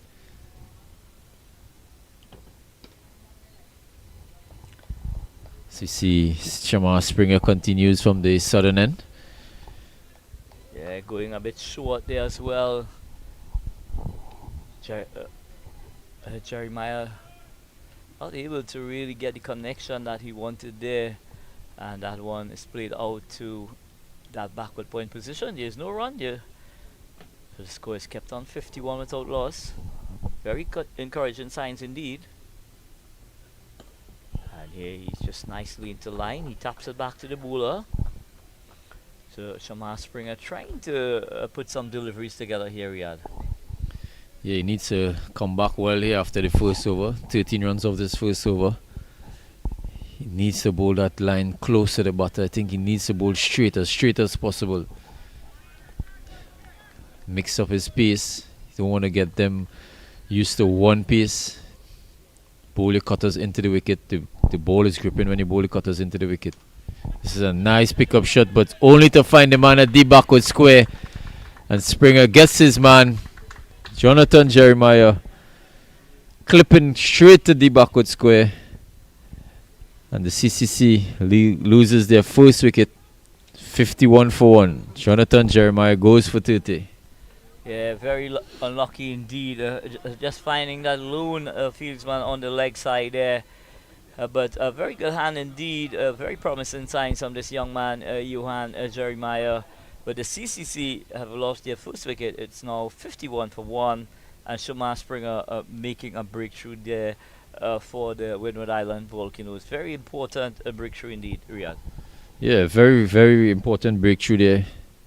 Kenneth Demba taking a very good catch at the boundary. New batter, Shakir Paris. Very talented right-hander out of Barbados. Haven't seen much of him, to be honest. Heard good things about him. Haven't seen much of him. It's interesting to see where Satruhan bats in this lineup. I think, he's a guy who scores most of his runs at the top of the order. So it's going to be interesting to see where he fits in this order. Had a decent spell with the ball. Ball 8 overs, got 1 wicket for 30 odd. 1 wicket for 38. So not a bad effort there from Rambaran with the ball, as did all the spinners for the CCC. But is it the case now, Riyadh? We're looking around the different venues, the Oval, UV Spec, and Brian Lara. But what is alarming is the amount of purchase that the spinners are getting off these tracks. And I'm getting a little bit worried in the fact that at this early stage of the tournament, with that amount purchase on these surfaces, it just begs to ask at the back end of the tournament, the spinners are going to come more and more into the tournament, their own. Short ball here from Springer. Remember in the CWI tournament, this 50 over tournament, they allowed 3 short balls and over.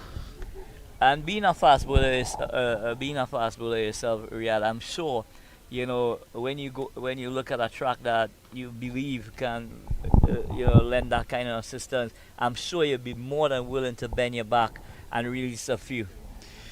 Yeah, when you get the opportunity to bowl on wickets that is giving you the assistance you want to bowl,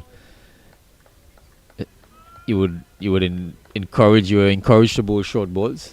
But coming back to saying, that the spinners are dominating and getting most of the wickets. As I said before, speaking to some of the guys, they said that the ball is getting very soft and is very difficult to put away in the middle and lower overs. So the spinners is come into play. They're getting a lot of turn, a lot of purchase from the ball. And obviously the wickets are slow, so that's another contributing factor why the spinners are getting a lot more wickets than the fast bowlers. Well, you have to feel for the various curators in Trinidad and Tobago area, because with the kind of weather that we've been having in terms of the heat effect, right? Sometimes it might be very difficult indeed to put the amount of water that you want to. You don't want to water the pitch and then the next morning there's rain, and it really gives a more of a catch 22 situation. So sometimes, because of what we're seeing, the groundsman might just take that conservative effort in terms of not trying to overdo it in terms of watering of the tracks. Yeah, most definitely. And also remember, there's a 9 a.m. start, so you don't want to water it too much, and then there's a possibility of starting on a wet wicket. So I understand that as well. But there's the only time we're seeing runs, big totals over 300 or close to 300 is at the Brian Lara Academy.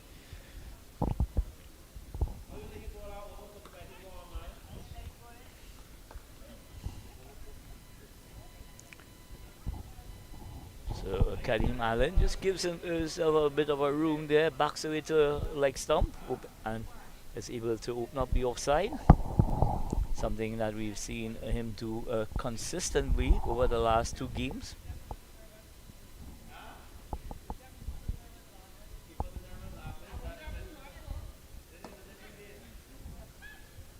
And this one is played stylishly down to long on. Jeremy Salazano is doing the work at long on. So that takes the score on to 53 for 1.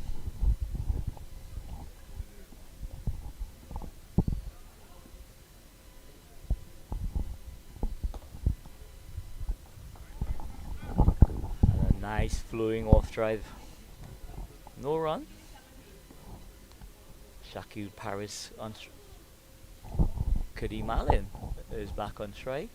And this one is hammered, but can't beat that short mid wicket.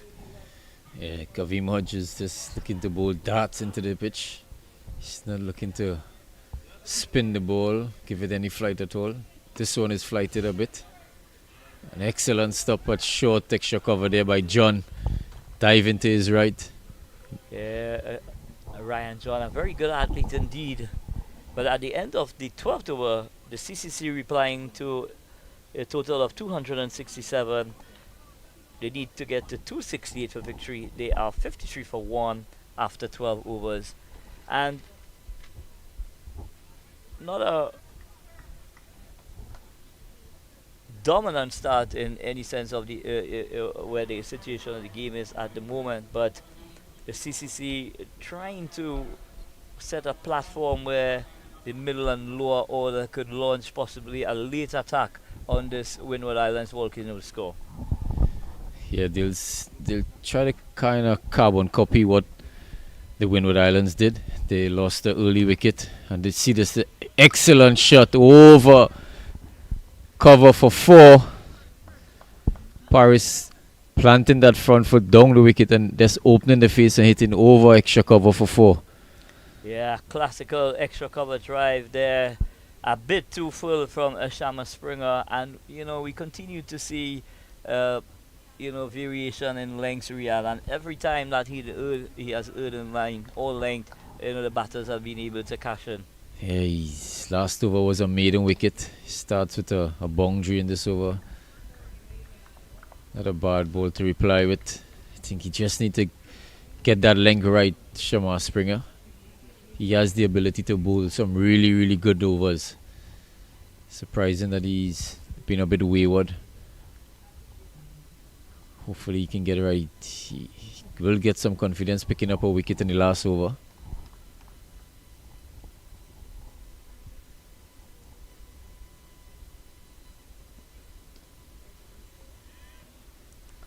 And this one is played down to third man. Jeremy Salazano does the work at third man, so the score moves up by 1. So Jeremy Salazano now playing his trade with the Windward Island Volcanoes area. It's good to see the young man in the thick of things as well. Yeah, it's good to see him back playing, let's say, cricket. He got off to a very good start. 55 Jeremy got. I think he should have carried on. He and Alec Athenes, got very good starts. Just not carrying on to that big 50 or even 100. But it's good to see he's out of his comfort zone now. He's out of the Trinidad setup. He's into a new franchise, and probably that's what he wanted. And many congratulations to Jeremy Salazano. As we both know, he's an extremely hard worker, at his cricket, and it's great to see that, he's reaping the rewards of that effort. Yeah, it's just the start of probably bigger things to come here for Jeremy. As you know, sometimes when things not going, your confidence is down, and maybe a change in environment, a new challenge, possibly just ignites that individual to to do better. Most definitely, he as you say, he's a very hard worker. He's not gonna sit down and just let things happen. He's gonna try to make things happen. So we wish Jeremy all the best in his new franchise. This one is played to mid wicket. So both balls still relatively new at this stage. One into the 7th over, and the other six overs old. So we do expect Riyadh that both these seamers, the seamers especially, will get something out of these balls. Kavim Hodge, as we know, he's a wicket-to-wicket bowler. He just tends to really try and dart them in, take away the levers from the batters, and sometimes, he does on occasions he does be able to get the breakthrough. Yeah, I think the most successful bowlers on these wickets are ones who bowl wicket to wicket, ones who bowl with a lot of variations. Kaveem Hodge is one who's going to bowl wicket to wicket for sure. He's looking to dart the ball, as you say, back into the right-handers, not But- giving them any room to play with. But what I've seen thus far from Kareem Hodge, he's now adding that little variation to his bowling, Riyadh, in the sense that he's prepared to possibly just give it a bit more air now and ask the batters, to challenge them a bit more, maybe just above the eye line. Yeah, we saw Mansingh doing that really, really well. Giving the ball a bit of air, not afraid to bowl the ball with some flight, so which was very good. Kaveem, that looks like his surprise ball. He bowls a lot of balls back into the pitch, and then he will throw one up. So it's good to see he's at least trying to fly the ball. Again, back into the pitch fast. Ryan John cleaning up at extra cover. But this you respect field here, possibly about 60 meters, you would reckon the boundaries are here at Riyadh? I think the side boundaries are a lot bigger than 60. Straight back is probably around 60, 65. I think the side boundaries is probably about 70 odd. So excellent work there from Kareem Hodge. That ball was travelling back to him, but he got in and affected the stop. So at the end of over number 14, the CCC requiring 268 for victory. They are 61 for 1. The Volcanoes getting contributions from Atanas 65, Jeremy Solozano 55.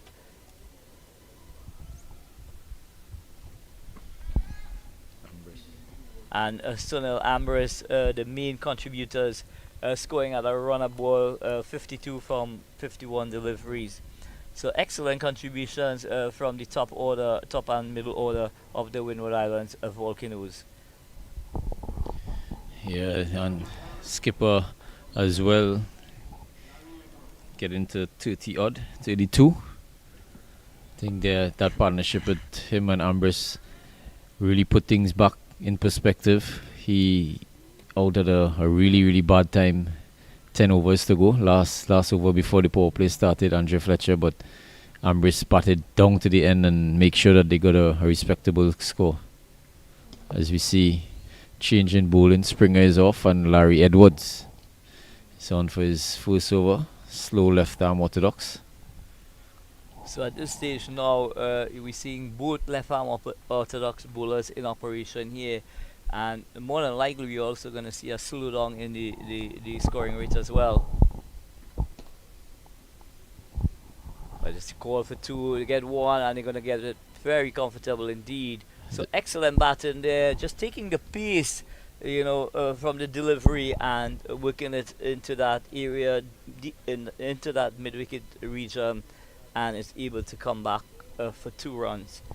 So that takes the score on to 64 for 1. Yeah, this is good batting from Kadeem Allen. Hitting the ball in the gap and pushing the fielders, running hard. We saw the Windward Islands batters, how well they ran between the wickets. Again, Allen hitting the ball straight down the wicket. Good. Rotating the strike, making sure that he's not batting a lot of dot balls. Well, to me, I must admit that I'm very, very impressed with this young man, Kadeem Allen. He's also a tall guy as well, so he gets down there very quickly indeed. This Larry Edwards just getting that ball to come in with the arm. Paris is a bit shorter than Allen, so he's probably enjoying batting with Allen. The lengths that Allen is getting would be a shorter ball for him, so he'll be enjoying batting with him. Yeah, because Kadeem Allen is a lot taller, the length to Kadeem Allen will have to be adjusted when he's bowling to Shakil Paris. it can also work in Allen's favour. The length that they'll bowl to Paris will be a half volley length to Allen. As you come to the end of the 15th over, CCC are 61 for 1. So the current run rate just about 4.5 runs and over. So the RPO now is just beginning to climb a bit here, just over that 6-run mark. And if the Windward Islands at this stage are able to stitch possibly 8 to 10 overs together and really just go maybe 3.5, that run rate will just start going away very quickly indeed. Yeah, it's not bad at the moment. It's 5.7. The most important thing is wickets in hands. See a change of bowling at the top there.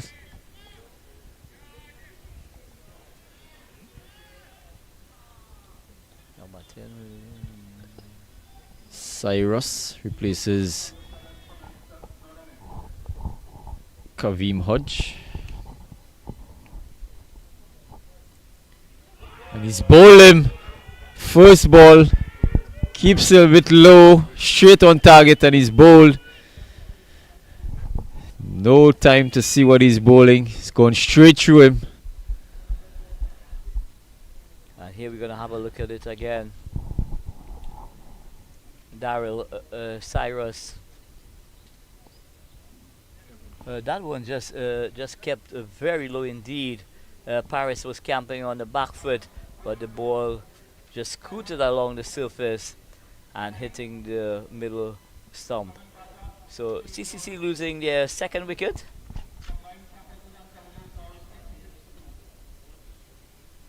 (66-2). We are into over number 16. So immediately Cyrus making a statement here, getting a wicket with the very first ball indeed. And in comes the skipper himself, Shane Dorridge. Shane Dorridge, as we all know, Riyadh would have plied his trade at the international level. Also a very good servant for the Barbados Cricket Association, and now, you know, even contributing even more now to the students of this team by being the leader of this young and exciting group of cricketers out of combined campus and colleges. Yeah, and he's done an excellent job with the bowlers and the fielders in the field. In the first half, he's rotated his bowlers well. I think he's understanding the players in the team here now. He's probably the first time he's playing with a lot of these players.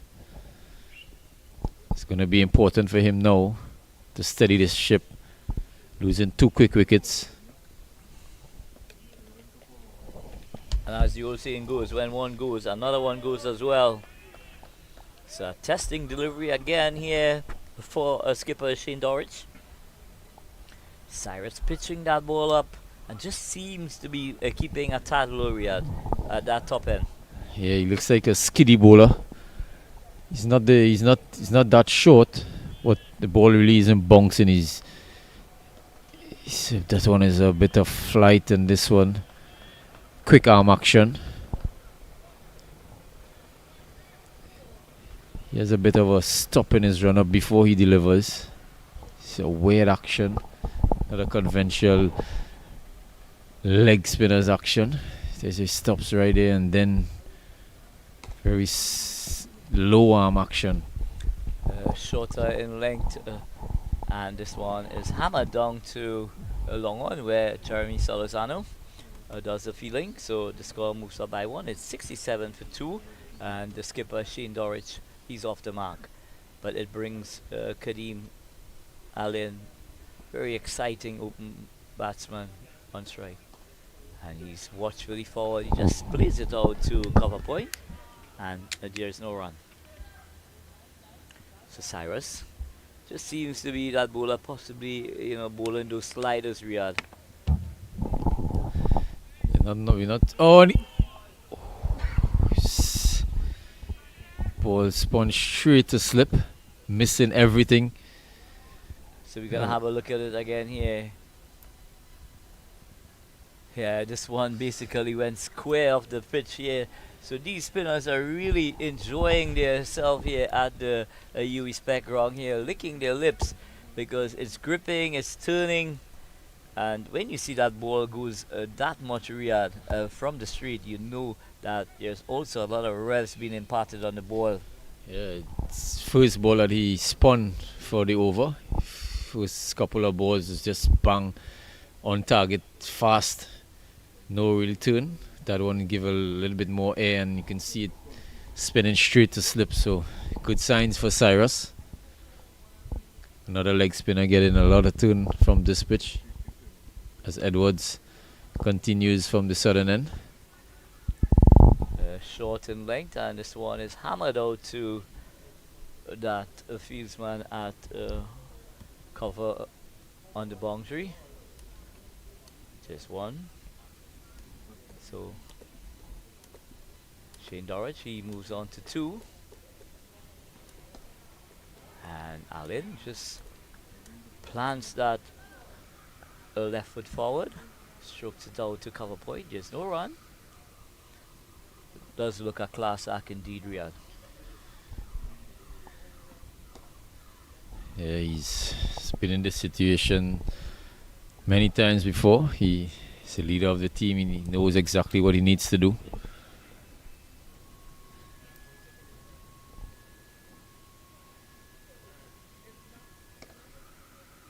And this one just works it down to long off, where Springer does the fielding. So another run to the total, another run to Kadeem Allen. That single takes him on to 27.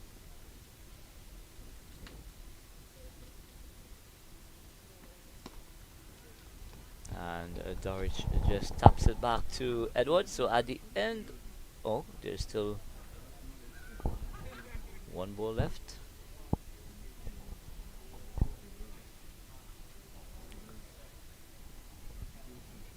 So the slip is being removed, but there is a short catch and cover now on the offside. And this one is just plays out to point. There's no run. So at the end of 17, the CCC requiring a 268 for victory. They are 69 for 2. Another good over from Larry Edwards. Just 2 runs coming off it. And they're really squeezing the CCC batters here. Run rate is going over just over 6 runs over. 199 needed for 198 balls. 8 wickets in hand. Still a run of ball and a lot of overs still in the tank. We had possibly 198 balls still required, left in the inning. So I'm sure at this stage the CCC think tank, they wouldn't be too worried at this stage where the required run rate is just about a run or over, but they will want to keep ticking away and maintaining 4 or 5 runs and over. And this one is worked neatly down to long on. Solazano comes off the boundary, rifles a return to Johnson Charles, and the score moves up to 1. It's now 69 for 2.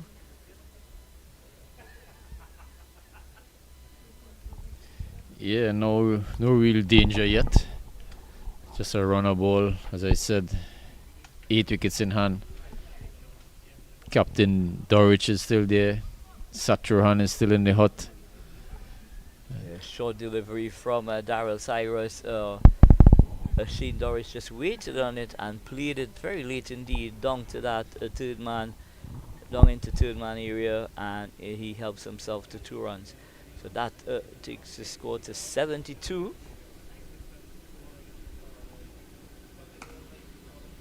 And a nice flowing extra cover drive.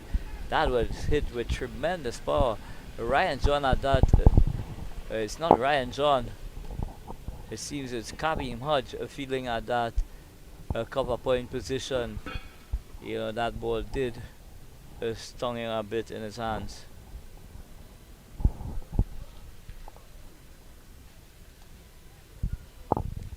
this one is played neatly down to deep point, and it goes into the boundary.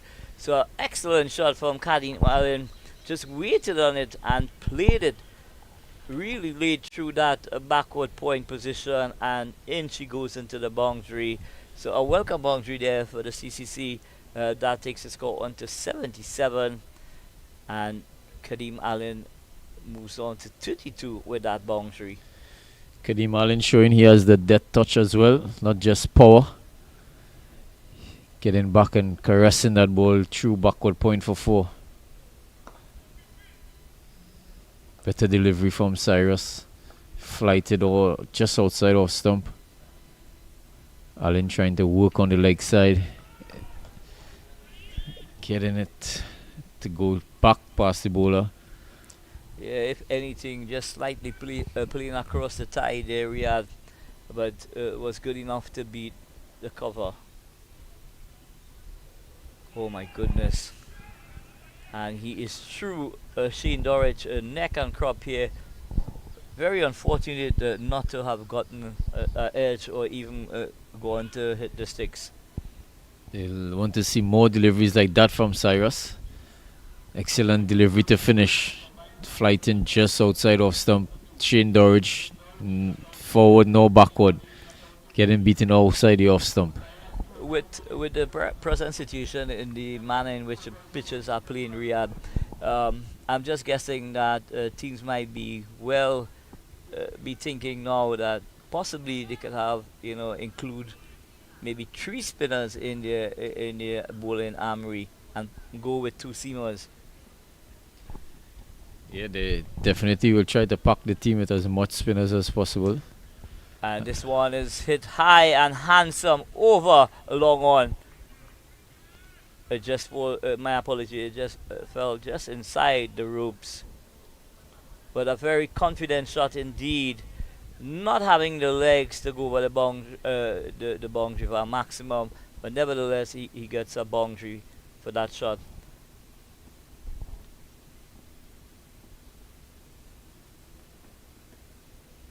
Slower from Larry Edwards.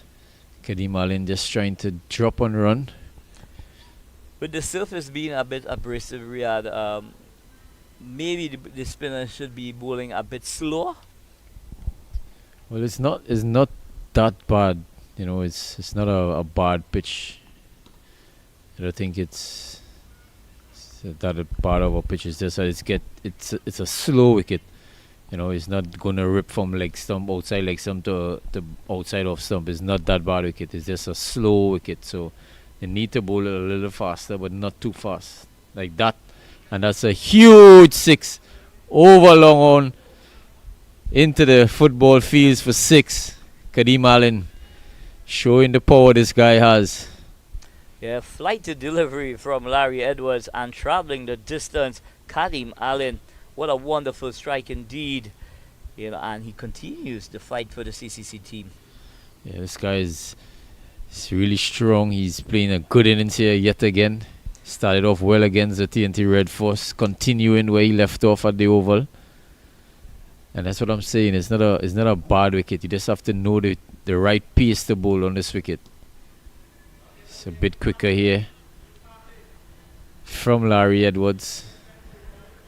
I think he needed to look at the pace that Kavim Hodge bowled in the power play. That's a perfect pace on this pitch, not giving the batter any arms at all. That's more like it. But his shot selection, I must admit, has been very impressive indeed. Not just throwing the bat at the ball, but playing proper cricketing shots is Kadim Allen. Whenever the ball is in his arc, he tends to really go hard at it. So at the end of over number 19, CCC replying to a victory target of 268. They are 88 for 2. And we're going to have a break. The players are going to have a refreshment as well. And as soon as the action resumes here at the UE Spec Sports Facility, we're going to come back. We're going to be right back.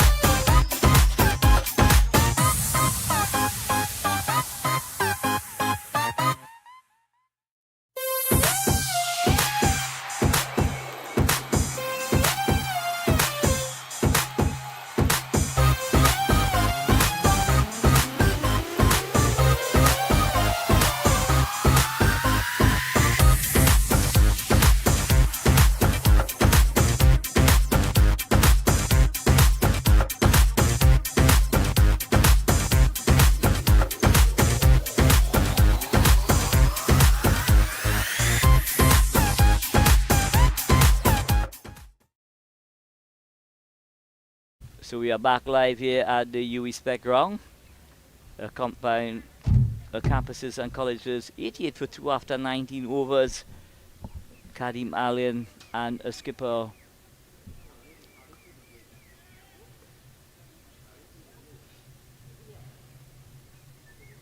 Shane Dorridge keeping the fight for their team.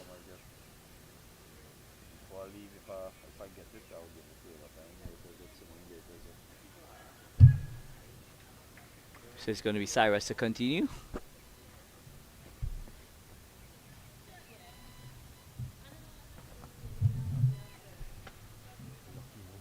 And this one is short and wide. It's hammered out to backward point. There's no run.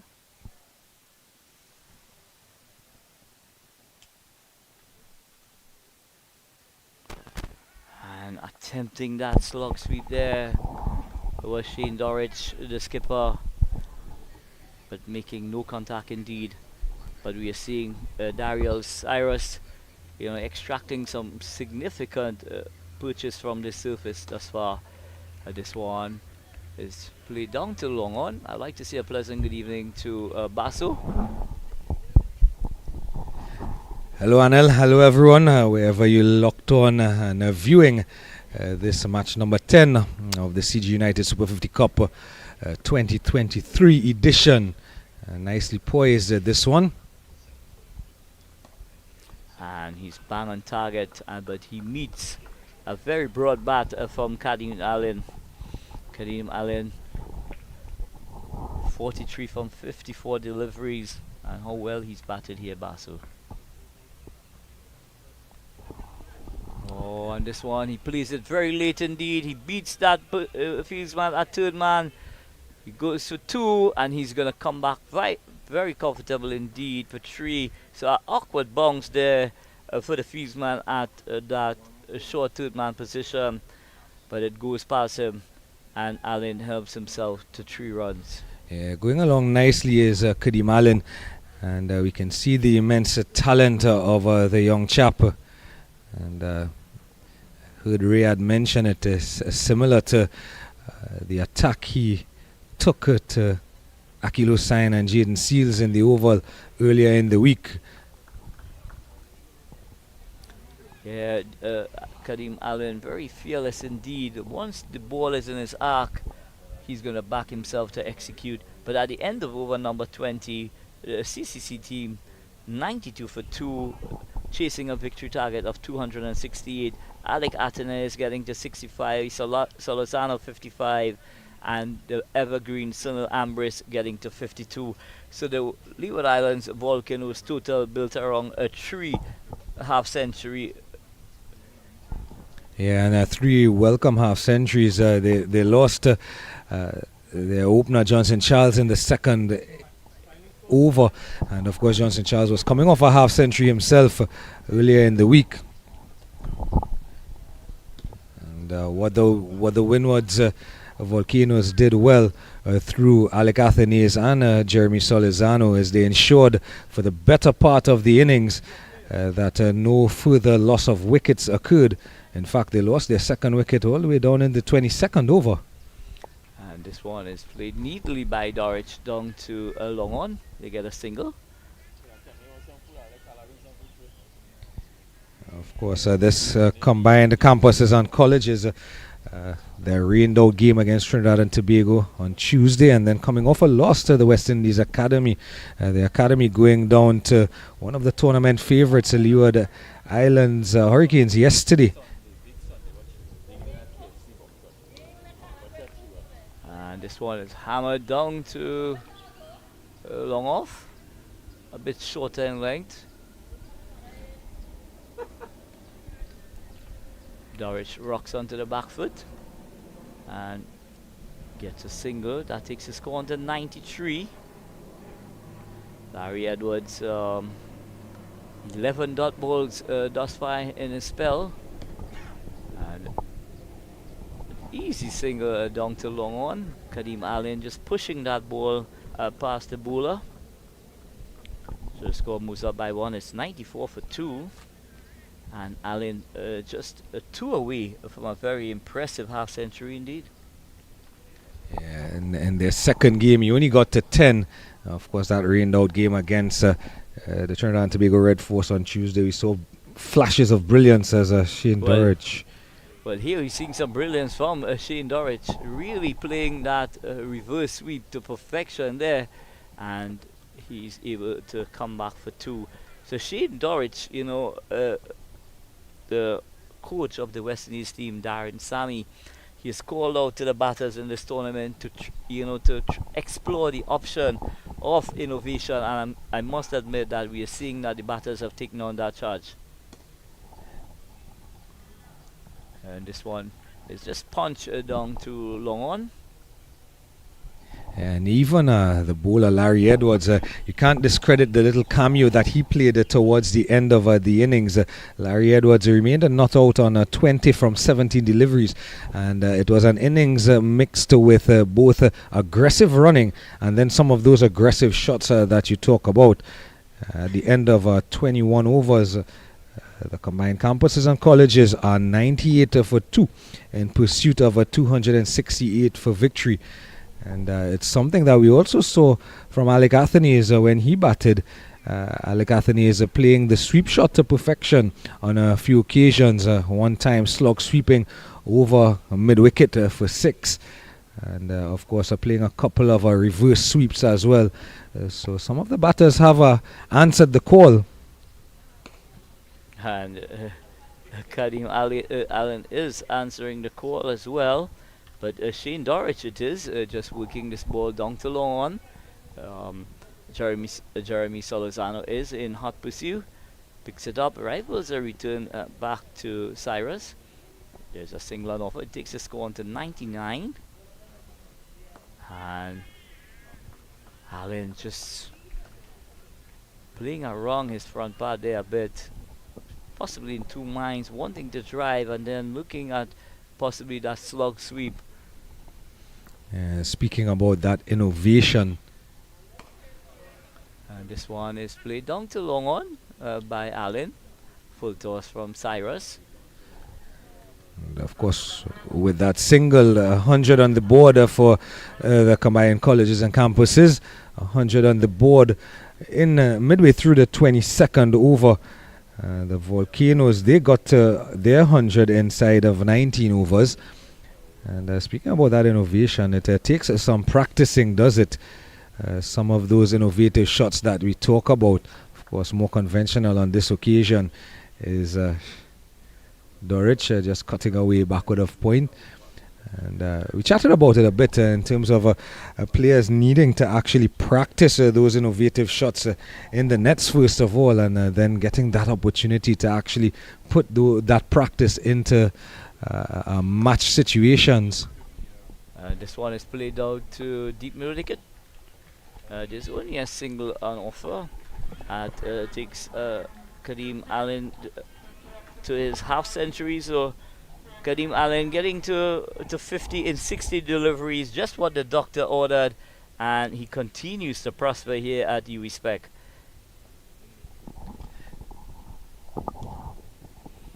This one is hammered out to a deep point. There's only a single on offer. And just coming back to your point, Basso, it's important to practice, all these innovations. But what you don't want to do when you're out in the middle is to premeditate those shots. And I think there's where sometimes the batters get into trouble by premeditating, playing those shots. Yeah, and a lot of the frontline batters around the world, and even here in the Caribbean, and we saw a bit of it even from Shea Hope, who is one of the premier batters in this format around the globe.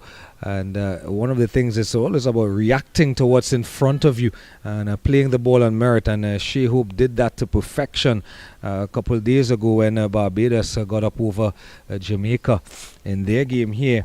And Shea Hope, of course, another 50 in this format. And this one is played late. Down to third man. but Solozano will not be able to stop that second run. So excellent running again from Shane Dorich, the skipper, and Kadim Allen. 50 runs coming in 60 balls. Yeah, so Kadim Allen really anchoring this innings thus far. And it's a conventional sweeping operation here. He goes to one, and he will come back for the second. So just beating the fine leg there to his right, and being able to come back for 2 runs. And I think the CCC have actually learnt a bit from watching how the Volcanoes built their inning. The Volcanoes innings as this one down to wide mid-wicket region. Just one on this occasion. But these are singles, the ones and twos. The modus of operandi so far is something that the Windward Islands Volcanoes did well in their innings. When they weren't getting the boundaries or getting the deliveries that they could actually clear the boundary with, they turned over the strike pretty well, pretty much scoring off of every ball and getting and every opportunity that they would have gotten. It's very important indeed to keep chipping away at the score, and you could only do that with constant rotation of the strike. The other aspect of the rotation of a strike is that they've lost 2 wickets, so they also want to be mindful of not opening that gate to expose their middle and middle lower order, and perhaps give Volcanoes the opportunity of getting in the wickets. So this one is played out to mid-wicket. There is no run. So Edwards looking to arc the ball into the pads here. Doing that on a consistent basis. And this one is lofted high and handsome for a maximum. What a lovely straight hit from Kadim Allen. Edwards just straight in length there, giving him something to work with there, and he just extend those levers, cleared the front leg, and it was only one way it was traveling, Basso, and that was out of the park onto the football ground. Well, he is a strappedly built lad, is Kadim Allen, and over pitching on that occasion, Larry Edwards, but it still had to be hit, and hit it indeed did the young chap Kadim Allen, and continues to motor along here. 56 runs now from just 63 deliveries at the end of the 23rd over, 114 for 2. So the CCC continued to stay in this game here via excellent contribution from Kadim Allen. And skipper Shane Dorich, he's on 18, so I'm sure that messages will be coming out in terms of where they at, what they need to be at a certain point in time. So just about 2 overs away from the halfway mark. Oh my God, he almost gave it away there.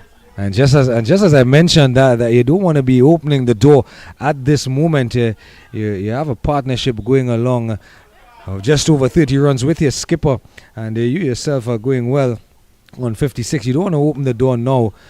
As we see a full toss here, it's worked away into mid-wicket and an easy 2 runs.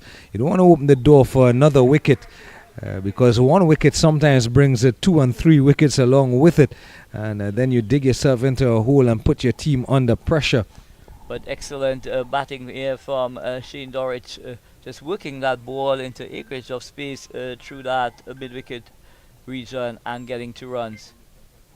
And this one is cut away through backward point. Just 1. He's going to come back for 2. Are they going to turn for 3? No. It goes... or they're going to come back for 3. At one point in time, we just felt that it had the legs to go over the boundary, but a very good feeling indeed down at the backward point boundary, and they get 3 valuable runs. Three fielders converging on it, and the indecision between which one of them should retrieve the ball, almost creating calamity. And those runs bringing up the 50-run partnership between Captain Shane Dorich and Kadeem Allen. Shane Dorich, 23 of those 50 runs thus far. And going all along nicely, and Shane Dorich hasn't got only one opportunity to bat in the tournament so far. Didn't trouble the scorers that much. And a loud appeal, but umpires having none of it there. So a very close call indeed. Cyrus going past the outside edge of Kadeem Allen's bat there. For a moment, the Windward Islands Volcanoes fielders felt that he had gotten a touch. And this one is hammered down to long off, short and wide. Allen rocks onto the back foot and plays it elegantly down to long off. There's a single on offer. So that single takes Allen on to 57.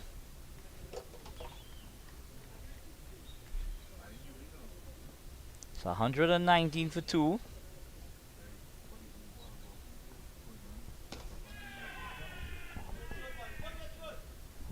Oh, and a very, very good attempt indeed there. Valiant attempt by Alec Athenes.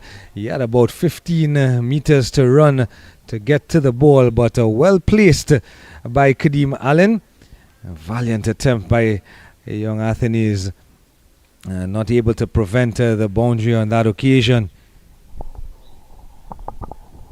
So that boundary takes Kadeem Allen onto 60, and it takes the Windward Islands. It takes the CCC total onto 123 for 2.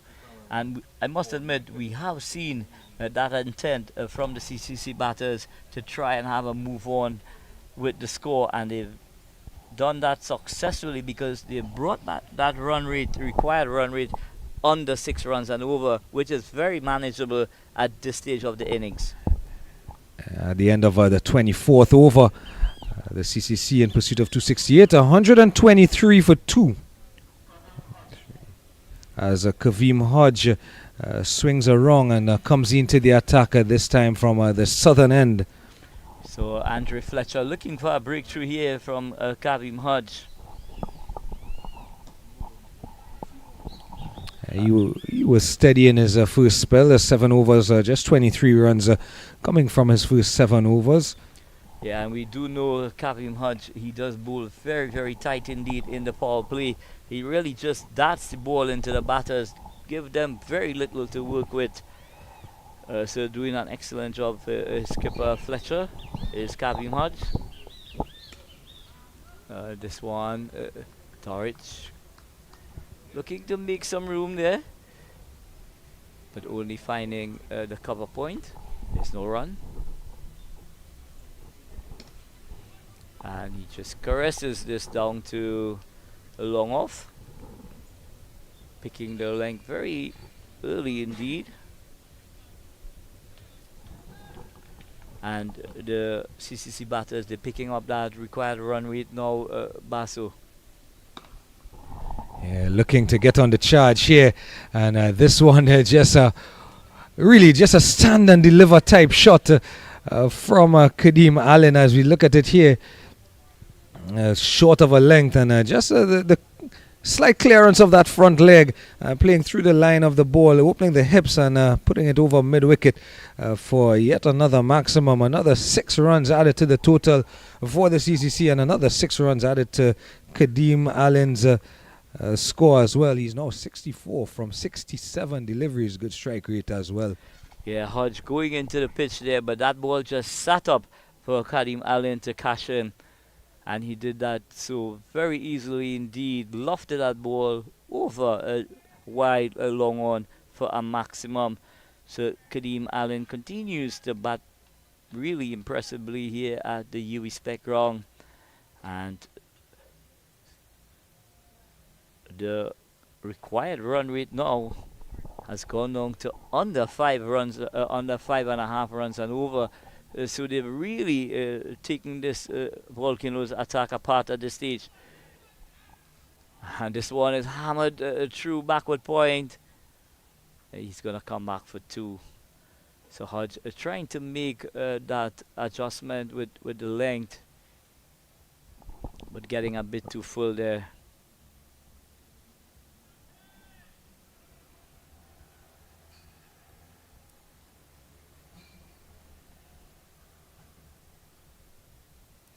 So the current run rate is a 5.4, and the required run rate now has gone to 5.3. And a loud appeal from Hodge there. Possibly just sliding down the leg side there. Pulling out of the appeal at the last moment was Kevin Hodge.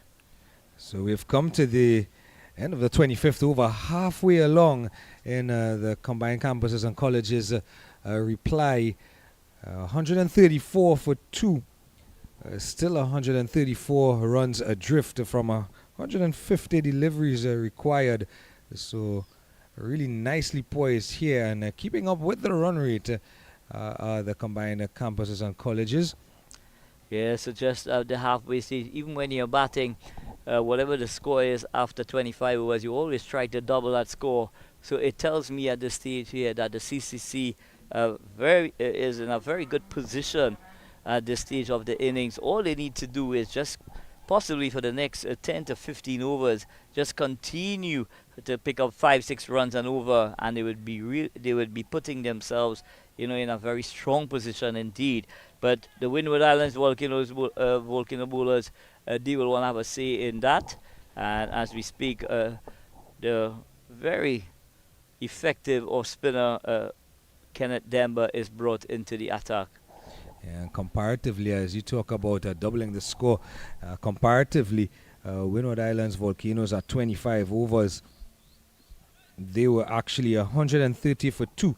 So same number of wickets down for both teams, but the combined colleges, campuses and colleges are just about 4 runs ahead at this similar stage in their innings. But this man on our screen here, Demba,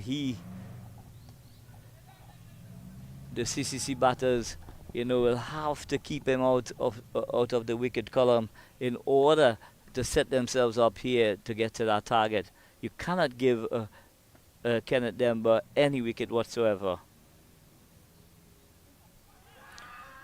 And this one is pitching outside the line of the leg stump, but a huge appeal from Demba.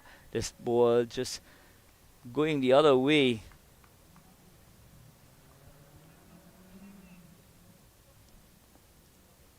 So Demba, very economical off spinner indeed. And this one is played down to third man. There's one. He's going to come back for 2, skipper Shane Dorridge. And he does that so very easily indeed. So short and wide from Demba, just giving Dorridge enough room to work with. And he played it very delicately indeed, down to third man. And they profited by getting 2 runs.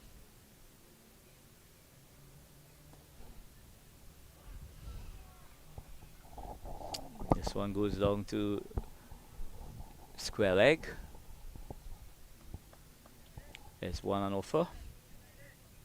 So if the CCC team could milk Kenneth Demba possibly 3-4 runs per over and do not allow him the opportunity to get wickets, that could be a very, very critical point going forward in this innings.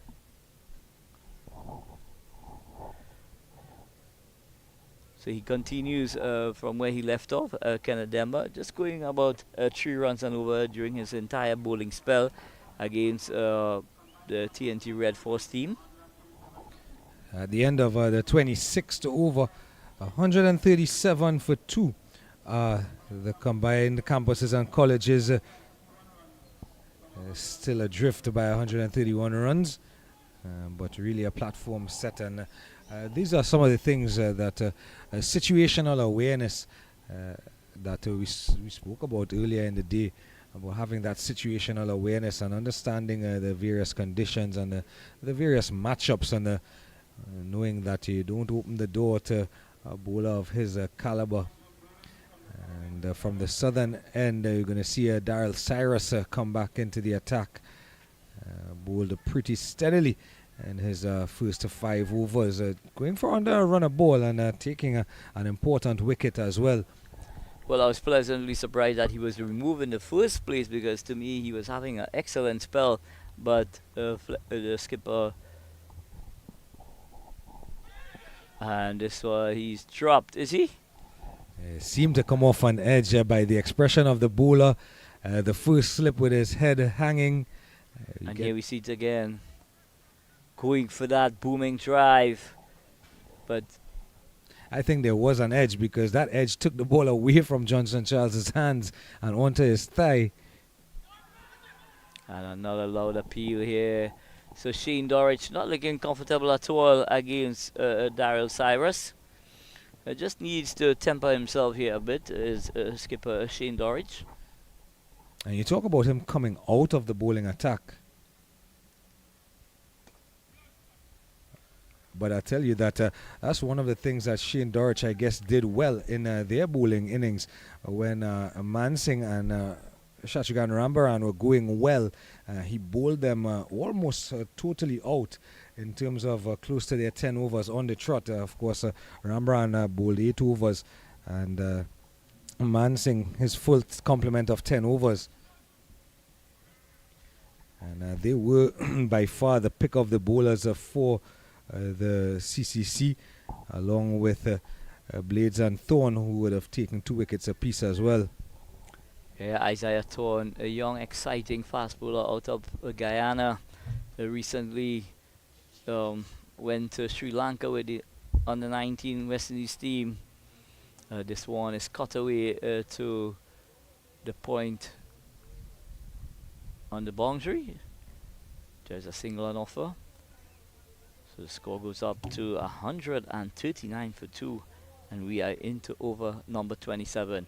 Cyrus bowling with a slip, a backward point, third man, and this is a flighted delivery, just making a bit of height of the pitch and beating the outside edge of Shane Dorridge's bat. So the batters to come: Abhijit Mansingh, Satyaran Rambaran, Jordan Johnson, Akshaya Prasad, Romario Greaves, Isaiah Thorne. I'm really excited to see that young man, Jordan. At the end of 27 overs, 139 for 2. And you mentioned the batting lineup, and I was actually a little surprised, as I think Ray had mentioned it. Shachugan Rambaran has scored a lot of runs at domestic level here in Trinidad up the order, and I was shocked to see Shane Dorridge go out in front of him. Well, you can't take away the fact that Shane Dorridge is a class act, and I'm sure he will want to echo the sentiments that, you know, some of the guys could learn while batting with him out in the middle. And there's a loud appeal, but just pitching outside the line of the off stump. So once you are hit playing outside the line of the off stump, you should not be given out like before. Yeah, it's always difficult from this angle, and a right-handed batter and bowler from over the wicket, around the wicket in this instance. And of course, take nothing away from Shane Dorridge. Of course, Shane Dorridge, an international caliber player. Of course, his international career was cut shorter for some time when he was struck on the face by a swinging ball in England, representing the West Indies' senior men's team. But we do know the caliber of Shane Dorridge, a man who has multiple international test match centuries. And it was that man, Shannon Gabriel, you know, the quickest, one of the quickest bowlers in the region, you know, doing the damage out in England. This one, he's trying to cut it away. It just comes back very sharp indeed. And it is a welcome sign to see Shane Dorridge playing competitive cricket, and cricket at their highest level, because those type of injuries can be so unpredictable. As it is, to see this young man standing up in front of us get back into the groove of batting at a competitive level, Jeremy Solizano, as we mentioned, would have gone out with a concussion and a head injury when he was called up to the West Indies team a couple of years ago. At the end of 28 overs, 140 for 2. Yeah, that incident would have taken place in Sri Lanka. Jeremy Solizano making his Test debut. Unfortunately for him, getting hit and was not able to continue in that Test match, and hence never had the opportunity to bat in a Test match thus far. So this young man, he's been through a lot, but you've got to give him credit for coming back very strongly indeed. And he's out. This one, yes, he's clipped it straight into the hands of a waiting Andre Fletcher in the short mid-wicket region.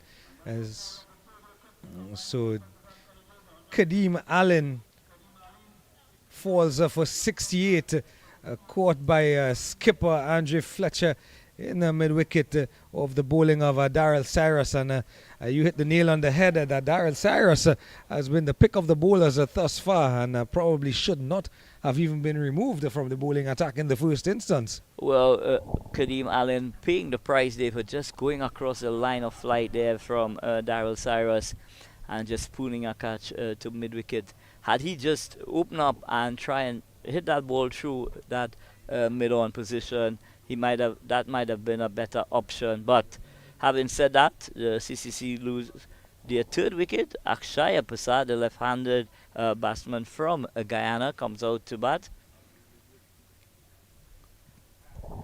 And I take nothing away from the value as well of the Kadeem Allen innings, because he and Johan Lane batted together for the better part of 10 overs and saw the first power play out.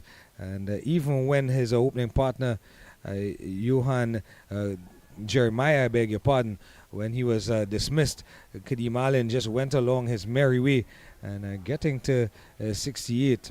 Really anchoring the innings thus far and setting a platform for his skipper, who's still there, Shane Dorich, on 32 from 42 deliveries, and the likes of Akshaya Prasad and Shatrigan Rambaran to come. A nice platform here to get the remaining 128 runs in 131 deliveries. Yeah, but the guys like Darrell Cyrus, he will want to make further inroads into this CCC batting lineup. And out comes the left-hander out of Guyana. Very talented left-hander indeed. Skipper Shane Dorich will need all the support that he can get in pursuit of that total of 268 for victory. We've heard a lot of good things about this young man, Akshaya Prasad. He now has the opportunity, Baso, to show all of us here present at UWI how good a player he is. Yeah, that he does, but he will have his hands full facing up at Darrell Cyrus, who's probably with his tail up, and a wonderful delivery here to start with, coming back in towards Prasad. But of course, 50 overs is a bit of a long time. There's still 21 and a half overs to go, and Prasad might want to just give himself a wee bit of time just to get himself set, see what the ball is doing. So nicely flighted delivery there on leg stump. Prasad just plays it back to Cyrus. There's no addition to the score. 140 for 3. We are into over number 29. And this one is short, but just staying down. Very unlucky indeed not to beat the fieldsman there at that short fine leg position. Yeah, and I think the pitch has one or two little spots on it that the ball actually is not getting up as much as other occasions. That's probably about the third or fourth one that we've seen keep just a tad low. Of course, they're using the pitch just to the west, one pitch over to the west from the pitch used in the Barbados Pride, the Jamaica Scorpions game a few days ago. The yards of turn, and in fact, with that turn, he's caught the inside edge of the bat, and this time Johnson Charles really just having to close the hands around the ball, but yet again, evidence of a lot of turn here on this Sir Frank Worrell field here at UE Sports and Physical Education Center. Yeah, so Akshay Prasad not troubling the scorers in this game, unfortunately, playing a very loose shot outside the line of the off stump, and Johnson Charles say thank you very much. So wicket number 4 comes out, and the exciting young right-hander out of Barrackpore, number 2 in Barrackpore, Saturan Rambaran, strides out to the middle. This young man, he's been working incredibly hard on his game at the National Cricket Centre. He's been putting in the hard miles, and I would really love for him, you know, to move from stage to stage during this tournament. One of the things I'm going to be looking forward to is how he acclimates himself in these conditions, because I saw him at the start of play today while they were going through their warm-ups, and I asked him, you've played a lot of cricket on this ground, and he said, yeah, he played some practice games and so on here, but he would be familiar, being a local boy, he would be familiar in most part with the conditions, and that familiarity, I hope, is not a situation of a familiarity breeding contempt, but really an exciting, one of those exciting young players from this part of the West Indies. And I've mentioned time and time again, he's one that has had a wonderful domestic season this year, 2023, for his club here in Trinidad and Tobago. Scoring 3 centuries for the Comet Sports Club. So that's testimony of the quality of player that he is. But that's a different situation now. Oh my God, and this one, is he, just a notting shot from Saturan Rambaran, and just top edging that delivery. Alec Anthony is standing at a short fine leg, did not have to move a muscle other than a couple steps back and hands into the air, reverse cup, and take the simplest of catches that he may ever have to take in his hopefully long career, Alec Anthony is. But as you said, really a nothing shot, but probably undone by the extra bounce and turn that this pitch seems to be offering. Just really trying to turn it around the corner was Shachigan Rambaran, and CCC find themselves in a spot of bother here, 140 for 5, and almost a mirror innings to the Jamaica innings that we saw here 2 days ago, where Jamaica were well set and well on their way, and then they lost a cadre of wickets in the middle. And CCC, the same thing is happening, because with all this action on one end and Jordan Johnson coming out to bat, the skipper Shane Dorich is on the other end, still on 32 from 42 deliveries. And out come, very exciting youngster out of Jamaica, Jordan Johnson. We've been hearing a lot of this young man getting 3 centuries with the West Indies team when they toured Sri Lanka recently, and a lot is expected from this young kid. So at the end of 29 overs, the CCC, in pursuit of 268 for victory, are 140 for 5. Still some 21 overs left in their innings to get 128 runs, and the required run rate has now skyrocketed over a run a ball. It's now required 6.1, as we have a change in bowling from the northern end. Kenneth Demba switches around, and he's going to be bowling from this northern end. So Andre Fletcher, skipper Andre Fletcher, the Spice Man, will be a little more pleased in terms of how his charges have gone along in this game today. They didn't get flustered when Kadeem Allen was on the charge. They held to their guns, and they've managed to prize out 5 of the CCC wickets and batters so far. And very important, they continue to remain patient. This one is played out to mid wicket. To the aforementioned Andre Fletcher. And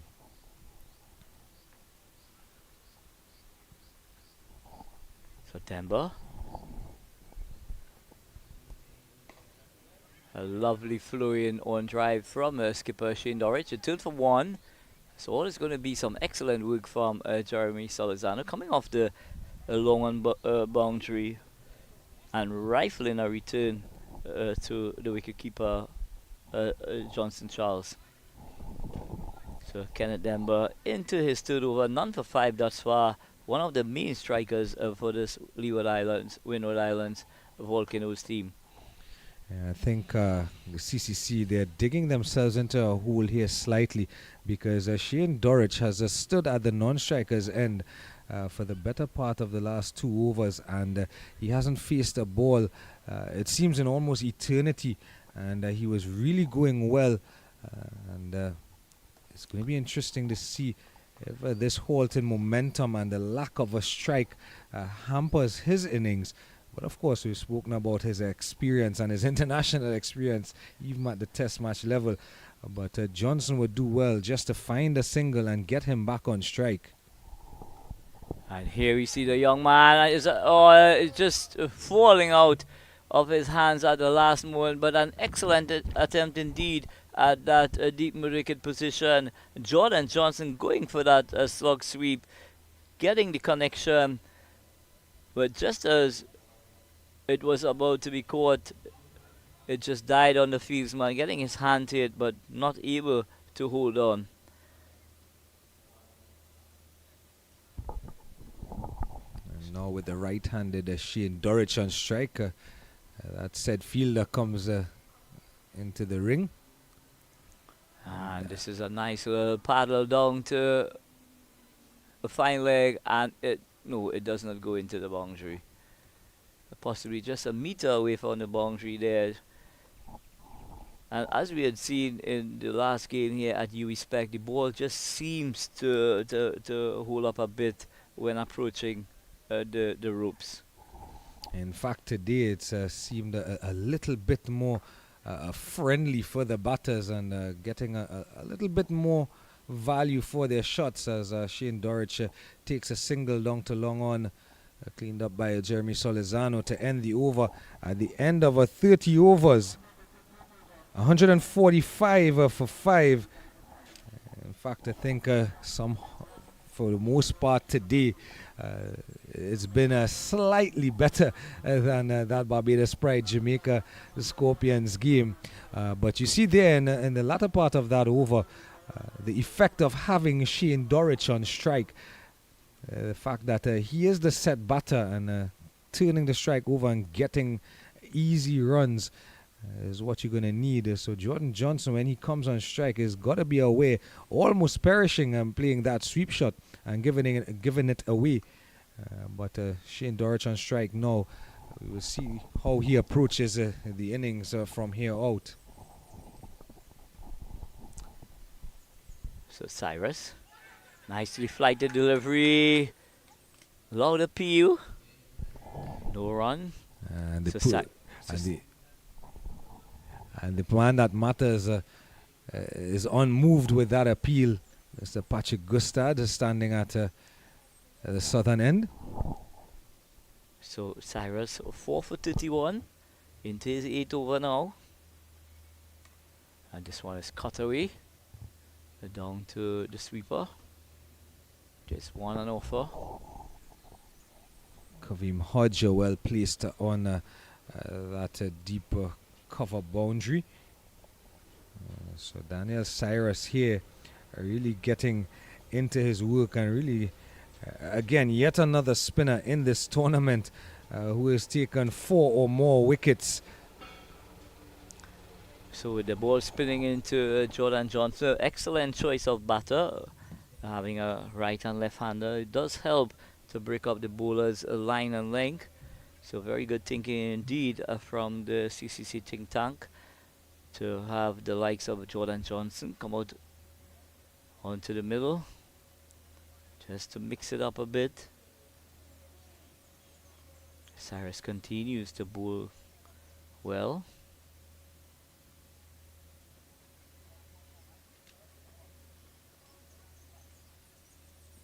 And he's sweeping, not just coming off the pads there, ballooning off the pads, and there is no run, and losing his bat in the process.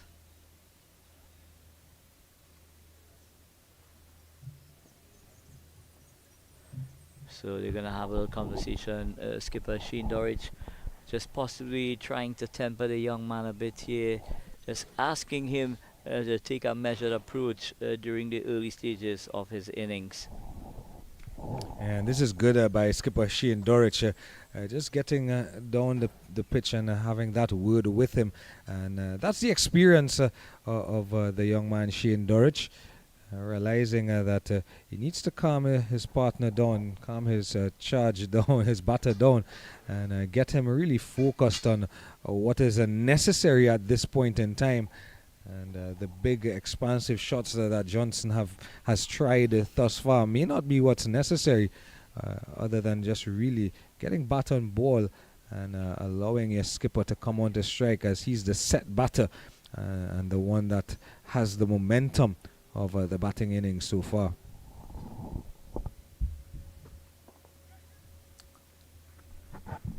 This one is lofted over extra cover.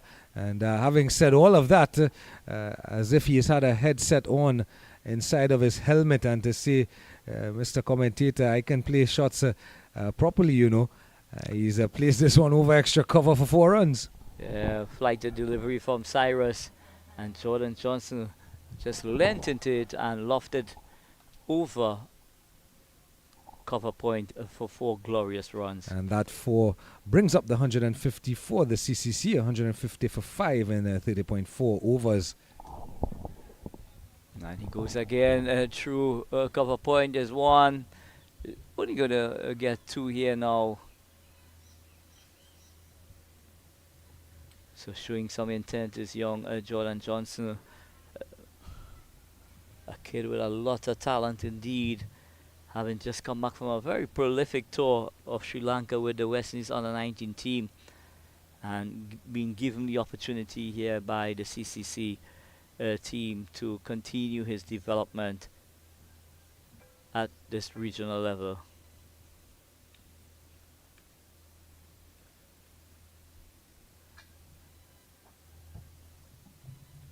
And he's trying to tug that ball from outside the line of the off stump, possibly just flirting a bit with danger, but at the end of it, the score remains 152 for 5 in over 31 overs in the book. Skipper Shane Dorridge on 37 from 48 deliveries, and the youngster from Jamaica, Jordan Johnson, he's on 7 from 6 deliveries. So it's great to see that Jordan Johnson looking to be positive, looking to show intent. And what that would do, if he's able to do that successfully, is take the pressure off his skip, Shane Dorridge. Yeah, definitely will. But he doesn't want to be gifting away his wicket. He wants to be intelligent about the way he approaches his innings. Kenneth Demba continues from the northern end. Well, I'm sure he would know his strengths and weaknesses. So this young man with a huge responsibility on his shoulders here, you know, to assist his team, CCC, in pursuit of 268. Nicely flighted delivery. This one is worked down to long on. Solosano rifles a return to Johnson Charles. Just single. But it brings the young, exciting, dashing left-hander from Jamaica back on strike.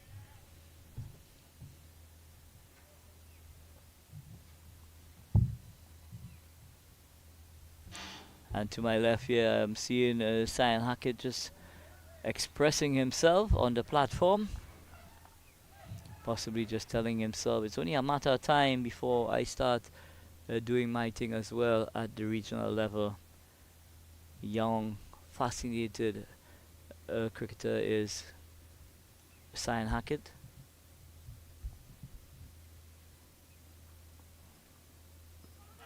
And there's a loud appeal. That must be very close indeed. If anything, possibly just going along the leg, down the leg side. But Kenneth Demba, he was very confident indeed with that appeal. So Johnson trying to go again, go across the flight there, the tide, missing completely.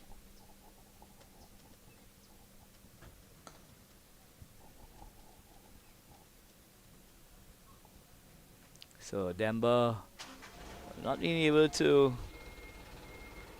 affect the stop.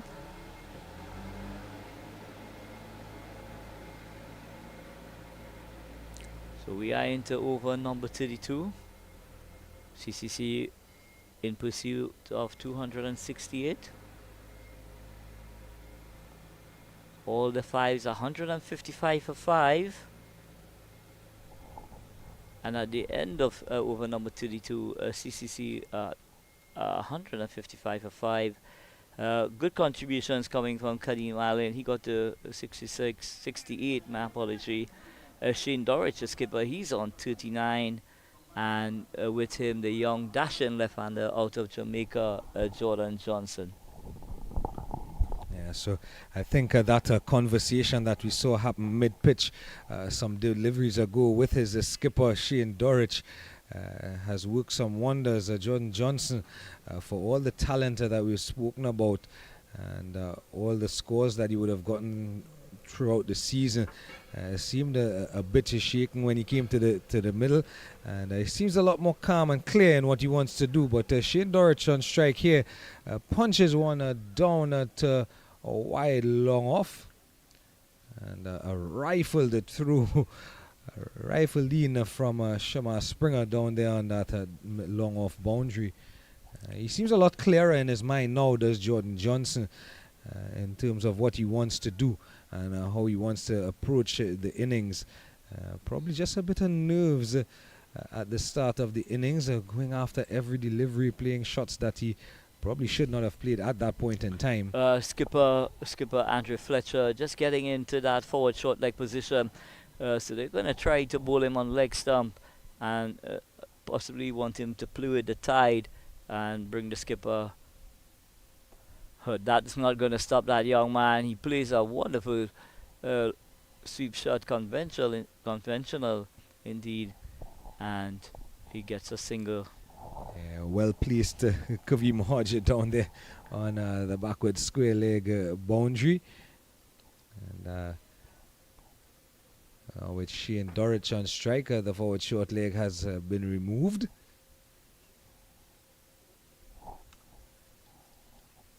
Cut away square of the wicket down the point on the boundary. Kavim Hodge doing the cleaning up again, and now that Jordan Johnson is on strike, you can see Skipper Fletcher there walking onto the leg side. This time he doesn't go under the helmet. In fact, he goes at a square leg position. So that experiment has ended. And with him going on the leg side, Jordan Johnson decides to go up and over the point region for 4 on the offside. So flighted delivery there from Cyrus. Jordan Johnson just opened up the offside there by lofting that ball over a backward point, and in the into the boundary she goes. So this young man showing a lot of intent, and most importantly, Basso, getting the connection. And of course, making use of that life he was given when he first came to the crease. Of course, remember he was dropped on the square leg boundary first delivery. This one some turn and bounce from Daryl Cyrus. Yeah, he's got to be a little bit careful when the ball is bouncing as much as it has done.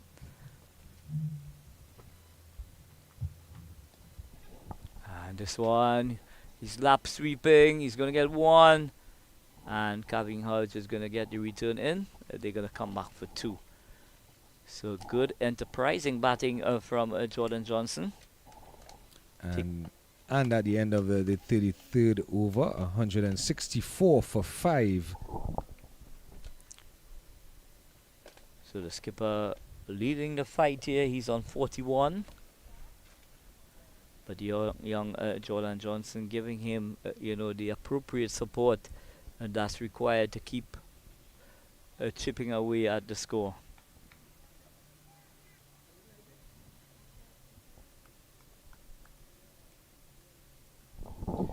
So Kenneth Demba will continue with his spell. Just 12 runs from his 4 overs thus far. Kenneth Demba from the northern end. This skipper Dorich just moves across onto off stump and plays this one away to the mid wicket. There's a single on offer, and it brings the like of Jordan Johnson back on the strike. He's now carried his strike rate up above 100. He's 15 from 13 deliveries. And that's a badly lined delivery and is given the treatment by Jordan Johnson.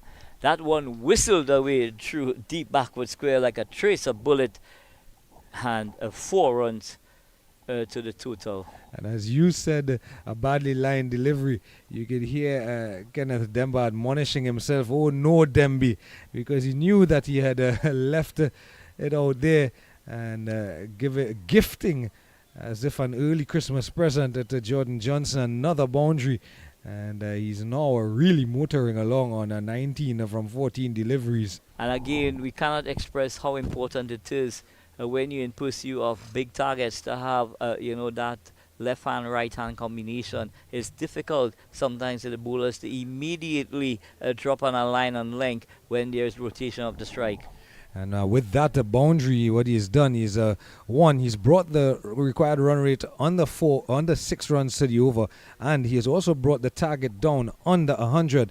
CCC now require 99 runs from 100 deliveries. So the CCC continues to chip away at the score here. Demba, short and wide. This one is played through backward point.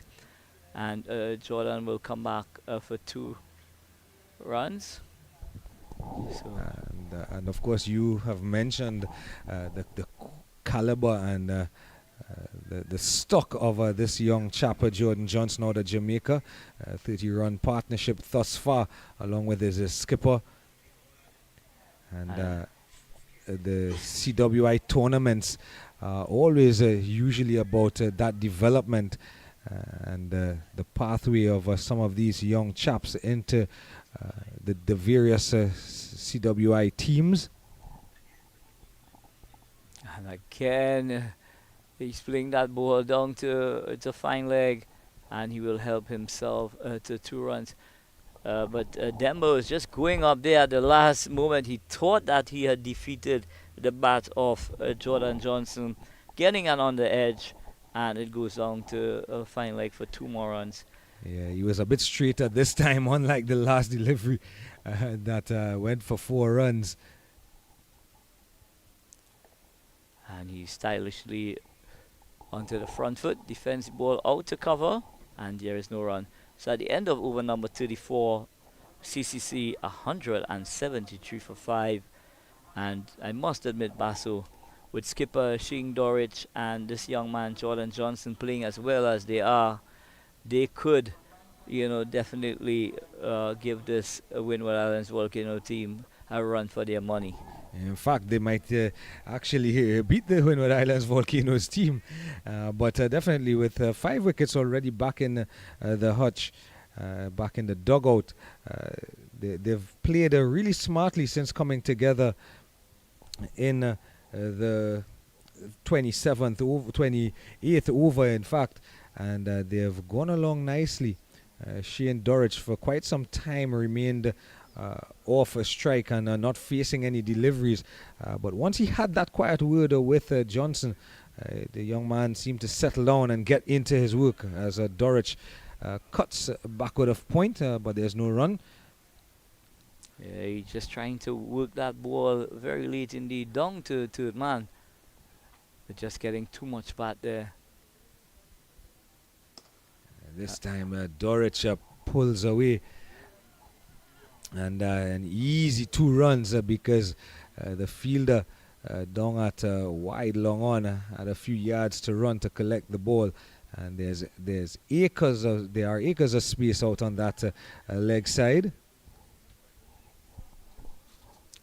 So Dorish moves on to 44. And a lovely drive there.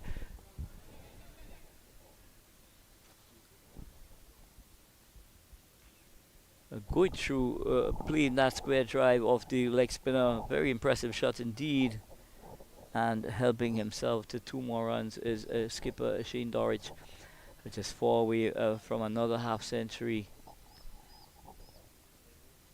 Shane Dorich, as he plays this one out into the covers and picks up a single, has played 35 test matches for the West Indies before the injury, and has amassed over 1,500 runs at an average of 29 in a test match cricket, 3 centuries and 9 50s at the test match level.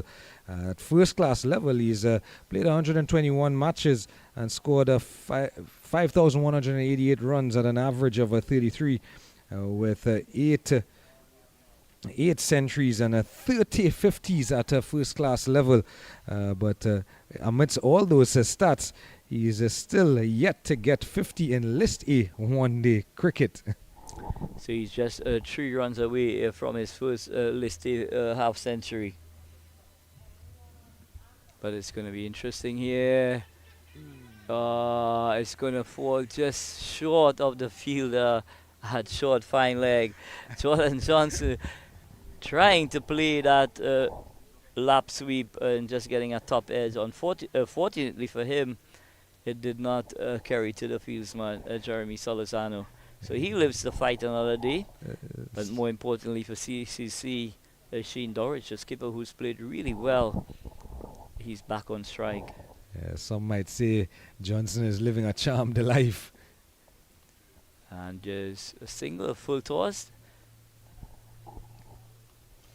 Of course, Shane Dorich, like many of the CCC batters, didn't bat against Trinidad and Tobago Red Force earlier in the week, and they didn't trouble the score as much when they played the West Indies Academy a few days ago as well. At the end of the 35th over, however, 180 for 5 the CCC in pursuit of a 268 for victory. Comparatively, at this same stage, the Windward Islands Volcanoes were 179 for 4. So pretty much Even Stevens. Even Stevens, just the matter of 1 run and 1 wicket either way.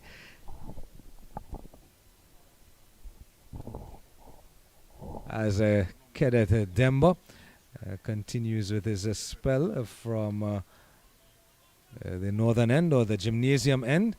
He has a long on and long off out in Solizano and Athenes, who both have scored half centuries today, and Athenes is quite straight, in fact, almost in front of the side screen, as this one trying to work onto the leg side and almost getting a leading edge was skipper Shane Dorich.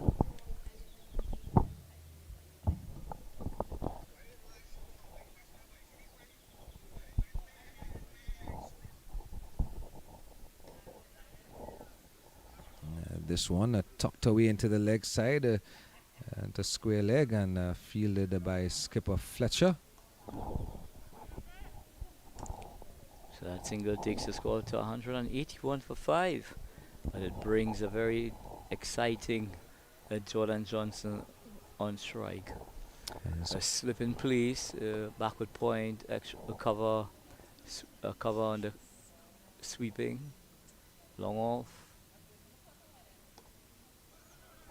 And it's almost an air of anticipation, eager anticipation to see what Jordan Johnson is going to do versus Kenneth Demba, as well as anticipation of a half century for Shane Dorich. But he's not afraid to pull the trigger, and that brings about such excitement when he's on strike, because he's going to take on the bowlers. He's not going to sit around and just allow them to wheel away. He is going to make his presence felt out in the middle. Yeah, that brand of fearless cricket, as you mentioned, as Shane Dorich here tucks this one backward of square. And with that single, Shane Dorich brings up his maiden List A one-day half century, coming from 62 deliveries or 1-4, no sixes, but a strike rate of 80. And definitely what the doctor ordered as the CCC started to lose some wickets in the middle phase of their innings. Skipper Shane Dorich taking them on his back and carrying them, marching towards their target of 268.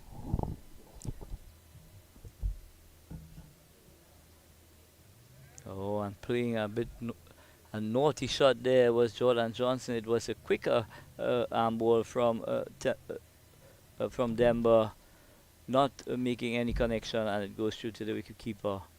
So at the end of over number 36, CCC are 183 for 5, with skipper Shane Dorich on 50, and the teenager Jordan Johnson, he's on 25. Jordan Johnson continues to provide adequate support for skipper Shane Dorich out in the middle. Dorich 50 from 62 balls, just a solitary boundary in that innings, and it just shows how well he rotated the strikes and getting to that half century. So 85 required from 84 balls. Still game on here at due respect.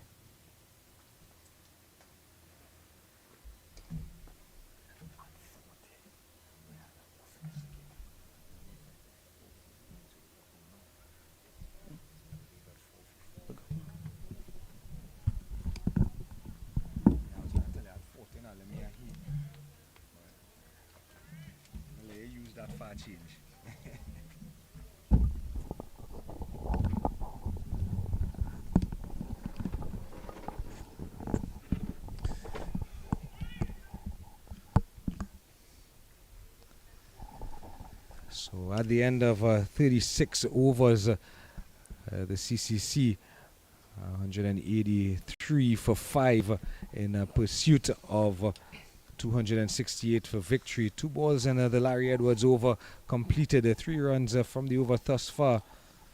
And this young exciting talent that is Jordan Johnson tucks away to third man, and Athenaeus does the cleaning up, but not before he can prevent another run from being scored. As I welcome back alongside me former Trinidad and Tobago and West Indies international Riyad Emrit.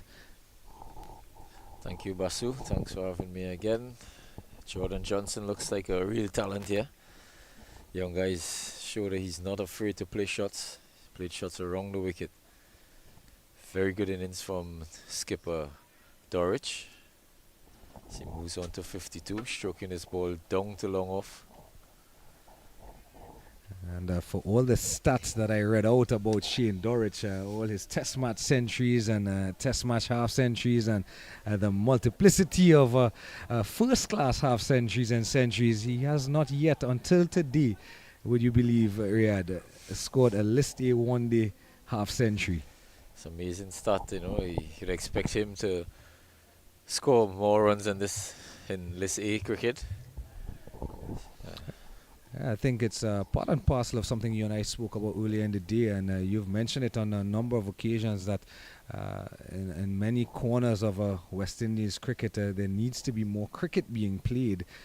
Not just for some of our international players, but even players like Jordan Johnson, who as an under 19 player, you consider what's next for him after this tournament as he sweeps down behind the square on the leg side, and Shamar Springer does the cleaning up, another single to the total. It is something that we spoke about in terms of having them play more cricket, both boys and girls, or men and women. Definitely need to play a lot more cricket than what they've been playing, but you know, for what little I've seen of him, Jordan Johnson, he's looked really, really good. He's looked exceptional. He had that one chance early on, difficult chance. As we see another wide here, one more extra added to the total. And with that wide, it actually brings up the 50-run partnership between Johnson and Dorich. quick time as well, 47 balls. So at the end of 37 overs, the score 190 for 5. So a further runner ball needed.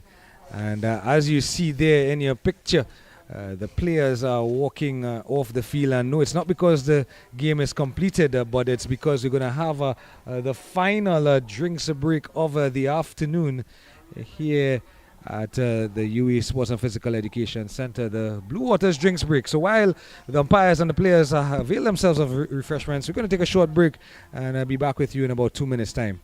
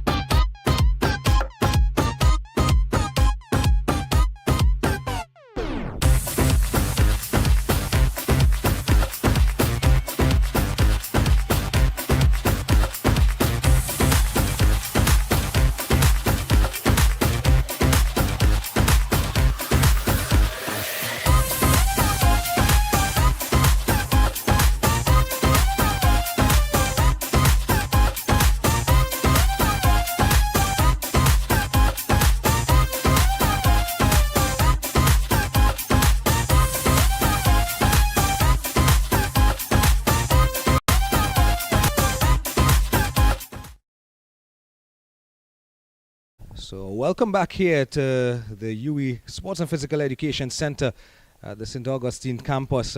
So Frank Worrell Field for match number 10. As we continue into the reply, the match number 10 between the Windward Islands Volcanoes and the combined campuses and colleges, who are presently perched at 190 for 5 after 37 overs in pursuit of a 268 for victory. And just awaiting the umpire here to get restarted.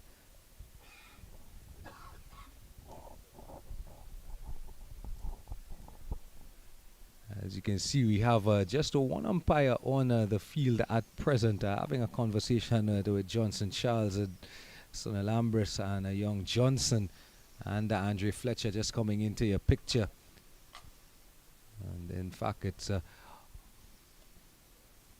umpire Gustad having a conversation with them. Probably just a bit of a bathroom breaker for umpire Tuckett, who is now making his way back onto the field and just outside of your screenshot. So while we wait the umpire to retake his position, Riyadh, yet another spinner has taken 4 wickets so far. And the spin seems to be doing the trick, and one of the things that benefited the Windward Islands Volcanoes in their bowling innings is that they've gotten through their innings really quickly. Yeah, it's amazing. Another leg spinner has taken 4 wickets, sorry. Yesterday we saw 2 leg spinners taking 5 wickets each. And today, another opportunity for a leg spinner to take 5 wickets. So it's been that sort of tournament where the spinners has been dominating throughout. Seamers is not really getting much of the wicket. As we see Demba continue here from the northern end. And Jordan Johnson just plays it down to the wide extra cover region and picked up in the outfield. So just another single.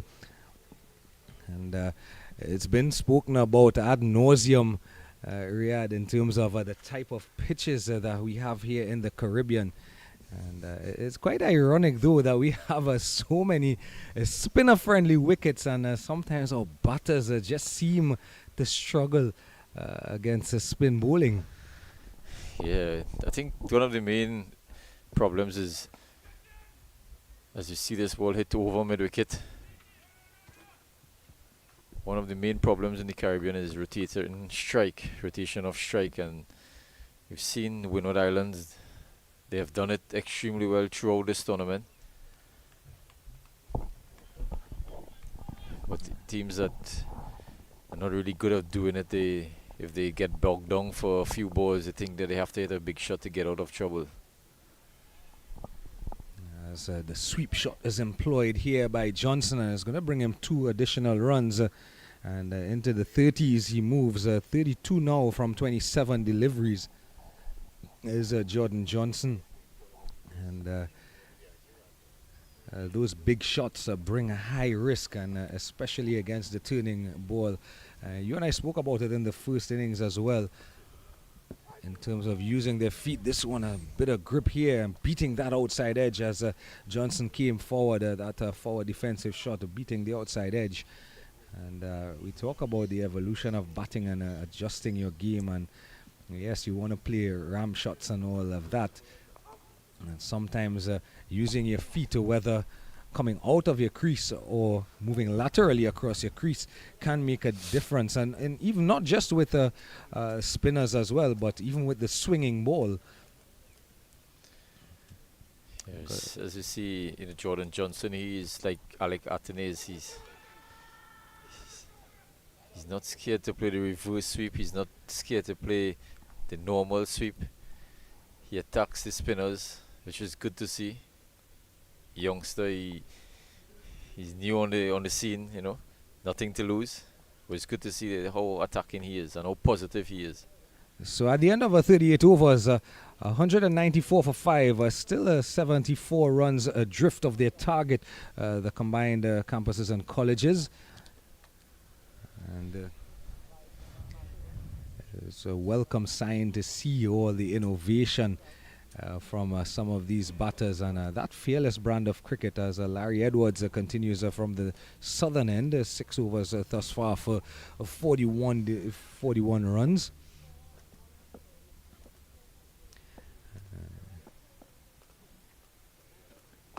And there you go, Shane Dorich using his feet to great effect. And you don't have to ask with a shot like that, just playing through the line of the ball, meeting it on the half volley, and well over long off.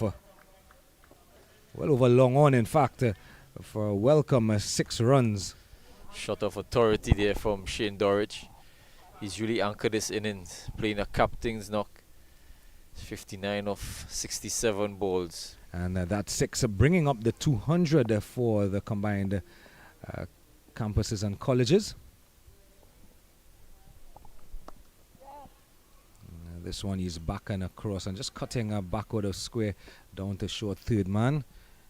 And Jeremy Solizano does the cleaning up. I think the Windward Islands bowlers will be under some pressure here.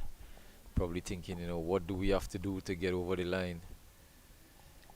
201 for 5. 67 of 70 balls needed. And this is the time of the innings, going into the back end of the innings, into the death overs, into the final power play. And I think both teams will be a bit eager and probably a bit nervous because neither of them have won a game for the tournament so far. This one swept powerfully, but Kavim Hodges up to the task out there on the mid-wicket boundary. And you see here again the sweep shot being employed to the spinners.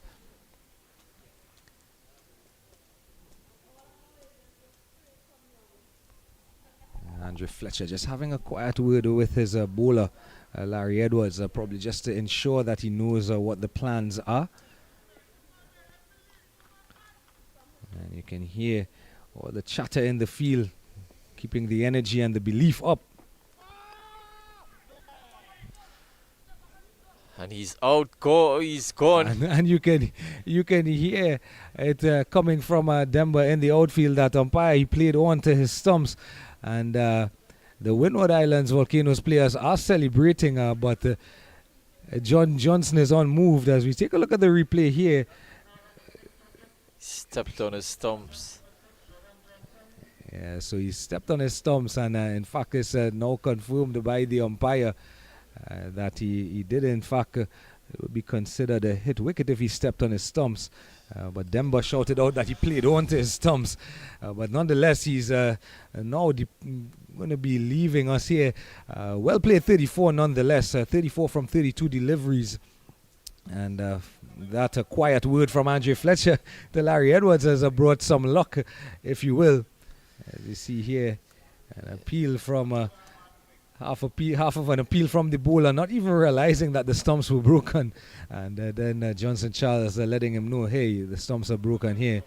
And the slow walk back to the pavilion can tell you everything you need to know. Yeah, slow, dreadful walk back to the pavilion there. Jordan Johnson looking really, really good. Well played, 34. I think he's a bit unlucky there, mashing his stump. He'll be very, very unlucky. And of course, with the fall of that wicket, Abhijay Mansingh, who with the ball was the pick of the bowlers. Mansingh taking 2 for 46 from his 10 overs. The only bowler for the CCC to complete his cadre of 10 overs. And he now has a job to do in sticking out the next 11 overs or one delivery with his skipper, and ensuring that the CCC get the 60-odd runs that they require, the 65 runs indeed that they require for victory. It's a good time to put Mansingh under some pressure. I think Fletcher needs to bring in like extra man to save some singles here. Don't give him easy singles. He can afford to use an extra man inside. Just for these couple balls, just to put him under some pressure. So Larry Edwards has a wicket to go with that cameo of 20 at the back end of the Volcanoes innings. He's going for 50 runs and now make that 51 runs in his spell so far, as a signal by umpire Gustad out of Jamaica. Just losing his line there. That's probably the ball getting stuck in his hand a bit. Really aiming at those stumps. This is a much better delivery. Full and on the stumps. Up to the task was Mansingh, just punching onto the offside for an easy single to get off the mark. And at the end of 39 overs, 205 for 6 the combined campuses and colleges. And as you see there on the scorecard, really on the back of a well-played 68 from Kadeem Allen, and then of course being pushed through by Shane Dorich. Skipper Shane Dorich is 60 not out from 68 deliveries so far. Yeah, Kadeem Allen, powerful Kadeem Allen. He'd be disappointed in the way that he got out. Very soft way. Just chipping a ball to mid-wicket. On the other hand, Shane Dorich has played an excellent hand here. And there I see a flawless innings thus far from Shane Dorich.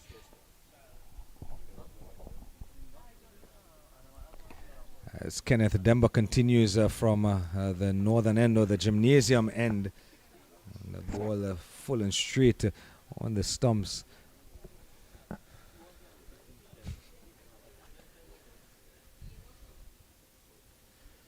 Fletcher is in continuous talk with his bowlers. He's trying to probably break momentum of Shane Dorridge. Yeah, this is good by Fletcher, realizing the situation of the game, and as this one is tucked into the leg side, thought of a single. Dorich, in fact, Mansing just tucking this one onto the leg side. Dorich was halfway down the pitch and was sent back. Of course, no run there. And we were talking about that earlier, about leadership in the Caribbean. And it's good to see someone like Andre Fletcher as well. We spoke about Alzari Joseph being in that leadership position during the recently concluded CPL as well. There was much conjecture about Evan Lewis being in a leadership position. And then, of course, Shifin Rutherford, who had the reins at the Patriots for a bit as well.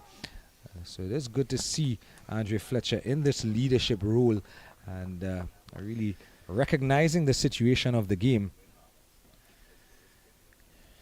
Having the quiet word with his bowlers ever so often, as you said, maybe just to break the momentum of the batters. This one a foolish delivery, but outside the off stump with enough room that he can punch it down to long off. I don't think the Windward Islands team will mind this at all. A new batter facing majority of the balls thus far. Yeah, that's 2 consecutive overs where Mansing and Johnson faced the deliveries, and Shane Dorich only faced one delivery in the over. And Dorich solid in defense, as you like, and brings us to the end of the 40th over, and also the end of the second power play. It's now 206 for 6, the combined campuses and colleges. And going into the third and final power play. And of course, the back end, we spoke about the last 10 overs being 100 runs. They don't need 100 runs. In fact, they need just over a run a ball. They need 62 runs from this last 10 overs. Of course, comparatively, would you believe it? Windward Islands Volcanoes were 205 for 5 at this very same stage in their innings, the 40 over mark. So the difference of 1 run and a 1 wicket. Yeah, they've been neck and neck throughout this run chase. Excellent stop. Excellent diving stop by Demba. Yeah, and he's had a good game today, has Kenneth Demba. They've been neck and neck, and there's so many similarities when you look back at the entire game thus far. So many similarities to the innings of both teams. Turning over the strike well, definitely something that has been a welcome sign, as this one is punched straight back past the bowler, but will be cleaned up on the long on boundary, and there you go, yet another single added to the total. And singles, something that we've spoken about time and time again. We've spoken about playing spin, but also dot balls from a West Indian perspective has been something almost like a troublesome injury that just never seems to go away. But definitely a welcome sign to see the number of singles and two runs being scored at a time. This one not getting up at all, and Shane Dorich playing all over the ball, and an appeal, but possibly he was already standing outside the off stump. Yeah, you can see there that back leg already making its way outside of the off stump. It's lucky to be outside the off stump there. Dead. Yeah, had he been in front of the stumps, he would definitely be walking back to the pavilion now. This one, another one that keeps quite low, and being struck on the pad, but you can see there Johnson Charles already leaning to the leg side, so definitely that one going down the leg side. Usually this is what happens when a wicket fall and a new batter comes in and is not rotating strike like he was getting before. Just seems like he can't get the ball away. Seems like he's batting on a different pitch now.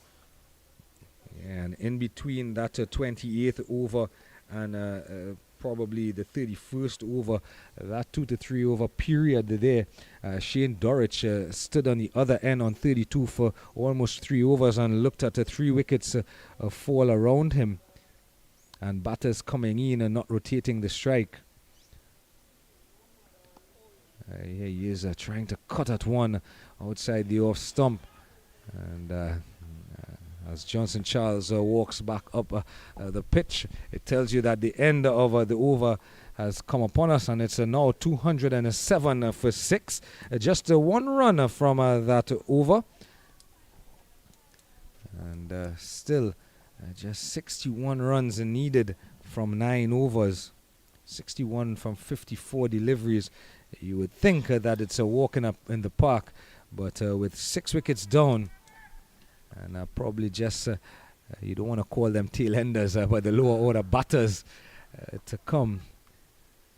You would hope that these two, Mansing and Dorich, can get them over the line. As Kenneth Demba continues from the northern end, and right on target to start with. Larry Edwards backed up a brilliant over there from Demba. We're getting 1 run. Now Demba needs to back it up again. As long as they keep bowling dot balls to Mansing, it is going to take a toll on Dorich. You see, last over Dorich couldn't get the ball away. 4 dot balls from Dorich. And this is good, just outside of your screenshot. Johnson Charles just behind the stumps now.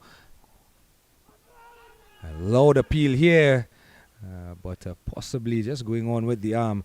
But just before that delivery was bowled, Johnson Charles and Andre Fletcher met just to the left of your screen on the edge of the square and had a conversation. So the two most senior players having a conversation, going down into the death, and a chance here of a run out. And the throw well backed up by skipper Fletcher, because had it passed him, an easy run would have been on offer, because the next fielder was all the way back on the boundary in the extra cover region. But we talk about leadership, and sometimes leadership does not come with the title of captain. Sometimes it's a person like Johnson Charles, who's a World Cup champion in his own right. This one just played out on the offside. Sometimes the leadership comes through people like Johnson Charles, who are the most senior people in your team. Yeah, and he together with Andrew Fletcher has played so much cricket for the Windward Islands, have played so much international cricket, so much franchise cricket. So their experience will definitely count, especially in these tight situations here. And it's possible that Johnson Charles saw something in the field or with the batter and just informing his captain, hey, let's try something different, let's try this or let's try that. This one high into the air, and would you believe it, Kaveem Hodge of all people drops what you would think for a guy with the experience and the talent of Kaveem Hodge. It should be a sitter of a catch. This is a regulation catch for Kaveem Hodge. Don't think he judged it that well, taking it very low. And that is what I was talking about, you know. He's not been getting the strike. He's not been able to get the strike for the last 2 or 3 overs, and he thinks that he needs to play a big shot, and that's exactly what he did. Straight into the hands of Kaveem Hodge, not accepting the catch. He lives to fight another day. 209 for 6, CCC. So Abhijay Mansing, Shane Dorich, I beg your pardon, is going to be on a strike, and Larry Edwards is going to continue from the southern end.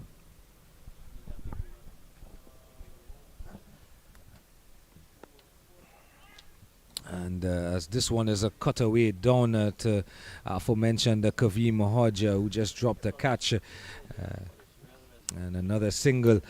The cadre of dot balls that have accumulated in those 2 to 3 overs you've spoken about, Riyadh, what it has done is it's pushed the required run rate up above 7 for the first time in the innings. And their current run rate is now, for the first time, below 5. And there's that big shot that Mansingh is trying when he probably needs to just get in line with the ball and play it into the multitude of gaps that you find in the field. So much acres you could actually call a real estate agent and make a sale.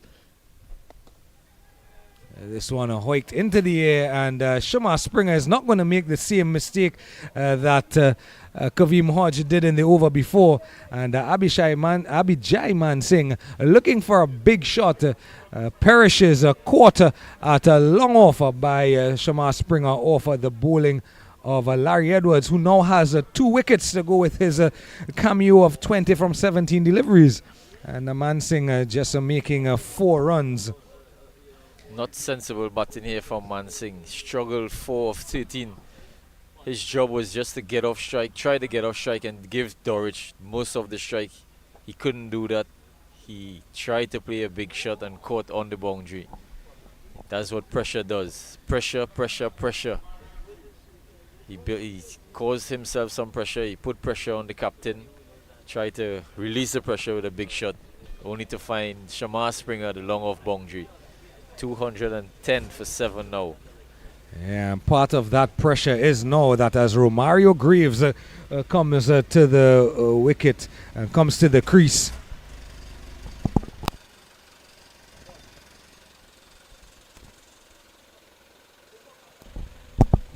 Part of that pressure is the fact now that Shane Dorich now has to consider how he's going to bat. He can't bat with the type of freedom he batted with perhaps when he was batting with Kadeem Allen.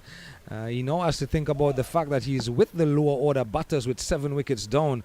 And does he start farming the strike from as early as the 43rd over? He definitely has to bat through the innings here now. He needs to go to the end.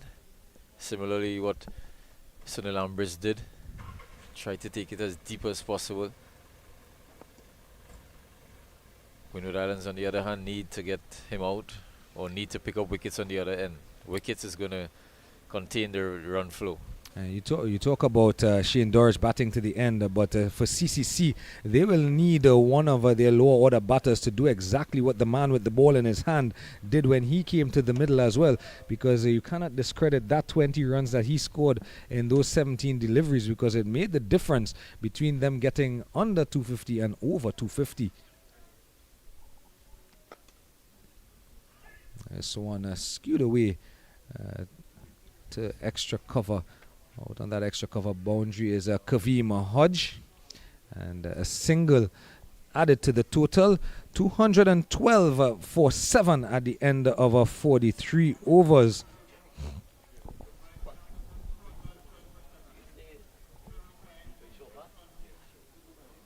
And the required run rate has now officially gone up to 8 runs and over. 56 needed from the required remaining 42 deliveries. And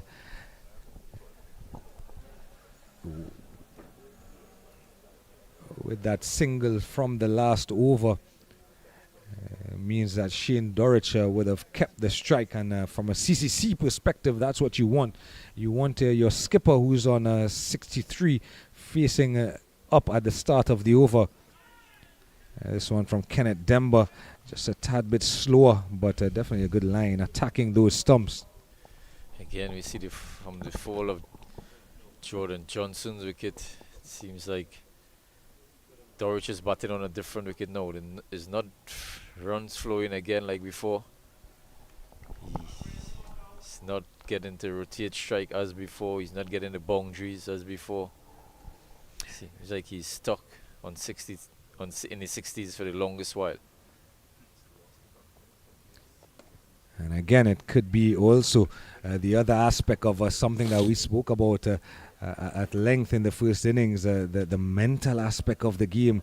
And maybe, just maybe, Shane Dorich has started to overthink slightly here. Here he is playing the ball on merit, one outside off stump, giving himself some room and getting that single down to the deep point boundary. And he doesn't want to be doing that, Shane Dorich, overthinking. He just wants to play the way he has been playing. And something I haven't noticed him do just yet is really have those conversations similar to what he did with Jordan Johnson, when Jordan Johnson seemed to be a bit nervy at the start of his innings. Shane Dorich went down to him and had a conversation during the over. And from that moment on, Jordan Johnson just seemed to settle down and really hit his straps. And that lack of communicating during overs from Shane Dorich tells me that he is starting to overthink as well. Probably a bit disappointed losing those 2 wickets. Johnson and himself really building the pressure on the Windward Islands. And there you go, 44 overs, just 1 run from that over, and 213 the score after 44 overs, 213 for 7.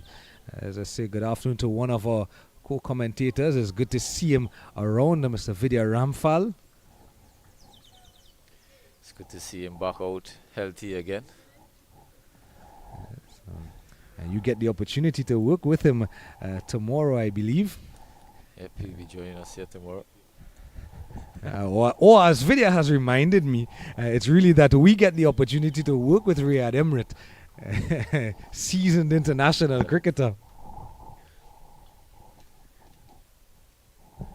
Of course, I'm going to be leaving these guys to work here at the UE Sports and Physical Education Center for that game between the West Indies Academy and the Barbados Pride. Barbados Pride only 1 game in the tournament so far. The West Indies Academy coming off a win and a loss. They lost to the Leeward Islands yesterday, as Larry Edwards continues into his final over, and this one lofted out into the offside, and there's no stopping that. Well connected there by Shane Dorich, just giving himself some room and evidence again of the right way to play a spinner, moving laterally across the crease, using his feet. And up and over, extra cover for a welcome 6 runs. He's no longer in the 60s, Riyad. He's in 70 now. Lovely shot there from Shane Dorich. That is going to release some pressure. Exclusively hit over extra cover. This one keeps a tad low, and this is going to be 2 runs. Yes, it is. And the moment he set off, you could hear Shane Dorich telling Graves to run hard, and run hard they did, and a welcome 2 runs. So just like that, in 2 deliveries, they're up to the scoring rate of 8. They have 8 runs in the over so far, and it makes it that much easier going into the back end of the over. Larry Edwards from that southern end. This one a long hop, really pulling that one down, but Shane Dorich only managing to punch it down the ground and pick up 1 run. And Graves now, Romario Graves, now has the opportunity to effect and affect the proceedings, effect some scoring and affect the outcome of the game.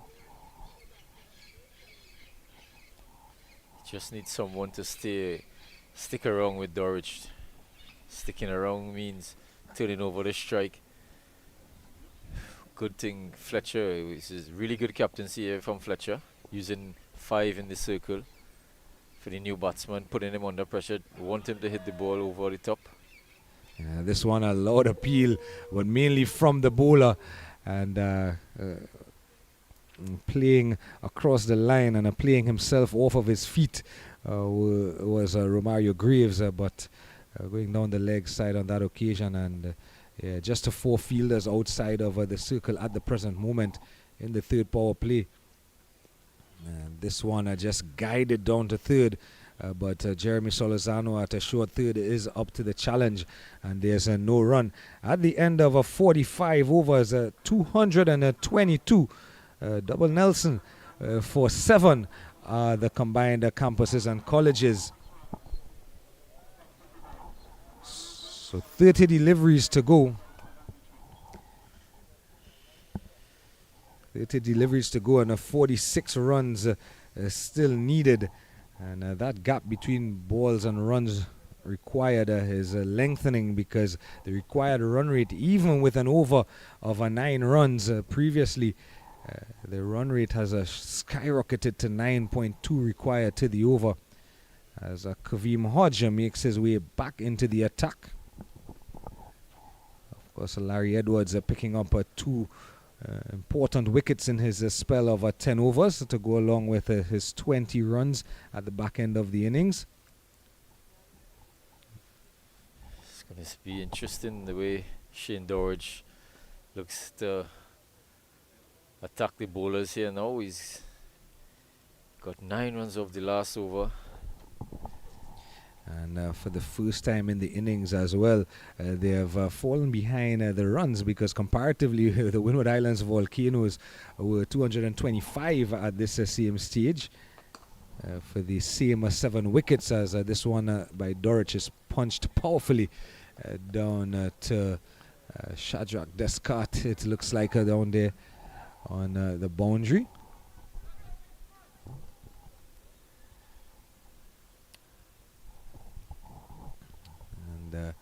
Romario Greaves, just the 1 run so far, and this is good. This is good. Romario Greaves are playing down to a wide long on, and Solezano doing the cleaning up on the wide long on boundary. At this stage, Riyadh, who is your money on, the Volcanoes or the campus, the colleges and campuses team? I'm not a betting man, but I'll back the Windward Islands to come home from here. I think Dorridge needs some support from the other end. I don't think he has the support. I know Greaves is there, but he needs someone else to hit a couple boundaries as well. So as far as going to put money on anybody, I'll put it on Windward Islands. Having said that, it just takes a couple balls to change the whole complexion of the game. Yeah, in the limited overs format, momentum shifts all but in between a few deliveries. One big over here, either side, and over with a couple of more wickets for Windward Islands, and the game would be all but done and dusted. And over, conversely, of 15-20 runs from CCC, and it's going to give them a change in momentum that they so desperately need. This one down to long on again. Jeremy Solozano has been quite busy in front of us here this afternoon. And at the end of the 46th over, the combined campuses and colleges have made their way to 228 for 7. Exactly 10 runs are over from here. So they need a couple boundaries, they need a big over. Probably a 15-run over to get it down to 7 runs are over. Coming down to the last couple overs. Dorich needs some help. He needs someone to hit a couple boundaries. And I'm looking at Dorich here, and his body language has changed significantly compared to when he was batting with Kadeem Allen or even Jordan Johnson. And he really does look, as you mentioned, Riyadh, he looks a bit dejected at the fall of wickets. And sometimes as a skipper, it's difficult because you are human. And you're allowed to feel the emotions, but sometimes you don't want to show it because it transcends into your team. And I think that as well is clouding a bit of his judgment. And again, I would really love to see him have a few more conversations, because again, sometimes you're having those conversations with the striker or non-striker, and it's not even about saying anything. It's really about just stopping the game a moment, stopping the bowler's momentum, just as Fletcher did earlier, in stopping the batter's momentum. Yeah, you can see the whole his whole body language has changed when after the dismissal of Jordan Johnson, as you see Ryan John replacing Larry Edwards.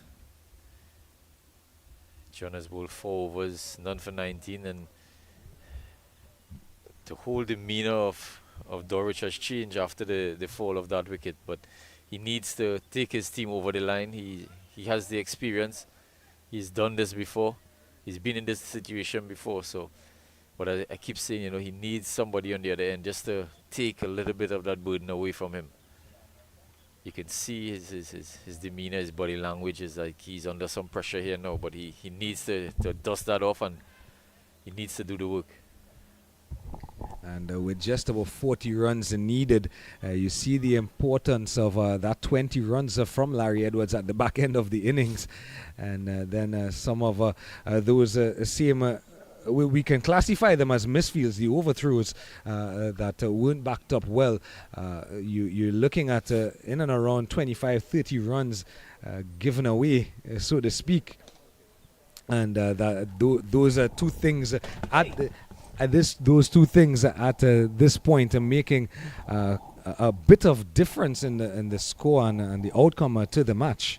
Yeah, and you know those overthrows, getting the set batter on strike when they would have loved to bowl to the guy who had just come in. You know, those small things, the runs added up. Now, Dorich, this is the first time he'll be facing seam in probably about 15 overs. I don't think he faced seam bowling for a long while. It's just spin he has faced since he's been to the wicket, so this is going to be something new to him. Got to move a little faster than before.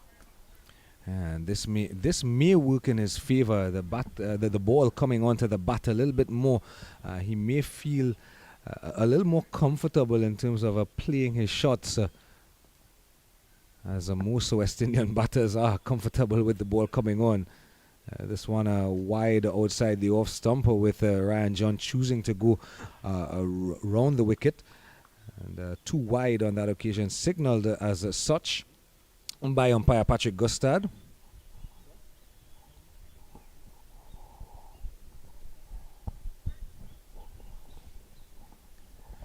So this is the effect of that conversation before the start of the over from Andrew Fletcher. He's gotten Ryan John to go around the wicket.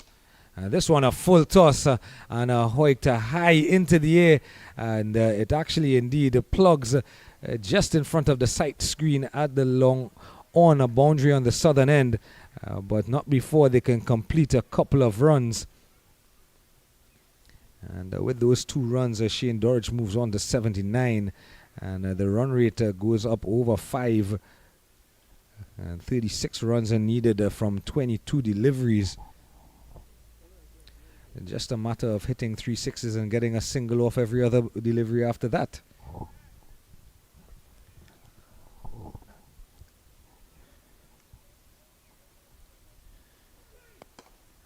This one a slower delivery, a Yorker length delivery, and the bowler got a boot on it, but the long on boundary rider in Larry Edwards had probably the entirety of the distance from the boundary to the square to get to the ball, and that length of time allowed for the second run. As you can see, Shane Dorich down on his haunches, just really trying to get some air into himself, because they ran really hard for that second run.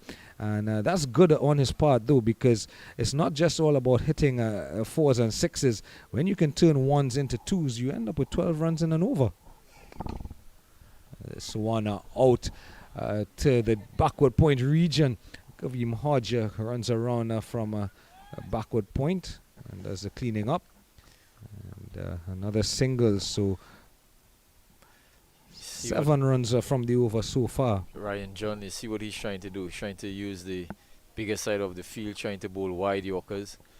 I think the pitch is conducive to slower balls back into the wicket. I think he should be using those slower balls and bowling the ball back into the wicket, trying for him to hit up the breeze.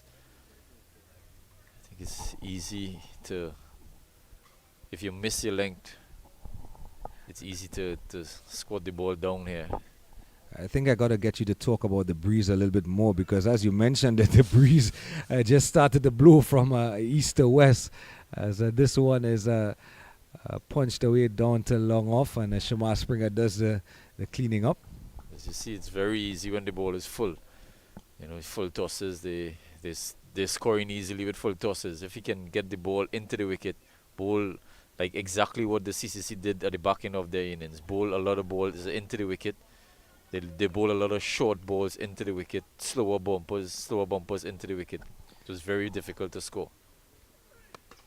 This one a fullish length again, and driven down into that wide long off region. And when you look at the field set for Ryan John, it tells you that that's not the plan. The plan is to bowl exactly what he did in that over. Of course, it brings us to the end of the over. In fact, that full delivery punch down to Shamar Springer. And at the end of the 47th over, 237 for 7. So 9 runs, in fact, coming in that over. So a good over, without a boundary being hit. A good over for the CCC with 9 runs coming in it. And just off of the pace of needing 10 runs to the over. So just 18 deliveries remaining in the innings. Can the CCC get these remaining 31 runs? It's definitely going to hinge on the back of Shane Dorich, who is on 83 from 91 deliveries in the midst of his maiden List A one-day half century. Can he turn it into a maiden List A one-day century? If he does, I tell you, CCC will be ecstatic, because that's going to mean that they have won the game with him getting 17 out of the remaining 31 runs. As I welcome back alongside me, Coach Anil Lakan. 31 required from 18 deliveries. That's the equation at this stage of the game. This one is lofted straight back past the bowler.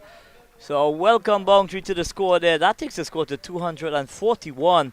And Shane Dorich continues to prosper here, hitting it as straight as an arrow over the bowler's head, and into the boundary she goes. So welcome boundary indeed. The partnership now between Romario Greaves and skipper Shane Dorich prospers to 31 from 28 deliveries. So it's game on here at the UWI Spec ground. Shane Dorich taking it on. So a full toss and then a half volley, and just parried over, much like he looked like Peter Cech, just parrying the ball over the boundary. He got to the ball, he did all the hard work, and parrying that ball over the boundary for 6 runs. And with those 6 runs, 10 runs in 2 balls. So a wonderful effort indeed from Karim Hajj there. Short delivery, my apologies, short delivery from Karim Hajj, and Shane Dorich being in the kind of form that he has been in today, in sublime form. He rocks onto the back foot and deposited over the deep mid-wicket boundary, but excellent effort indeed. And very smart cricket indeed here from Shane Dorich. 3 deliveries, and he's gotten 11 runs, but he will need Romario Greaves to hand him back that strike as quickly as possible. And we were just speaking about that, the momentum shift in the white ball game, whether 2 or 3 wickets in a clump, or an over of about 15 runs, just to bring the run rate back down to in and around 7. And this one is skewed away, and 1 run the result down to the 3rd man boundary. But the run rate has indeed come down from 10 to 8 with the 12 runs in the over thus far. Well, I tell you what, 3 maximums in an over, and it's game done and dusted. So Shane Dorich just measuring his approach right now. And with that 6, indeed, he went into the 90s with that 6. And now picking up a single as he moves along to 95. From 95 deliveries is Shane Dorich. And the 250 coming up for the CCC as well with that single. 13 runs from the over thus far. So at the end of over number 48 is 250 for 7. 18 required from 12 balls. It's game on here at AU Respect. Shane Dorich playing a blind of an innings here, taking on the responsibility of the captain of this CCC team, and really giving them a run for their money at this stage here. 18 from 12 deliveries at this stage. It can go anyway. Yeah, and this is yet another situation for the Windward Islands Volcanoes where they find themselves in a game where for a better part of the game they had it in their hands, and it seems to be slipping away in the late stages of the game. But a nail-biting finish we have here, and everything really and truly hinging on the back of Shane Dorich, looking not just to get his maiden list A1 day 100, but to also take his team, CCC, to their first victory. And an excellent yoke indeed from Ryan John. But there's still 5 deliveries to go in this over. 18 required. Shane Dorich will back himself to get all of this entire 18 runs himself. So it's a lot of pressure indeed. It's a pressure cooker situation for both the batting and the bowling team. Whichever team holds their nerve at this back end here now will cross the line. 18 from 11, the required equation at present. This one outside the off stump, and did he get any bat on it? We'll wait on the umpire, and it is signal 4 runs, so an edge off of the bat of Shane Dorich, and he moves on to 99, and the equation now a little more manageable. 14 from 10 deliveries, and the momentum shift that Riyad and I spoke about, that over of 13 runs, changing everything in the favor of the CCC. So Ryan John looking to make some changes here, bringing Jeremy Salazar a bit straighter into more like a full slip position. So he's going to go full and wide.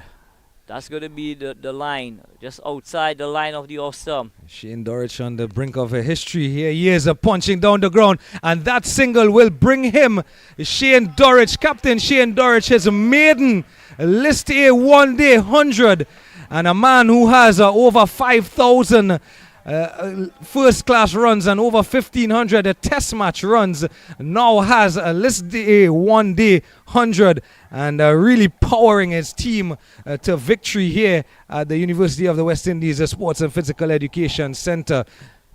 So what a wonderful hand indeed from skipper Shane Dorich, but the job is not yet done. They're gonna pinch a single here. They're going to come back for 2, and this is excellent running indeed from skipper Shane Dorich. It's a good call by Dorich, and a good backing up for that second run by Romario Graves, and now the equation shifts even more in the favor of the CCC. And it just shows how important sometimes these under edges can be. If he had timed that ball to perfection, he would have only gotten 1. But because it took the under edge, it just squirted out on the leg side. And because of the lack of pace, the batters were able to come back very comfortable indeed for 2 runs. 11 runs required, 8 deliveries remaining, 3 wickets in the bag. And they're going to get a single, an easy single here again. So 1 more to the total. And you can hear the applause coming from the dugout.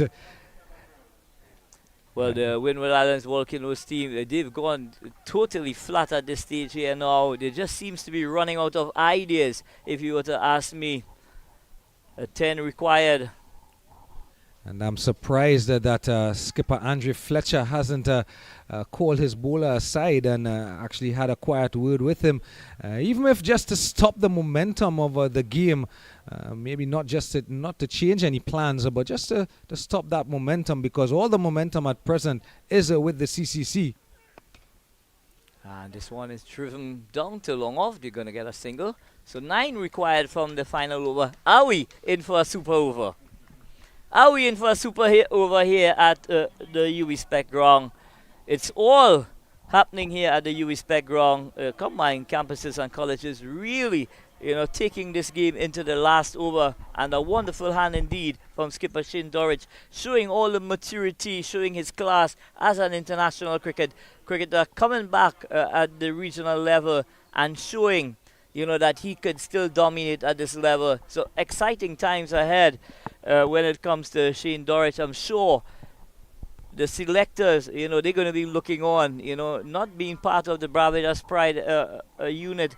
He's gotten an opportunity here through the CCC team, and he's really made use of the opportunity provided by the combined campuses and colleges.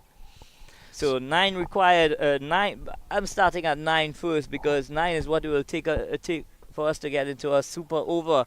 But I want to put my little eggs that I have going into this final over. I think it's going to be even score at the end of over number 50.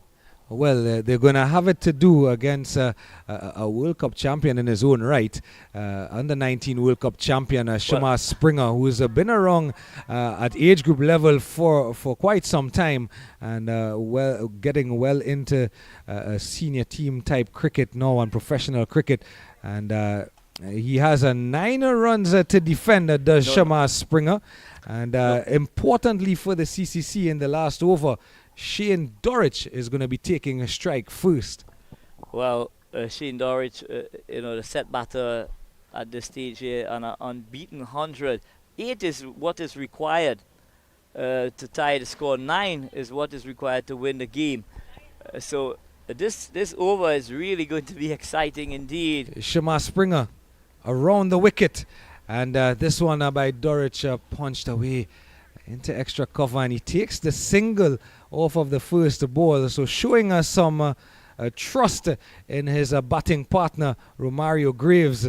And important at this stage of the innings that both batters take whatever run is on offer. You don't want to try and farm the strike and then find yourself in a situation where two dot balls, you soak up 2 dot balls and you're going nowhere to score.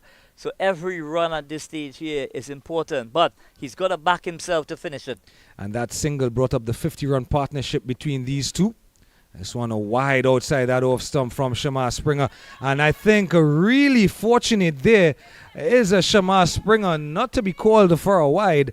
Of course, I am known not to have the greatest of eyes, and I think the crowd behind us admonishing umpire Tuckett for not calling a wide. And but that's history now. What happens now is what matters with this third delivery. So 8 runs are still required from 4, and Hoyt away high into the air. Demba runs back, he can't take it. It goes over the boundary, and it is it going to be signal a 6? From our vantage point, it looked like 6. We're going to take a look at it, and our producer and the director both signal that it did go over 6. It's actually 6 runs. So now it's just 2 runs required for victory. The umpire still has not signaled because the scorer has not changed the total. But it is 6 runs indeed by our video replay. So just looking at it again. And the signal comes now as we look at it here on replay. As Demba went back, he jumped for it and seemed to just get a hand on it. And with that hand, parried it just over the rope as we look on replay. So 6 runs added to the total. Just 2 more needed by the CCC for victory. And really Romario Graves doing, as I mentioned, playing an innings of responsibility, mirroring that 20-run cameo by Larry Edwards in the back end of the Windward Islands Volcanoes innings.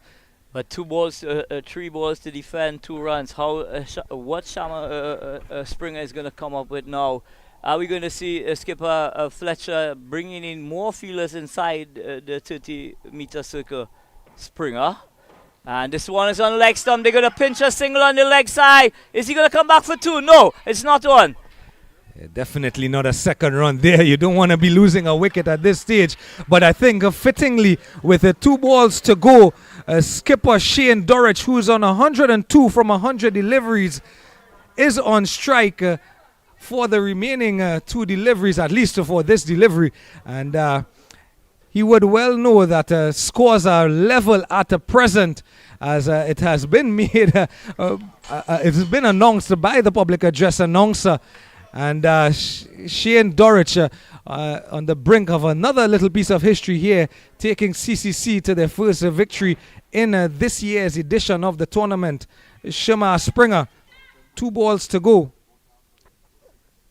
Yes, Shane Dorrich swinging, and the ball just drops right in front of him, and running through for the single. And that 1 run is what was needed for them to now take a victory. But I'm very surprised indeed that Shane Dorrich, even though he had missed the ball, there is still 1 delivery left in the over.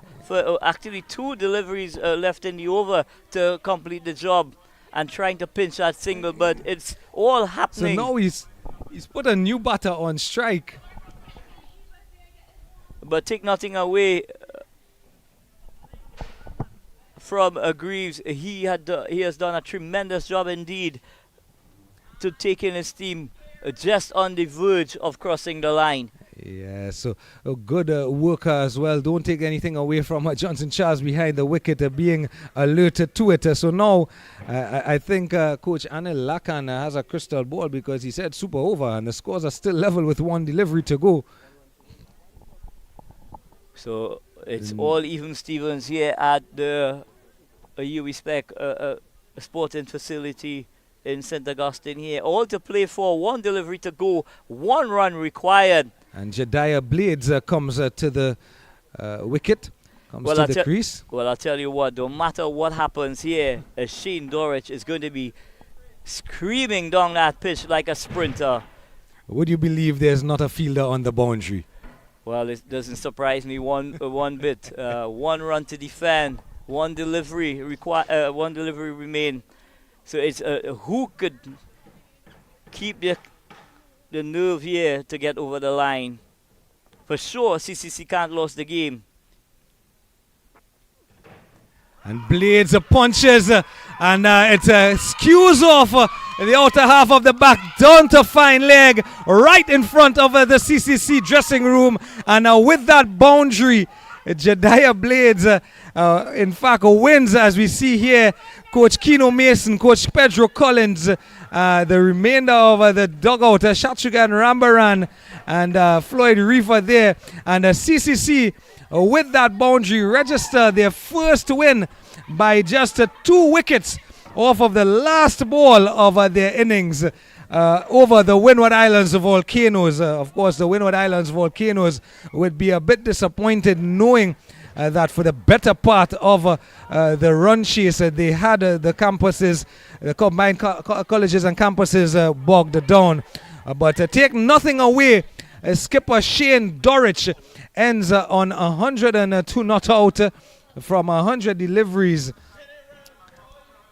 So a big upset in the context of this tournament here. CCC again providing that entertainment here at the UWI ground, upsetting the Windward Islands Volcanoes, having posted a formidable total of 268, 267. The CCC were able to overhaul that with the final delivery. Blades getting an inside edge, and it goes down to 3rd man, and that is what it took to cross the line here at the UWI ground. A very entertaining game indeed, led by the CCC efforts led by Kadina Lane, skipper Shane Dorich, showing a lot of maturity, showing a lot of poise in his unbeaten 100 here at UE Spec, scoring his first List A 100 as well in the process. And what a wonderful sight indeed to see the students coming out on top in this encounter. Yeah, so match number 10 of the CG United Super 50 2023 edition goes to the combined colleges and campuses, combined campuses and colleges by 2 wickets over the Windward Islands Volcanoes. As this tournament continues to heat up, we have 2 games on tomorrow. One at the University of the West Indies Sports and Physical Education Centre between the Barbados Pride and the West Indies Academy. And the Guyana Harpy Eagles will be at the Queen's Park Oval to take on the Leeward Islands. For now, that's it from us here at the Sports and Physical Education Centre at UE St. Augustine Campus, Sir Frank Worrell Field. Until the next one, match number 10 in the favour of CCC by 2 wickets.